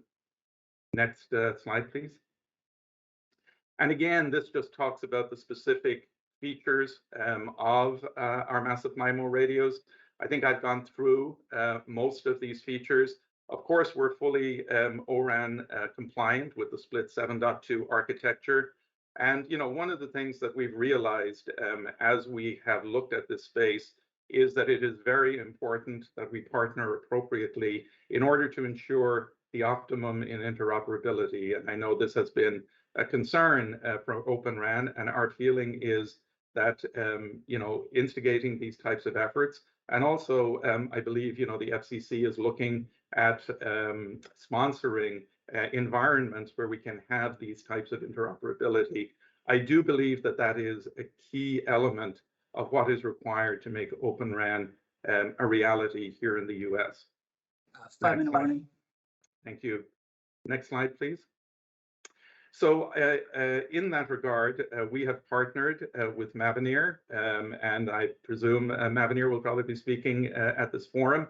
And really, it's a strategic partnership, and we view it in a number of ways. One is we see it as an opportunity to provide a sort of more end-to-end solution, with Mavenir providing software, ODU and CU solutions. But we also see it as an opportunity for breadth in products. We will be essentially co-selling our products with Mavenir, where they can provide also some of the other form factors that had been discussed previously, whether it be in macro or small cell.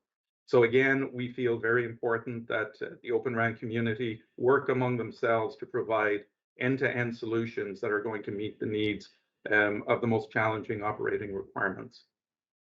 Next slide, please. And so really just to sort of motivate sort of why, again, a chip company is in this business, if you look at it, really the brains of a massive MIMO radio consist of essentially two major pieces of silicon. On the left-hand side is the chip that interfaces to the front hall, which is what goes to the distributed unit. And then we also then include in that the beamforming capability, the beamforming smarts, that allows you to get multiple uses out of the same spectrum. On the right-hand side is our RF SoC. This is a fully integrated direct RF device that connects directly, essentially, to a power amplifier. So, you know, with essentially a handful of these chips, you're able to deliver all of the technology that's required. The other thing we see very importantly here is that we get feedback directly from the product back into the silicon. And we believe that this is the way that we will see a virtuous cycle of feedback, and we expect to see the same with our other customers that are also using the silicon. I'd also mention that we're using the most power efficient technology, gallium nitride technology, which is incredibly demanding in terms of the types of computation that are required in order to make it as power efficient as possible. Next slide, please. So now just to talk for a moment about our accelerator cards. And again, this is now focused on the distributed DU unit in the context of having an accelerator based on an x86 platform. Next slide, please. So again, just to sort of position you in terms of where these cards operate. On the left, we have the radios that I just talked about. Then we have the DU, the distributed unit. And basically, there are two elements that need to be accelerated for an x86. One is the acceleration of the L1 layer of the software, and the other is the acceleration of the front hall interface, the connection between essentially the DU and the radio. Next slide, please. So again, in terms of products that are available in January 2022, which I think the FCC had requested, these are two products that we have. The left one is an integrated front hall and L1 accelerator. So it does both functions in one. And then the one on the right has a higher performance L1 capability. And it again is focused on possibly higher capabilities, but again, in the PCIe form factor. So with that, those are the products that we currently have available. We're very excited to engage with vendors to really see this technology applied. And I would really like to take this opportunity to thank both the FCC and all the other presenters this morning. Thank you very much.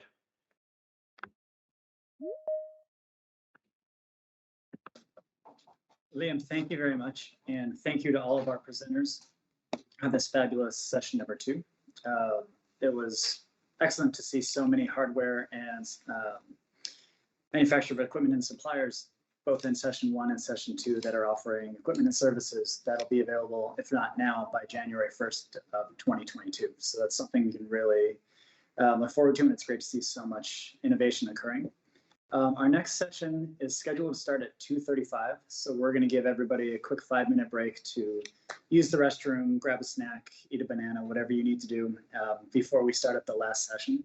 Session 3 is going to feature information and presentations from cloud providers and software innovators. Specifically, we're going to hear from Cohere, VMware, DeepSig, Hewlett-Packard, Robin, and SIT Digital International. So make sure to grab a quick bite and then come back. We'll see everybody in 5 minutes, and then we'll wrap up day 1 and move on and get ready for day 2 tomorrow. So thanks all. We'll see you in a few.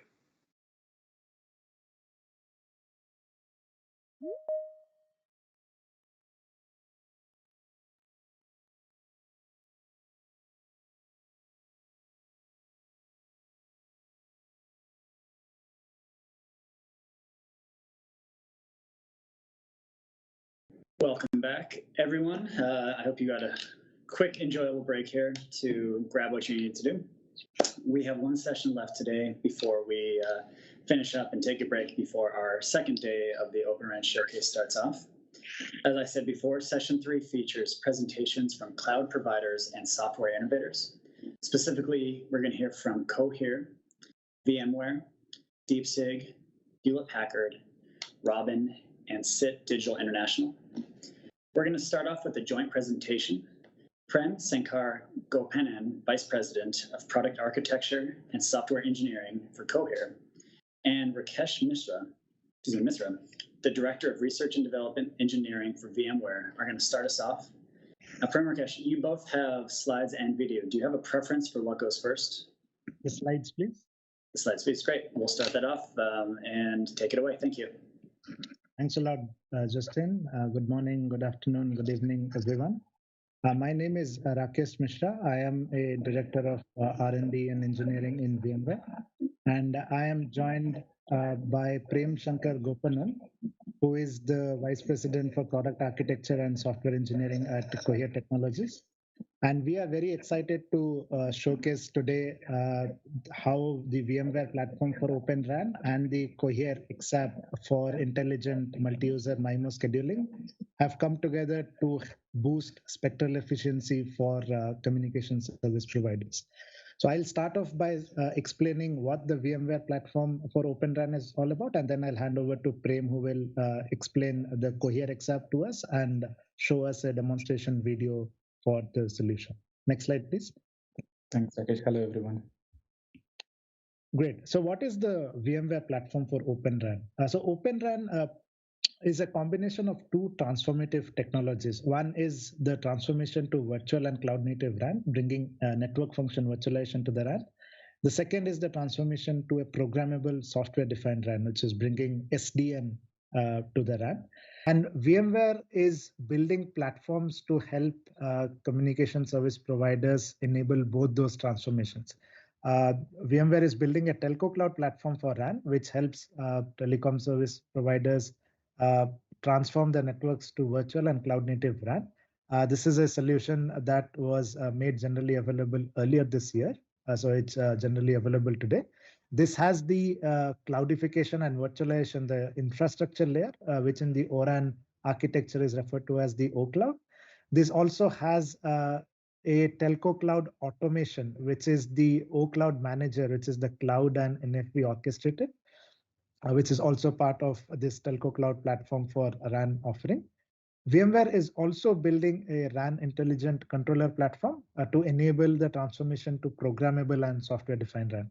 And this includes the near real-time RIC platform, which is already available for lab trial, and the non-real-time RIC platform, which will be available for lab trial starting Q3 of this year. And both these platforms will have a limited release in Q4 of this year, and they are planned to be made generally available in the first half of next year. So that is a quick summary of the VMware platform for Openran and the high-level product timelines. Next slide, please. So now we're going a little bit deeper into the telco cloud platform for RAN. This is a purpose-built platform for modern RAN. So if you look at the stack going from bottom to top, this solution has the VMware vSphere ESXi layer, which has been optimized for real-time RAN functions, especially for the requirements of the distributed unit DU workloads. There is also the Tanzu layer optimized for telcos. This includes a real-time Photon OS for KH worker nodes, Kubernetes worker nodes. And this is what allows both CNFs and VNFs to execute together as first-class citizens on the same common infrastructure layer. And then this solution also includes the telco cloud automation for the automated infrastructure provisioning and lifecycle management of the RAN network functions.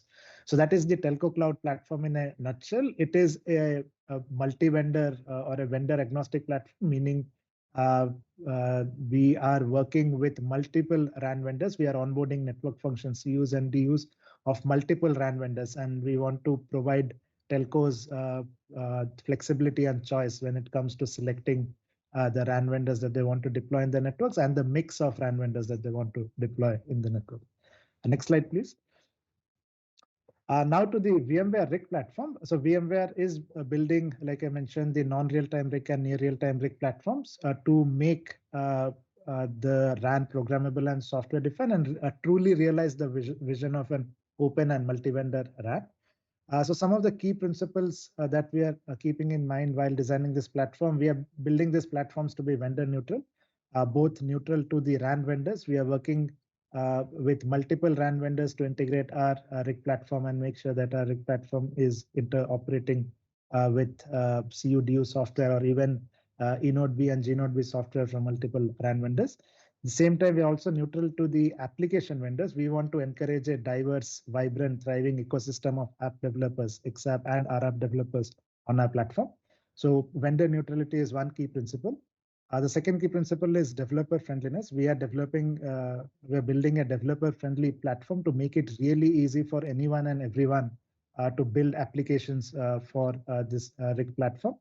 We are providing a set of developer resources and developer support to jumpstart the XApp and RApp development process.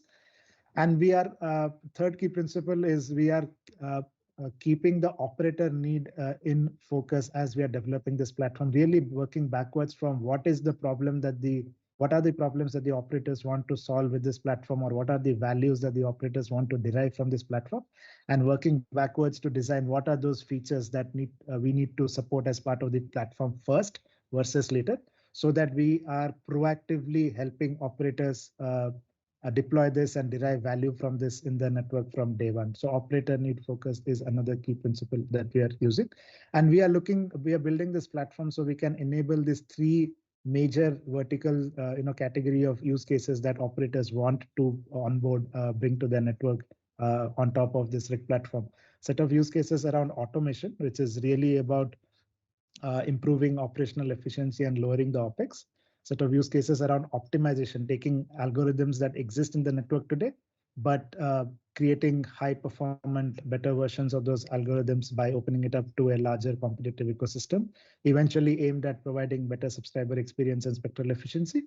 And then a category of use cases around monetization, which is about how do we, now that the open interfaces from the RAN are available, how do we create entirely new capabilities and new services and create new revenue streams that can help telcos monetize their RAN investments better. So that's the third category of use cases we want to enable, and we are in the process of onboarding on our RIG platform. Next slide, please.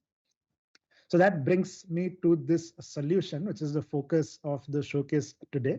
So this is a solution where the VMware Openran platform, which included the Telco Cloud platform and the near real-time RIG platform, came together with the Cohere XApp for intelligent MU-MIMO scheduling. And this is a solution that that one of the operators, Vodafone UK, just evaluated recently. There was a press release around it. Many of you might have seen that. And this is a system that we are taking to other operators for trial. So with that, I'll hand over to Prem to walk us through what the Cohere XApp is all about, and then show a demonstration video of this solution. Over to you, Prem. Thank you, Rakesh. Hello, everyone. So Cohere Technologies is a private company, venture funded from Silicon Valley. We are the leader in the spectrum multiplier software. And as Rakesh mentioned, we demoed our solution based on VMware RIG platform. Let me get into details of what we do from a Cohere XApp perspective. As Rakesh alluded, the near real-time RIG platform allows you to develop XApps, their applications, and this allows you to extract intelligence from that of the CU or the DU. We have, as part of this solution, defined interfaces, which is called the E2 interfaces, that allows us to extract the information, the state information from that of the CU and DU, and then intelligently derive, for example, in this case, more of information needed for the scheduler, and then this being sent to that of the DU, and that's how the whole solution is realized. So we do have a demo that explains in detail about the whole software and how it all works together. Video, please.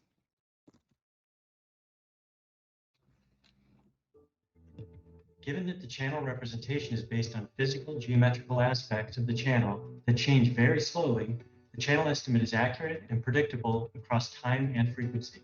Accurate knowledge of the channel enables the formation of orthogonal beams to support multi-user MIMO in TDD or FDD.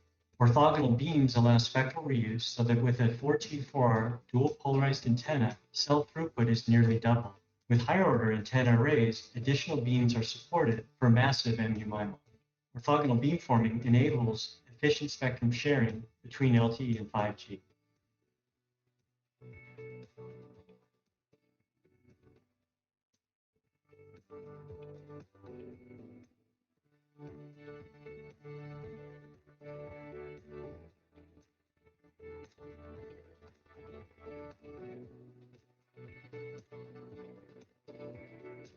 Traffic is input to the 5G core using the traffic measurement tool IPER and is transmitted through the central unit, or CU, in the DU user plane.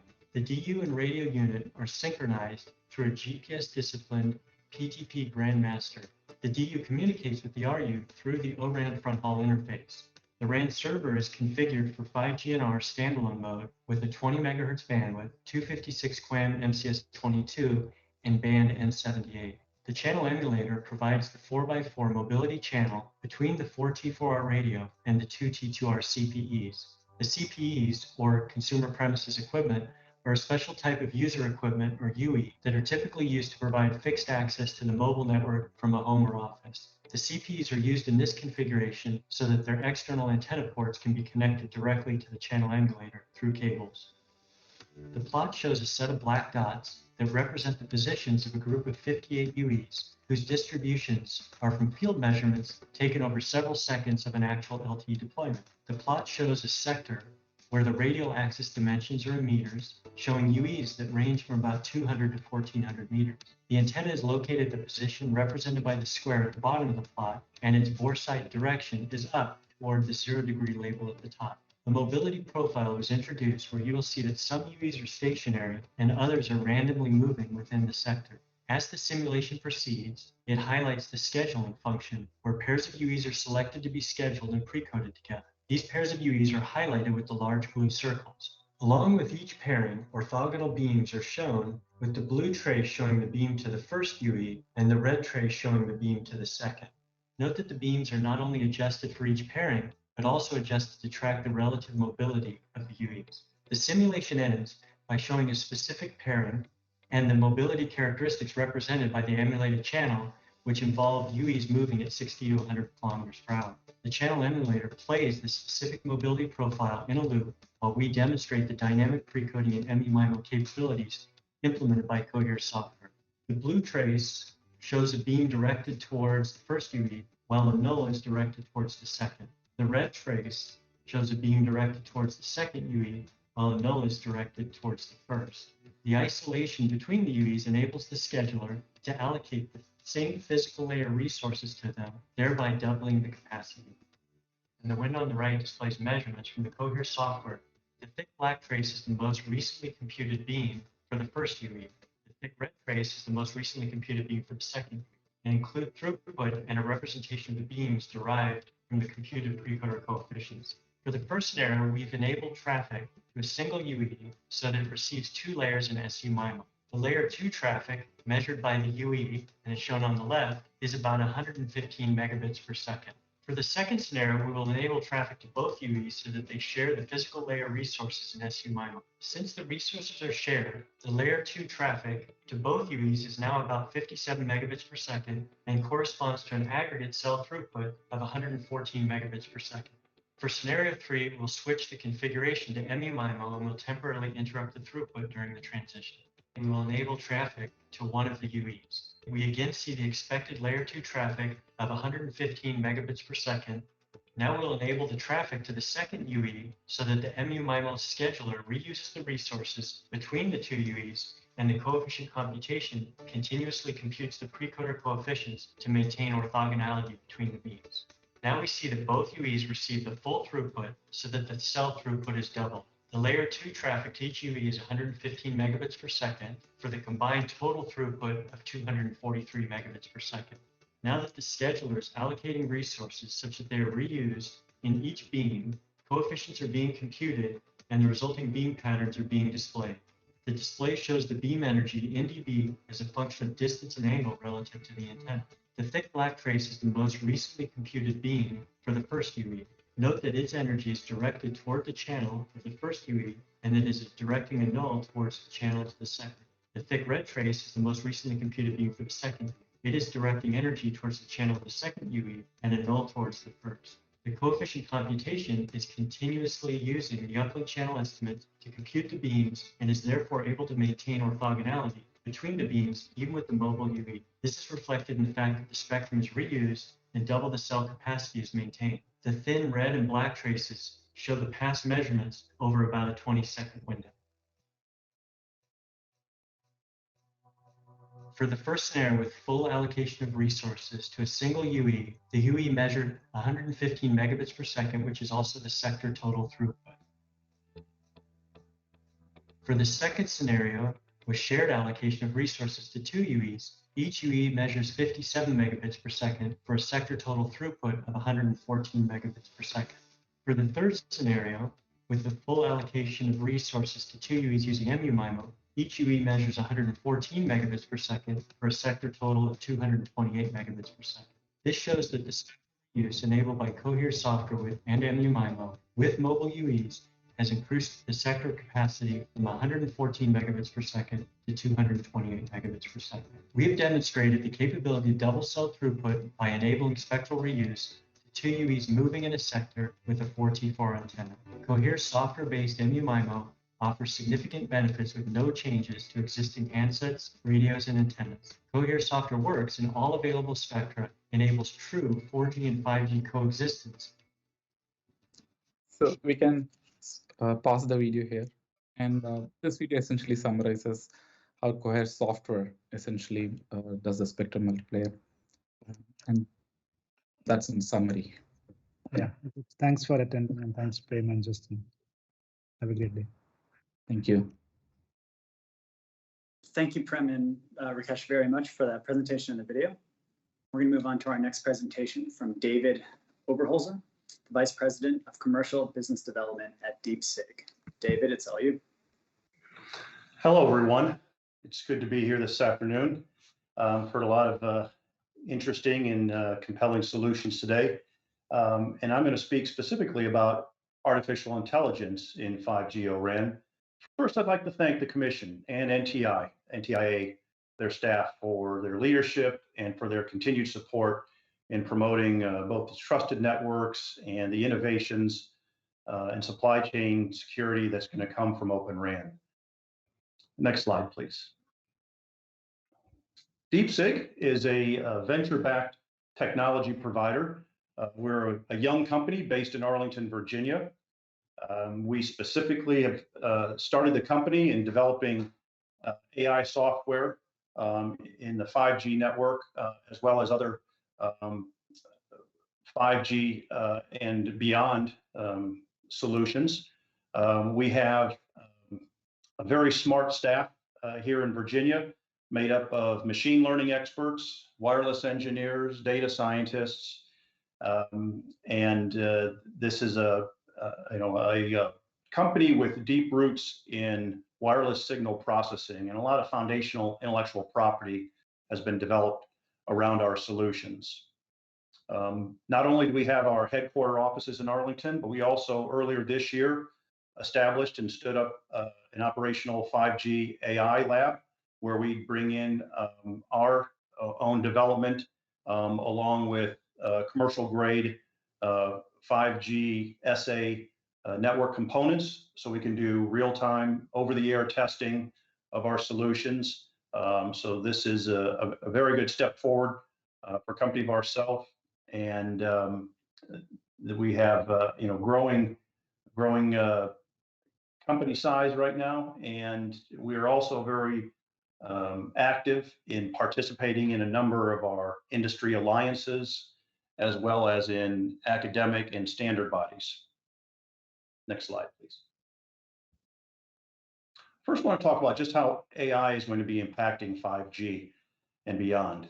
The work we've been doing, specifically in the RAN, is going to prove how AI can improve real performance in the radio access network.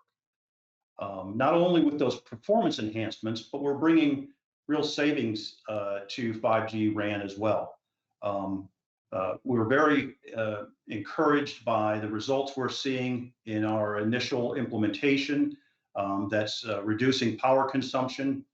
We'll talk a little bit about how that's happening in the next slides. But this is also has an impact globally as AI will be more widely used throughout these 5G networks and reducing carbon footprint.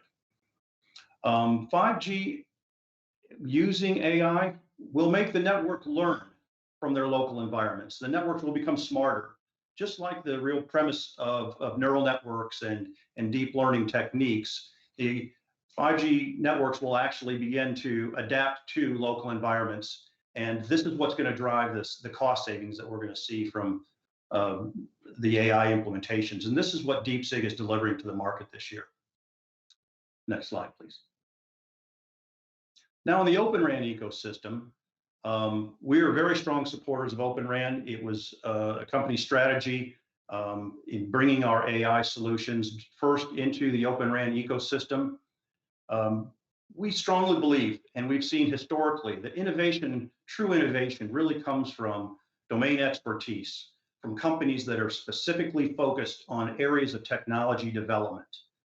This is somewhat different than what we see many times in sort of large global suppliers who have their own roadmaps, who have their own priorities with their existing install base and how they roll out innovation or technology development. Yes, there's companies with very large R&D groups. However, we see that, you know, when we have focused effort from specialty companies that are very agile and can move very quickly in bringing solutions to the market, we believe that Openran ecosystem enables this type of innovation.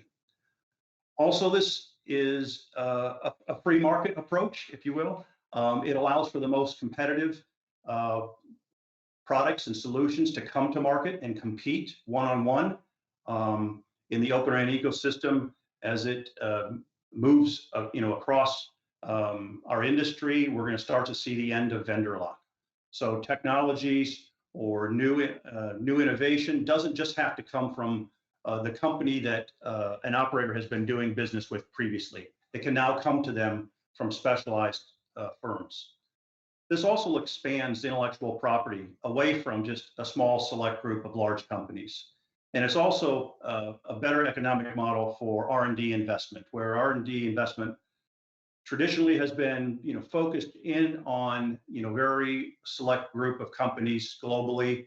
So it's a concentration of that investment. This distributes it across, it kind of breaks apart that concentration, and we believe that investment will follow and expand, again, broadening the intellectual property. And this again is all enabled by the Openran initiatives. Next slide, please. So I want to talk about DeepSig solutions, what we call OmniFi 5G. And when we say Phi, think of the physical layer in the network. This is a product that we've been developing for over 2 years now. It is coming to market at the end of 2021. And this is machine learning software. And this machine learning software exists in the layer 1 of a radio access network. This is machine learning that is going to be adapting to the actual environment of the base station.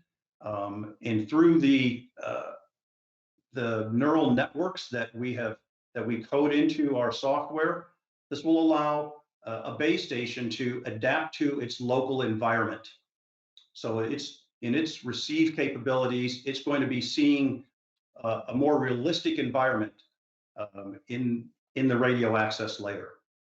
Where we implement this is in component software that will go to our first level customer, which will be baseband software companies.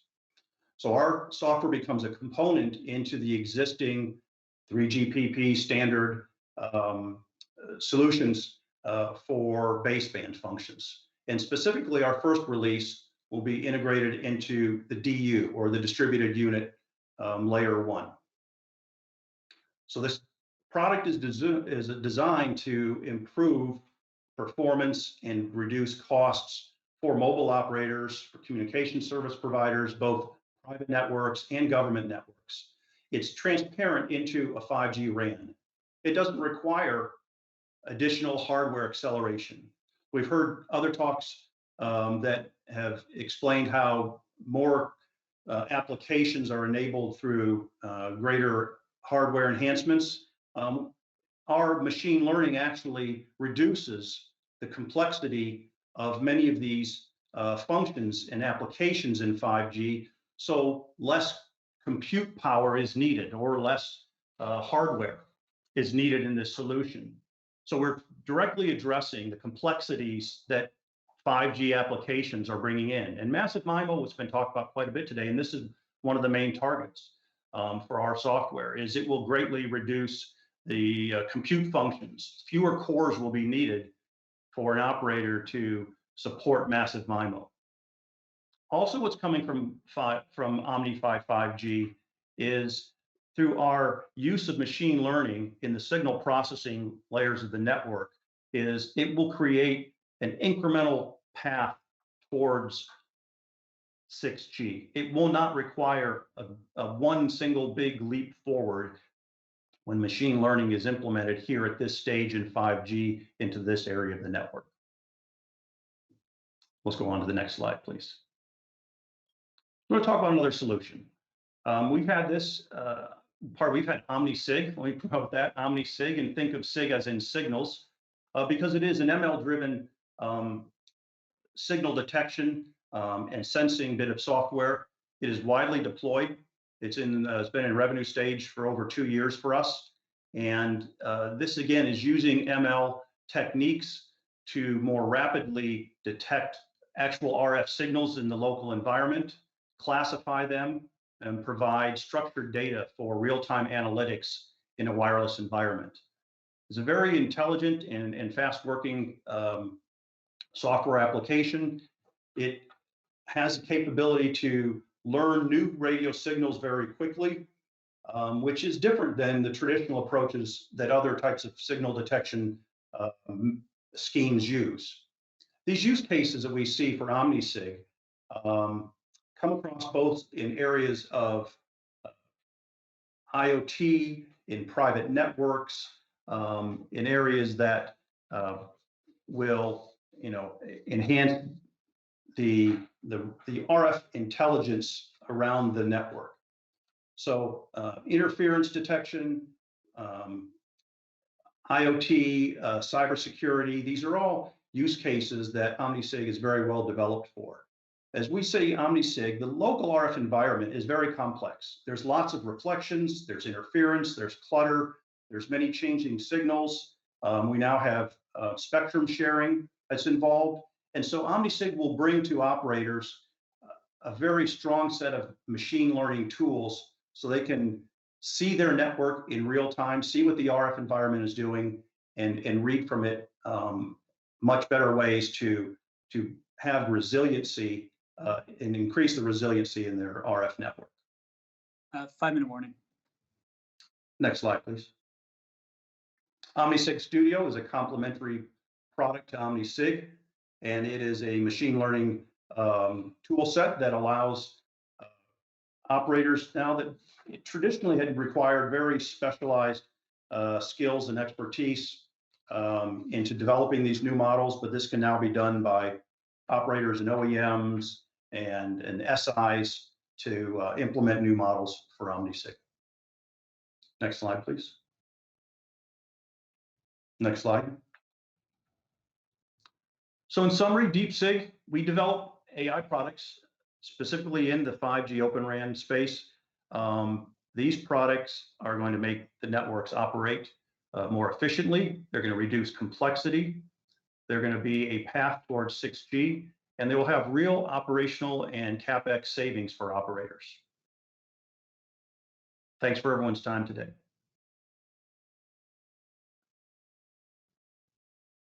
Thank you very much, David. Next up, we have Jeff Edlund, who's the Chief Technology Officer for Communications, Media, and Solutions for HPE. Jeff, the floor is yours. Thank you very much. Go to the next slide, please.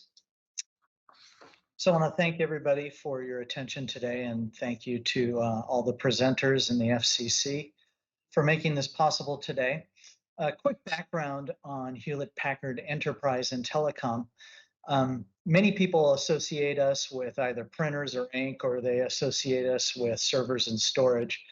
One of the key messages I'd like everybody to walk away with today is that Hewlett-Packard Enterprise is a telecommunications company, and we've actually been in the telco business over 30 years.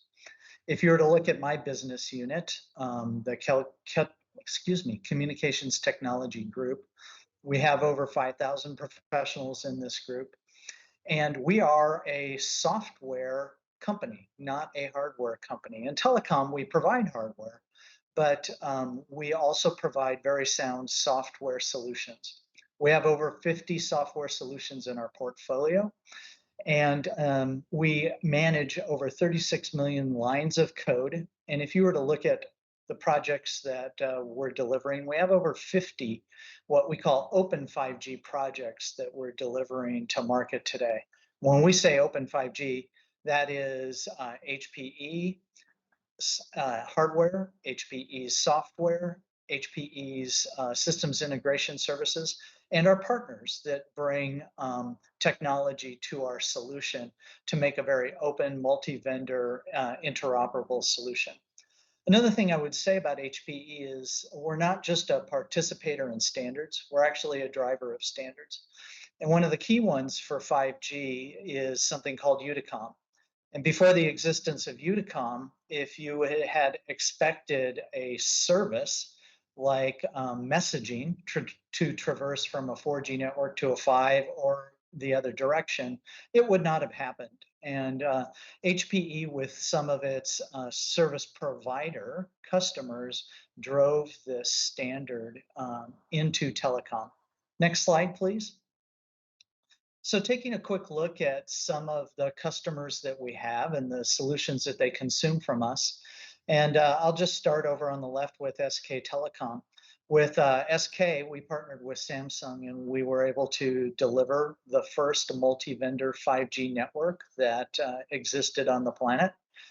At Verizon, they consume from us our subscriber data management platforms, our device entitlement platforms, and we're actively delivering vRAN into their network today.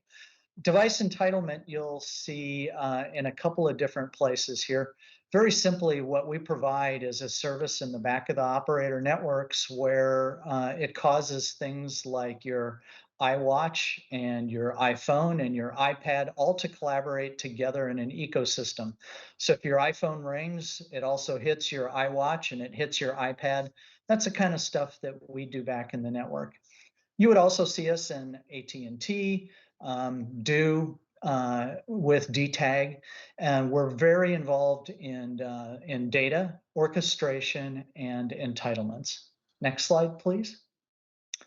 So getting a little more specific in 5G, we provide solutions all the way down to the radio access through the transport into the edge and the edge cloud, providing the platforms that sit at the edge, as well as the software that can make routing determinations, whether the data is going back to the core, it's getting analyzed at the edge. We focus very heavily in the core network and in specifically the control plane, the service-based architecture for the control plane, and then all the way out to the applications and content services that live in the internet. And we wrap that with a layer of management and operations that can support multiple technologies. Doesn't matter if you're 5G, 4G, 3G, or Wi-Fi. And we also enable through our orchestration capabilities, what I'll describe here soon, is network slicing. So we act as a network slice selection function, a network slice manager, and we can build and operate those slices for a carrier all the way down through the radio access network. Next slide, please. So building on this notion of management and orchestration and slicing that I spoke about in the previous slide, we have a suite of orchestration solutions that's specifically designed for the carrier, the operator, and the service provider. We announced these during the 4G networking period, and we've continued to enhance this portfolio going forward, and it's now available today for 5G. Up at the very top, at the service layer, where you're deciding and designing how a service is going to be provisioned, activated, and deployed, and how it's implemented either at the edge or the core, we have two products, one called HPE Service Director and another called HPE Edge Director. And Edge Director is available completely as a service on a consumption basis. And it uses a technology called intent-based orchestration.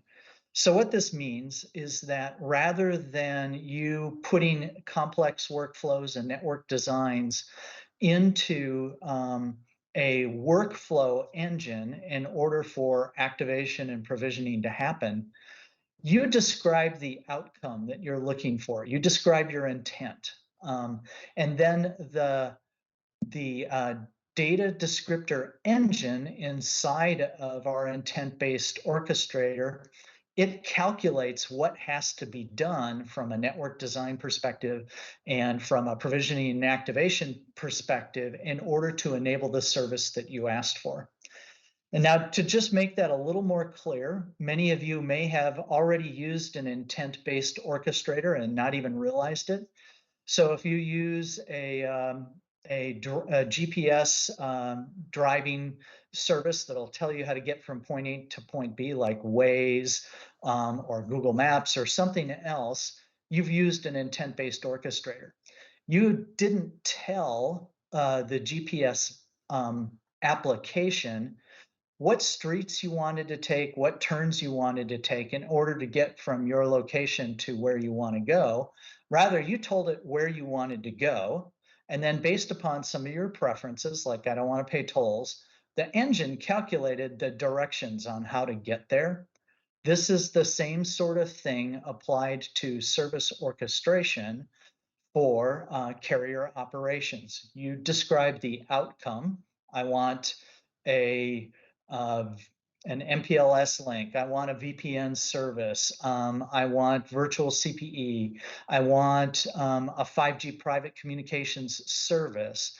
And the intent engine goes and calculates the steps that need to be taken in order to implement and activate that service. Then on the resource layer, we have a whole suite of OSS solutions in our portfolio. One of the most notable ones is something called Intelligent Assurance, which closes the loop between fulfillment and assurance. So in other words, it remediates faults that it sees automatically, and it does it based upon some AI that's built into the package. And then finally, we have NFV Director as a resource orchestrator that can actually manipulate the underlying virtual and physical infrastructure and configure it so that your services will run properly on it. Next slide, please. So we use this set of orchestration services to enable something called network slicing through the RAN. And I have a simple example here. It's think of autonomous driving along with connected car. At the upper layer, you need an ultra reliable, low latent connection in order to enable autonomous driving. And that slice can be built using Service Director. Below that, you might have in-seat headrests with monitors on them that are displaying gaming or video for passengers that are in the back of the car. Enhanced mobile broadband is a slice that's particularly suited for that, and we enable that kind of slicing through Service Director. And then finally, there's this massive machine type communications for IoT.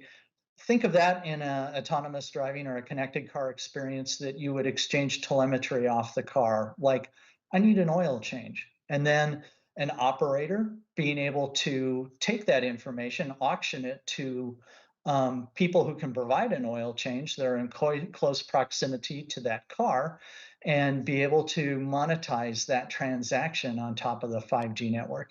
We also have the ability to do the movement between these slices of sessions in order to provide enhanced levels of service. Next slide, please. So moving on from orchestration, I wanted to give you a view of our telco infrastructure offerings.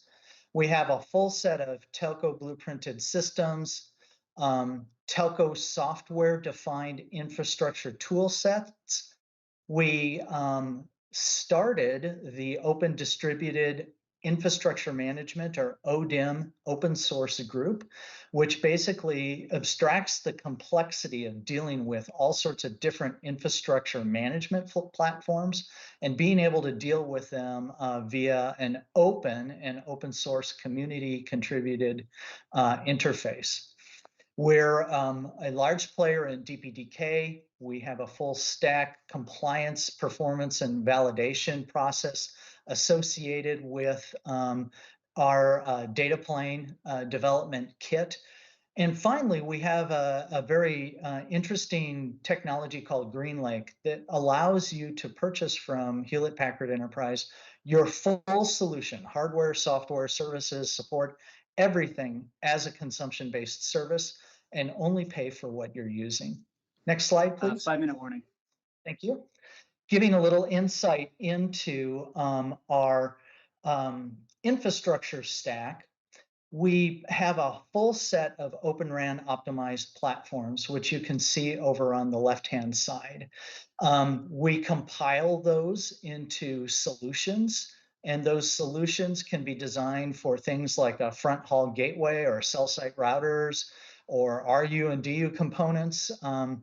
We also maintain telco blueprints that are designed specifically for running an entire network. So if you want to run your core network and you have 153 million subs, we've got a telco blueprint that describes exactly what the hardware configuration is that's required in order to run that. We're very active in standards and communities. You can see here that we're part of the ORAN Policy Commission, part of the ORAN Alliance, and we're a partner-forward, multi-vendor, open company. We believe in having partners to deliver these solutions so that you as a CSP can determine, rather than buying a black box, this is the best solution for me, and be able to implement that in the context of the network. Next slide, please. So one platform that I wanted to bring to your attention specifically is brand new. It's available today. It's called the DL110, and this is an Openran optimized platform. It's a 19-inch rack mount, but shallow depth, half depth 1U platform that supports front bezel cabling. And it's been specifically designed to support RU and DU operations within the context of the Openran ecosystem. You can use this to support transport adjacency functions such as front hall gateways, cell site routers. It's full carrier grade. It's a NEBS level 3 platform. It's gone through all the shake and bake testing, and it's small enough, and it has supporting enclosure cabinetry that will allow you to deploy this thing outdoor as well. So if you want to put this inside of a pole, on a pole, in order to support small site or a microsite, it's been ruggedized in order to do that. And then final slide. And so I just want to close one more time and say that everything that HPE offers is available through a GreenLake experience, which we believe enables telecommunications as a service. You only pay for what you use. You have the ability to scale your solution as you need it. We give you choice and flexibility in partners that you use in design and construction of your network. And it's a great mechanism by which you can bundle everything that you need, only pay for what you're using, not pay for what you're not using, and better monetize and optimize the use of your network components from HPE. And with that, I'll thank you and thank the FCC for the time. Thanks very much, Jeff. We're now going to hear from Mehran Hadapur, who's the Vice President of Business Development and Tech Alliances at Robin. So it's your presentation, Ron. Thank you so much. Let me also take the opportunity to thank FCC, and I think this event such as this is really a big enabler of the open standards and solution profiles that we can make Openran possible. My topic today is talk about this approach for container-ready service delivery model for Openran, and we'll take you through some of the technology requirements that we saw in the market and how some of the savings and capabilities that this kind of deployment would achieve. Next slide, please. A little bit about Robin and who we are. We're also a technology company in Silicon Valley. We started our journey in the enterprise space, focusing on container deployment of data-heavy applications, and extended it to being able to host and onboard telco and 5G applications on Kubernetes natively.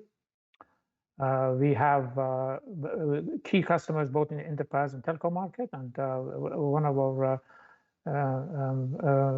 we have proven platform in production, running the entire 5G stack and Active Mobile on container platform today.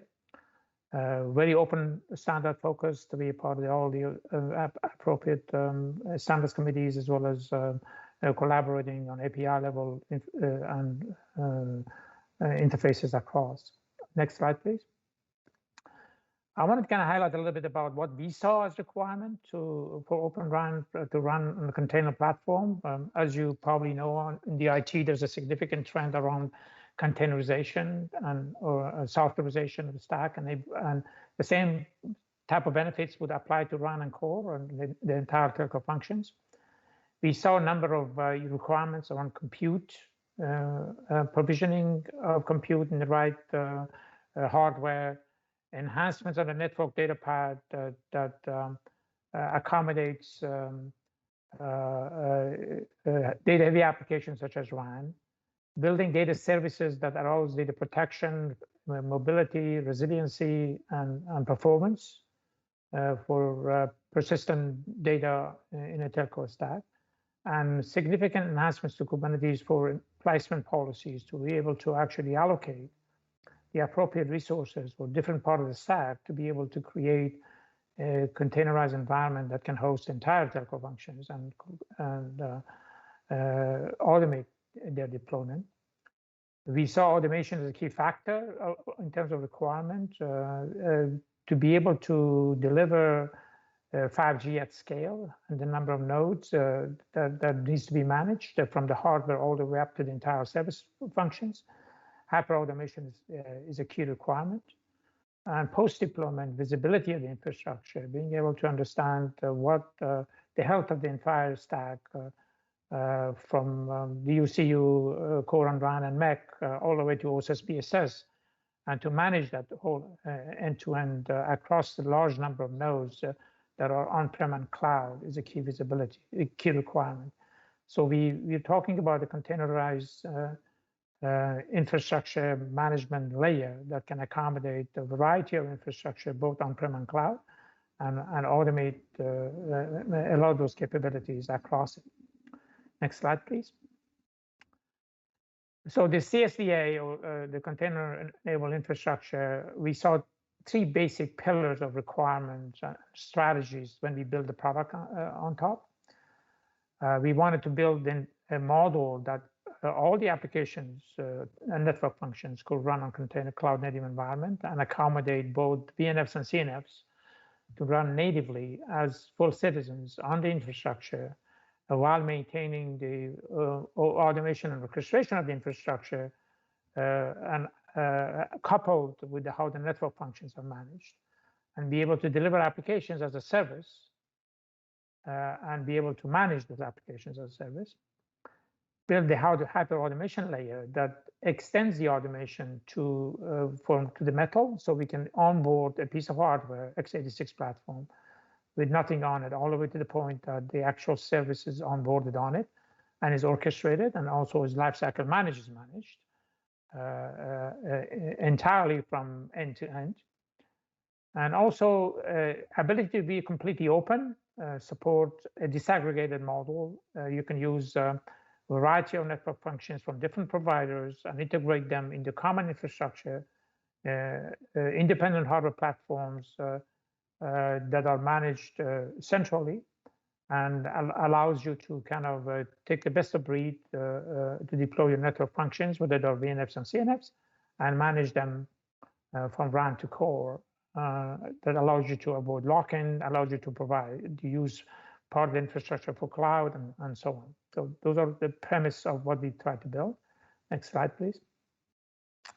So we have two specific solutions in the market that I'm going to quickly cover. Our Cloud Native Platform, or CNP, is an advanced Kubernetes platform that starts with the upstream Kubernetes and create enhancements to allow it to run data-heavy applications and network-heavy applications such as RAN and core on containers. And our MDCAP platform, which is a orchestration layer that will run in a central data center and manage a large number of nodes. Up to 1 million elements could be managed by MDCAP across the entire infrastructure as a Kubernetes application.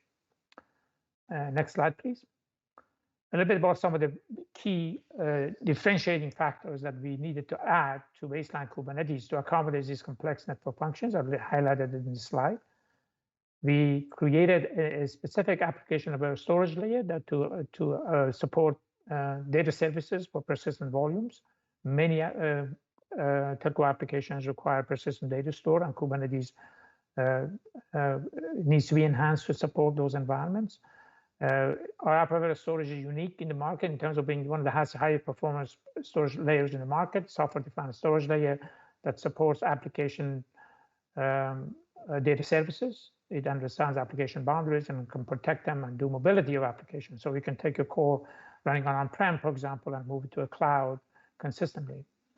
We also added a lot of virtual networking enhancements. We built our own CNI that interfaces to Kubernetes through its CNI layer, includes v4 and IPv6 support, multi-store array, multiple NIC connections to the same pod, being able to run DU that require front haul and back haul with SRIV and DPDK support, as well as overlay networking support and VLAN support that are added to Kubernetes.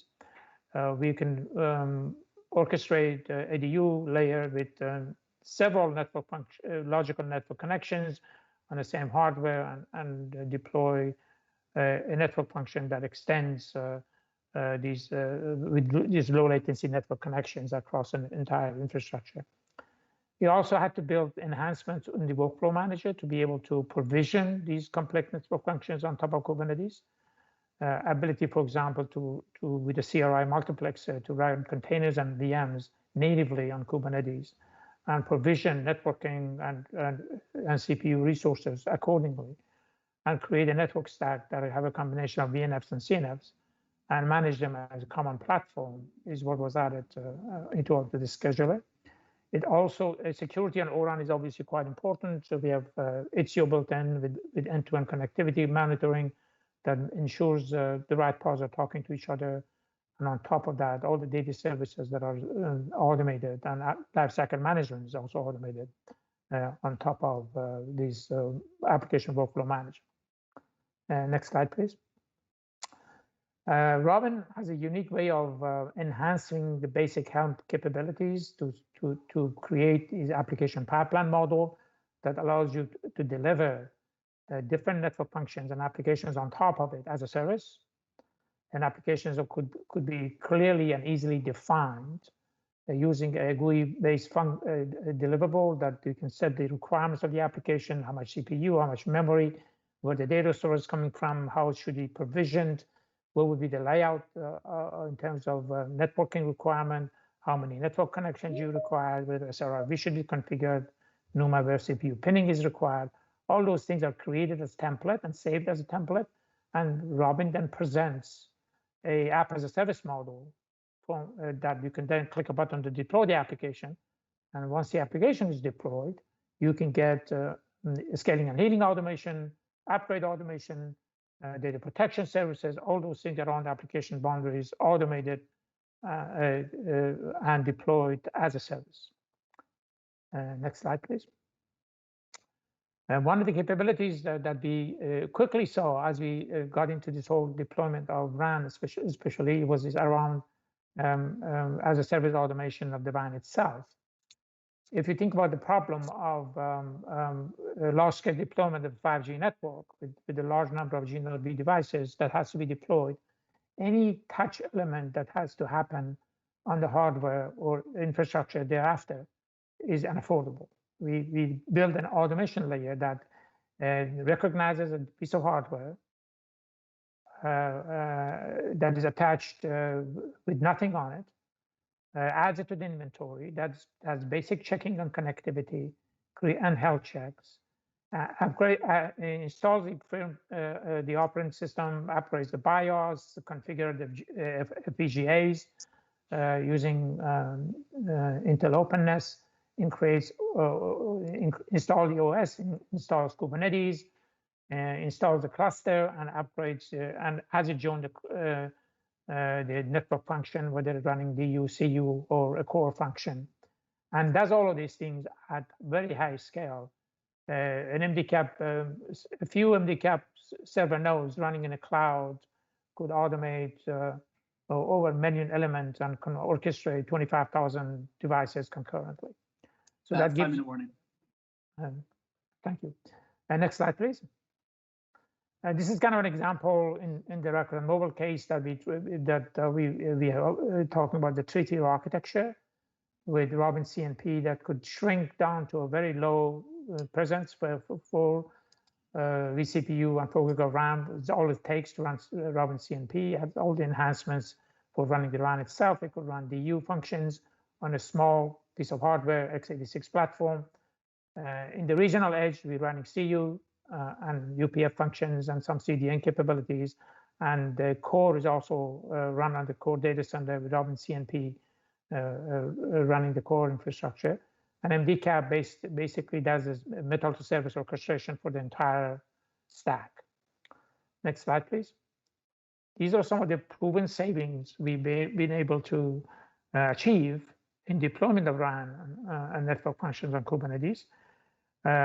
This compared to the previous deployment reported by the customer, 40% deployment OpEx because of all the level of automation that we have built in to the stack, and we're able to provide and CapEx savings because of the efficiency of the containerized environment, no need for a hypervisor, being able to run closely to the bare metal. Deployment times of an entire new network function is reduced significantly. We can deploy a new G-Node B, for example, in minutes. We have tested running VNFs on Robin compared to traditional hypervisors and achieved 30% savings in performance. That would reduce significantly the cost of hardware required, and also the ability to deploy the entire stack of 5G and 4G, by the way, on containers and achieving the benefit of that is the primary use case. In closing, we actually have a Intel-funded lab put together to work with partners and also operators to test different network functions. We can deploy Robin and any of the components for hosting a specific MEC or RAN or core deployment on containers. And if you guys are looking into the containerized deployment and looking at and want to understand the challenges and how Robin can help, we will gladly engage and collaborate on that matter. Again, thanks very much for your support, and I appreciate your time. Thank you. Thank you very much, Moran. Our final presentation of the day, of the first day of our showcase, is from Raha Haider, the President and Principal Consultant, and Shawaz Ahmed, GIS and Design Consultant of SIT Digital International. I'll throw it to you both. Thank you. Thank you very much, everyone, presenters, FCC, and all the audience. We will bring here the topic today and divert intention of everyone towards physical network elements. We have chosen 3 pictures here from the internet. One is pole standing on the ground. Second one is 5G RAN is installed on electricity pole. And third one is we have installed 5G antennas on the wall. If we go logically in NMS or EMS, all three sites are the same. They will look like same. In logical inventory system or in provisioning, service provisioning elements, etc., these all three will look like same. But physically, installation is different, location is different, type is different, and physical constraints are different. So here in this presentation, we will bring this topic that how we support our customers with physical network inventory to manage their physical assets on the map. Let me start next slide. First of all, I will introduce SID Digital International Incorporation. We established in 2010 and now completing 11 years of our experience in digital solutions. We are engineering competence center, consultant of consultants. We are official partner with Esri, silver partner, and utility network specialized. We are market leader in digital solutions and especially physical network inventory, engineering, consultancy, planning, and design services. Geographical information system is our tool to implement the inventory, and we prefer to have web solutions rather than desktop applications. Myself, Raja Ijaz Haider, I am principal consultant and president for this company. I'm based in Saudi Arabia. More than 20 years experience in this domain of physical network inventory, planning, and engineering for telecom networks. I have Shawaz with me. Let him introduce by himself, and then I continue to next slide. Hello, everyone. My name is Shawaz Ahmed, and I'm GIS and design consultant here at SIT Digital. I'm based in Pakistan, and I'm subject matter expert for Esri GIS products for communications, and including open radio access networks. I have also worked extensively on GIS-based inventory solutions for radio networks. I'm also currently leading an R&D team, and that's it. Over to you, Raja. Next slide, please. First of all, let we have some bullets that physical network inventory, what should it contains?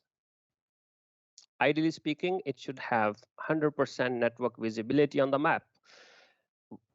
Owner should have 100% visibility of his assets, what he has deployed, where he has invested, and what is the current status, physical status of the asset. Whether this is implemented or this is under implementation or this is just planned and just is added in the records as a planned. Sometimes plannings, they design physical assets, but for implementation, store is not available, components are not available in the warehouse, or procurement system is lazy or delayed. Due to that, the component status is different. But in the inventory system, it should be updated. Assets leasing and utilization visibility, how much we have utilized, how much we have saved in the warehouse, how much we have procured, and how much we have leased or sold to third parties. So this information should be available for asset management to the owner. And that should be very deep level, up to single port level information we should have in our inventory, physical inventory system. Then radio network planning should be capability into the system. Physical network inventory should be integrated with active network inventory. That is mostly logical part of the inventory, which is managed by NMS or EMS systems. So both inventories should be integrated. Network analysis, utilization reporting, depreciation, asset reports, or dashboarding capability should be available in the inventory system. And there are certain use cases. If you see this, this round diagram, there are use cases of physical network inventory where this is to be used. So this is the basic need of every network owner. If we go to next slide, I will explain more. Can you? Yeah, thank you. When we speak on the topic Openran, here we speak that with the same solution or same network, we will have more number of vendors, we will have more number of physical components, and we will have our catalog more fatty and enhanced. This means we have to manage more number of components in our inventory system, in our physical network inventory management. Bottom down, we see growth of the network standards. If we grow from 2G, 3G to 4G and then 5G, number of sites on the map are growing. In one city, if we are in 2G, then number of sites are less. If we enhance to 3G or 4G, number of sites are more. And for 5G, physical assets on the map shall be more.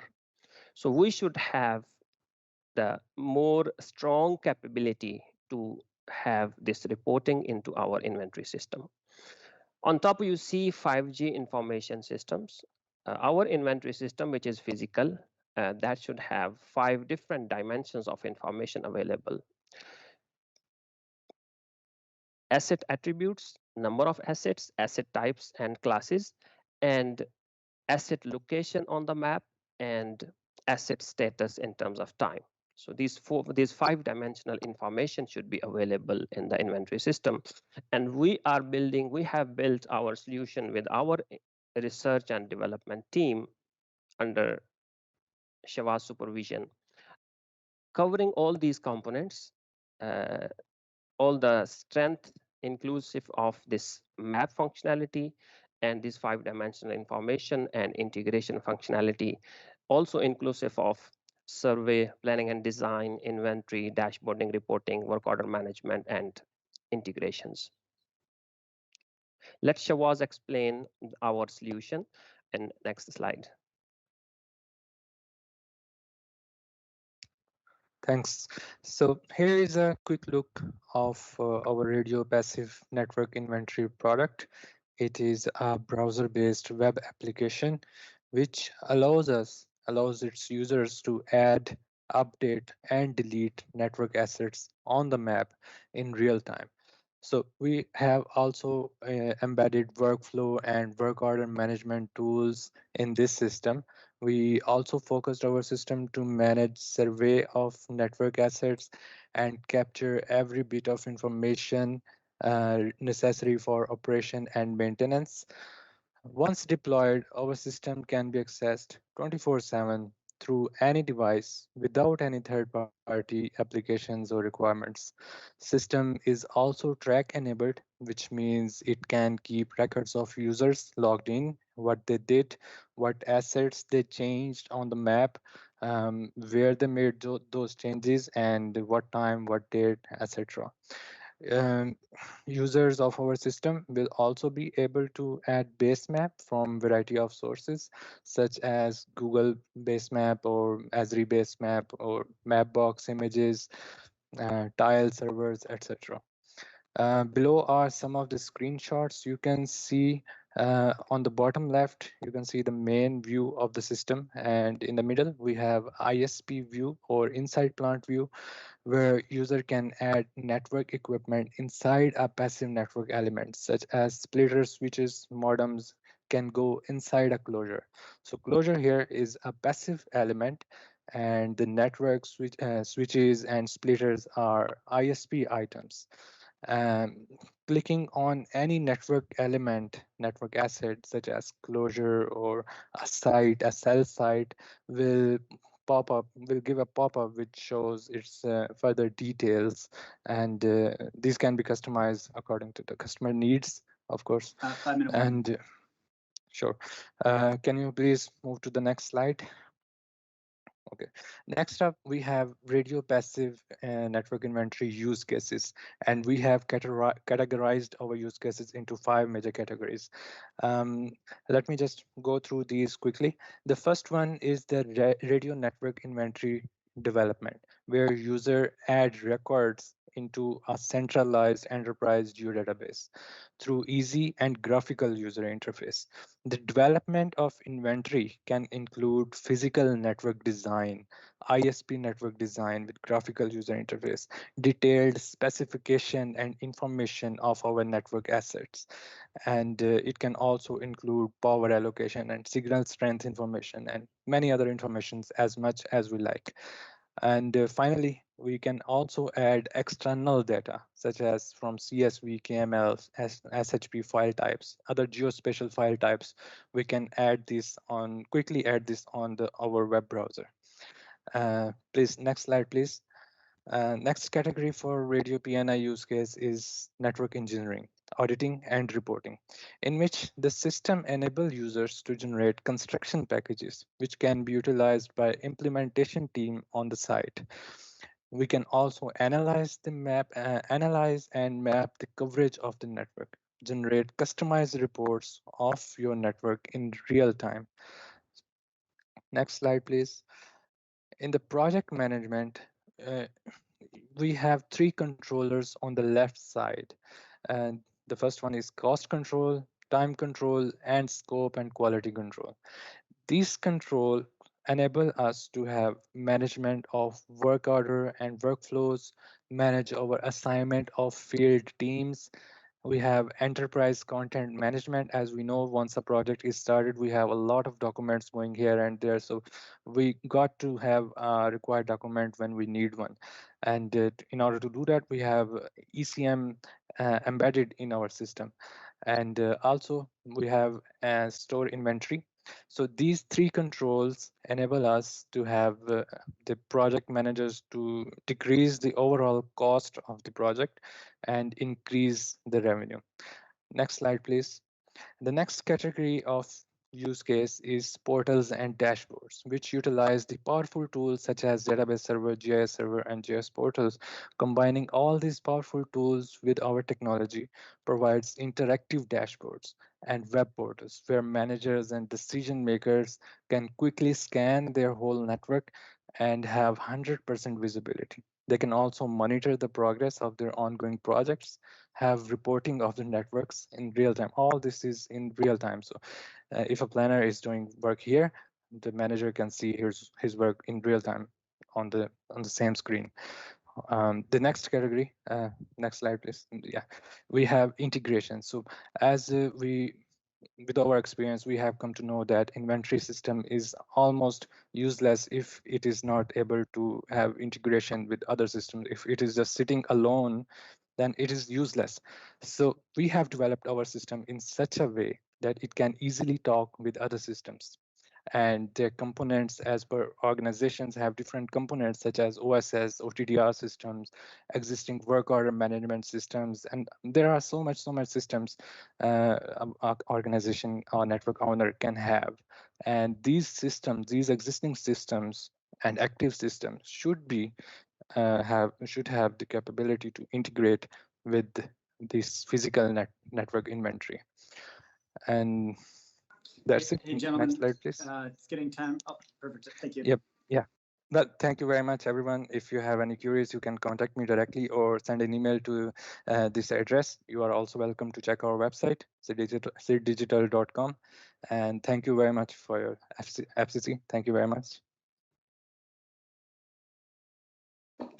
Fantastic. Thank you both for your presentation. And thank you to all of our presenters today for all of your presentations and all of the information that you shared for providers who are going to be looking to deploy ORAN and the new equipment in the future.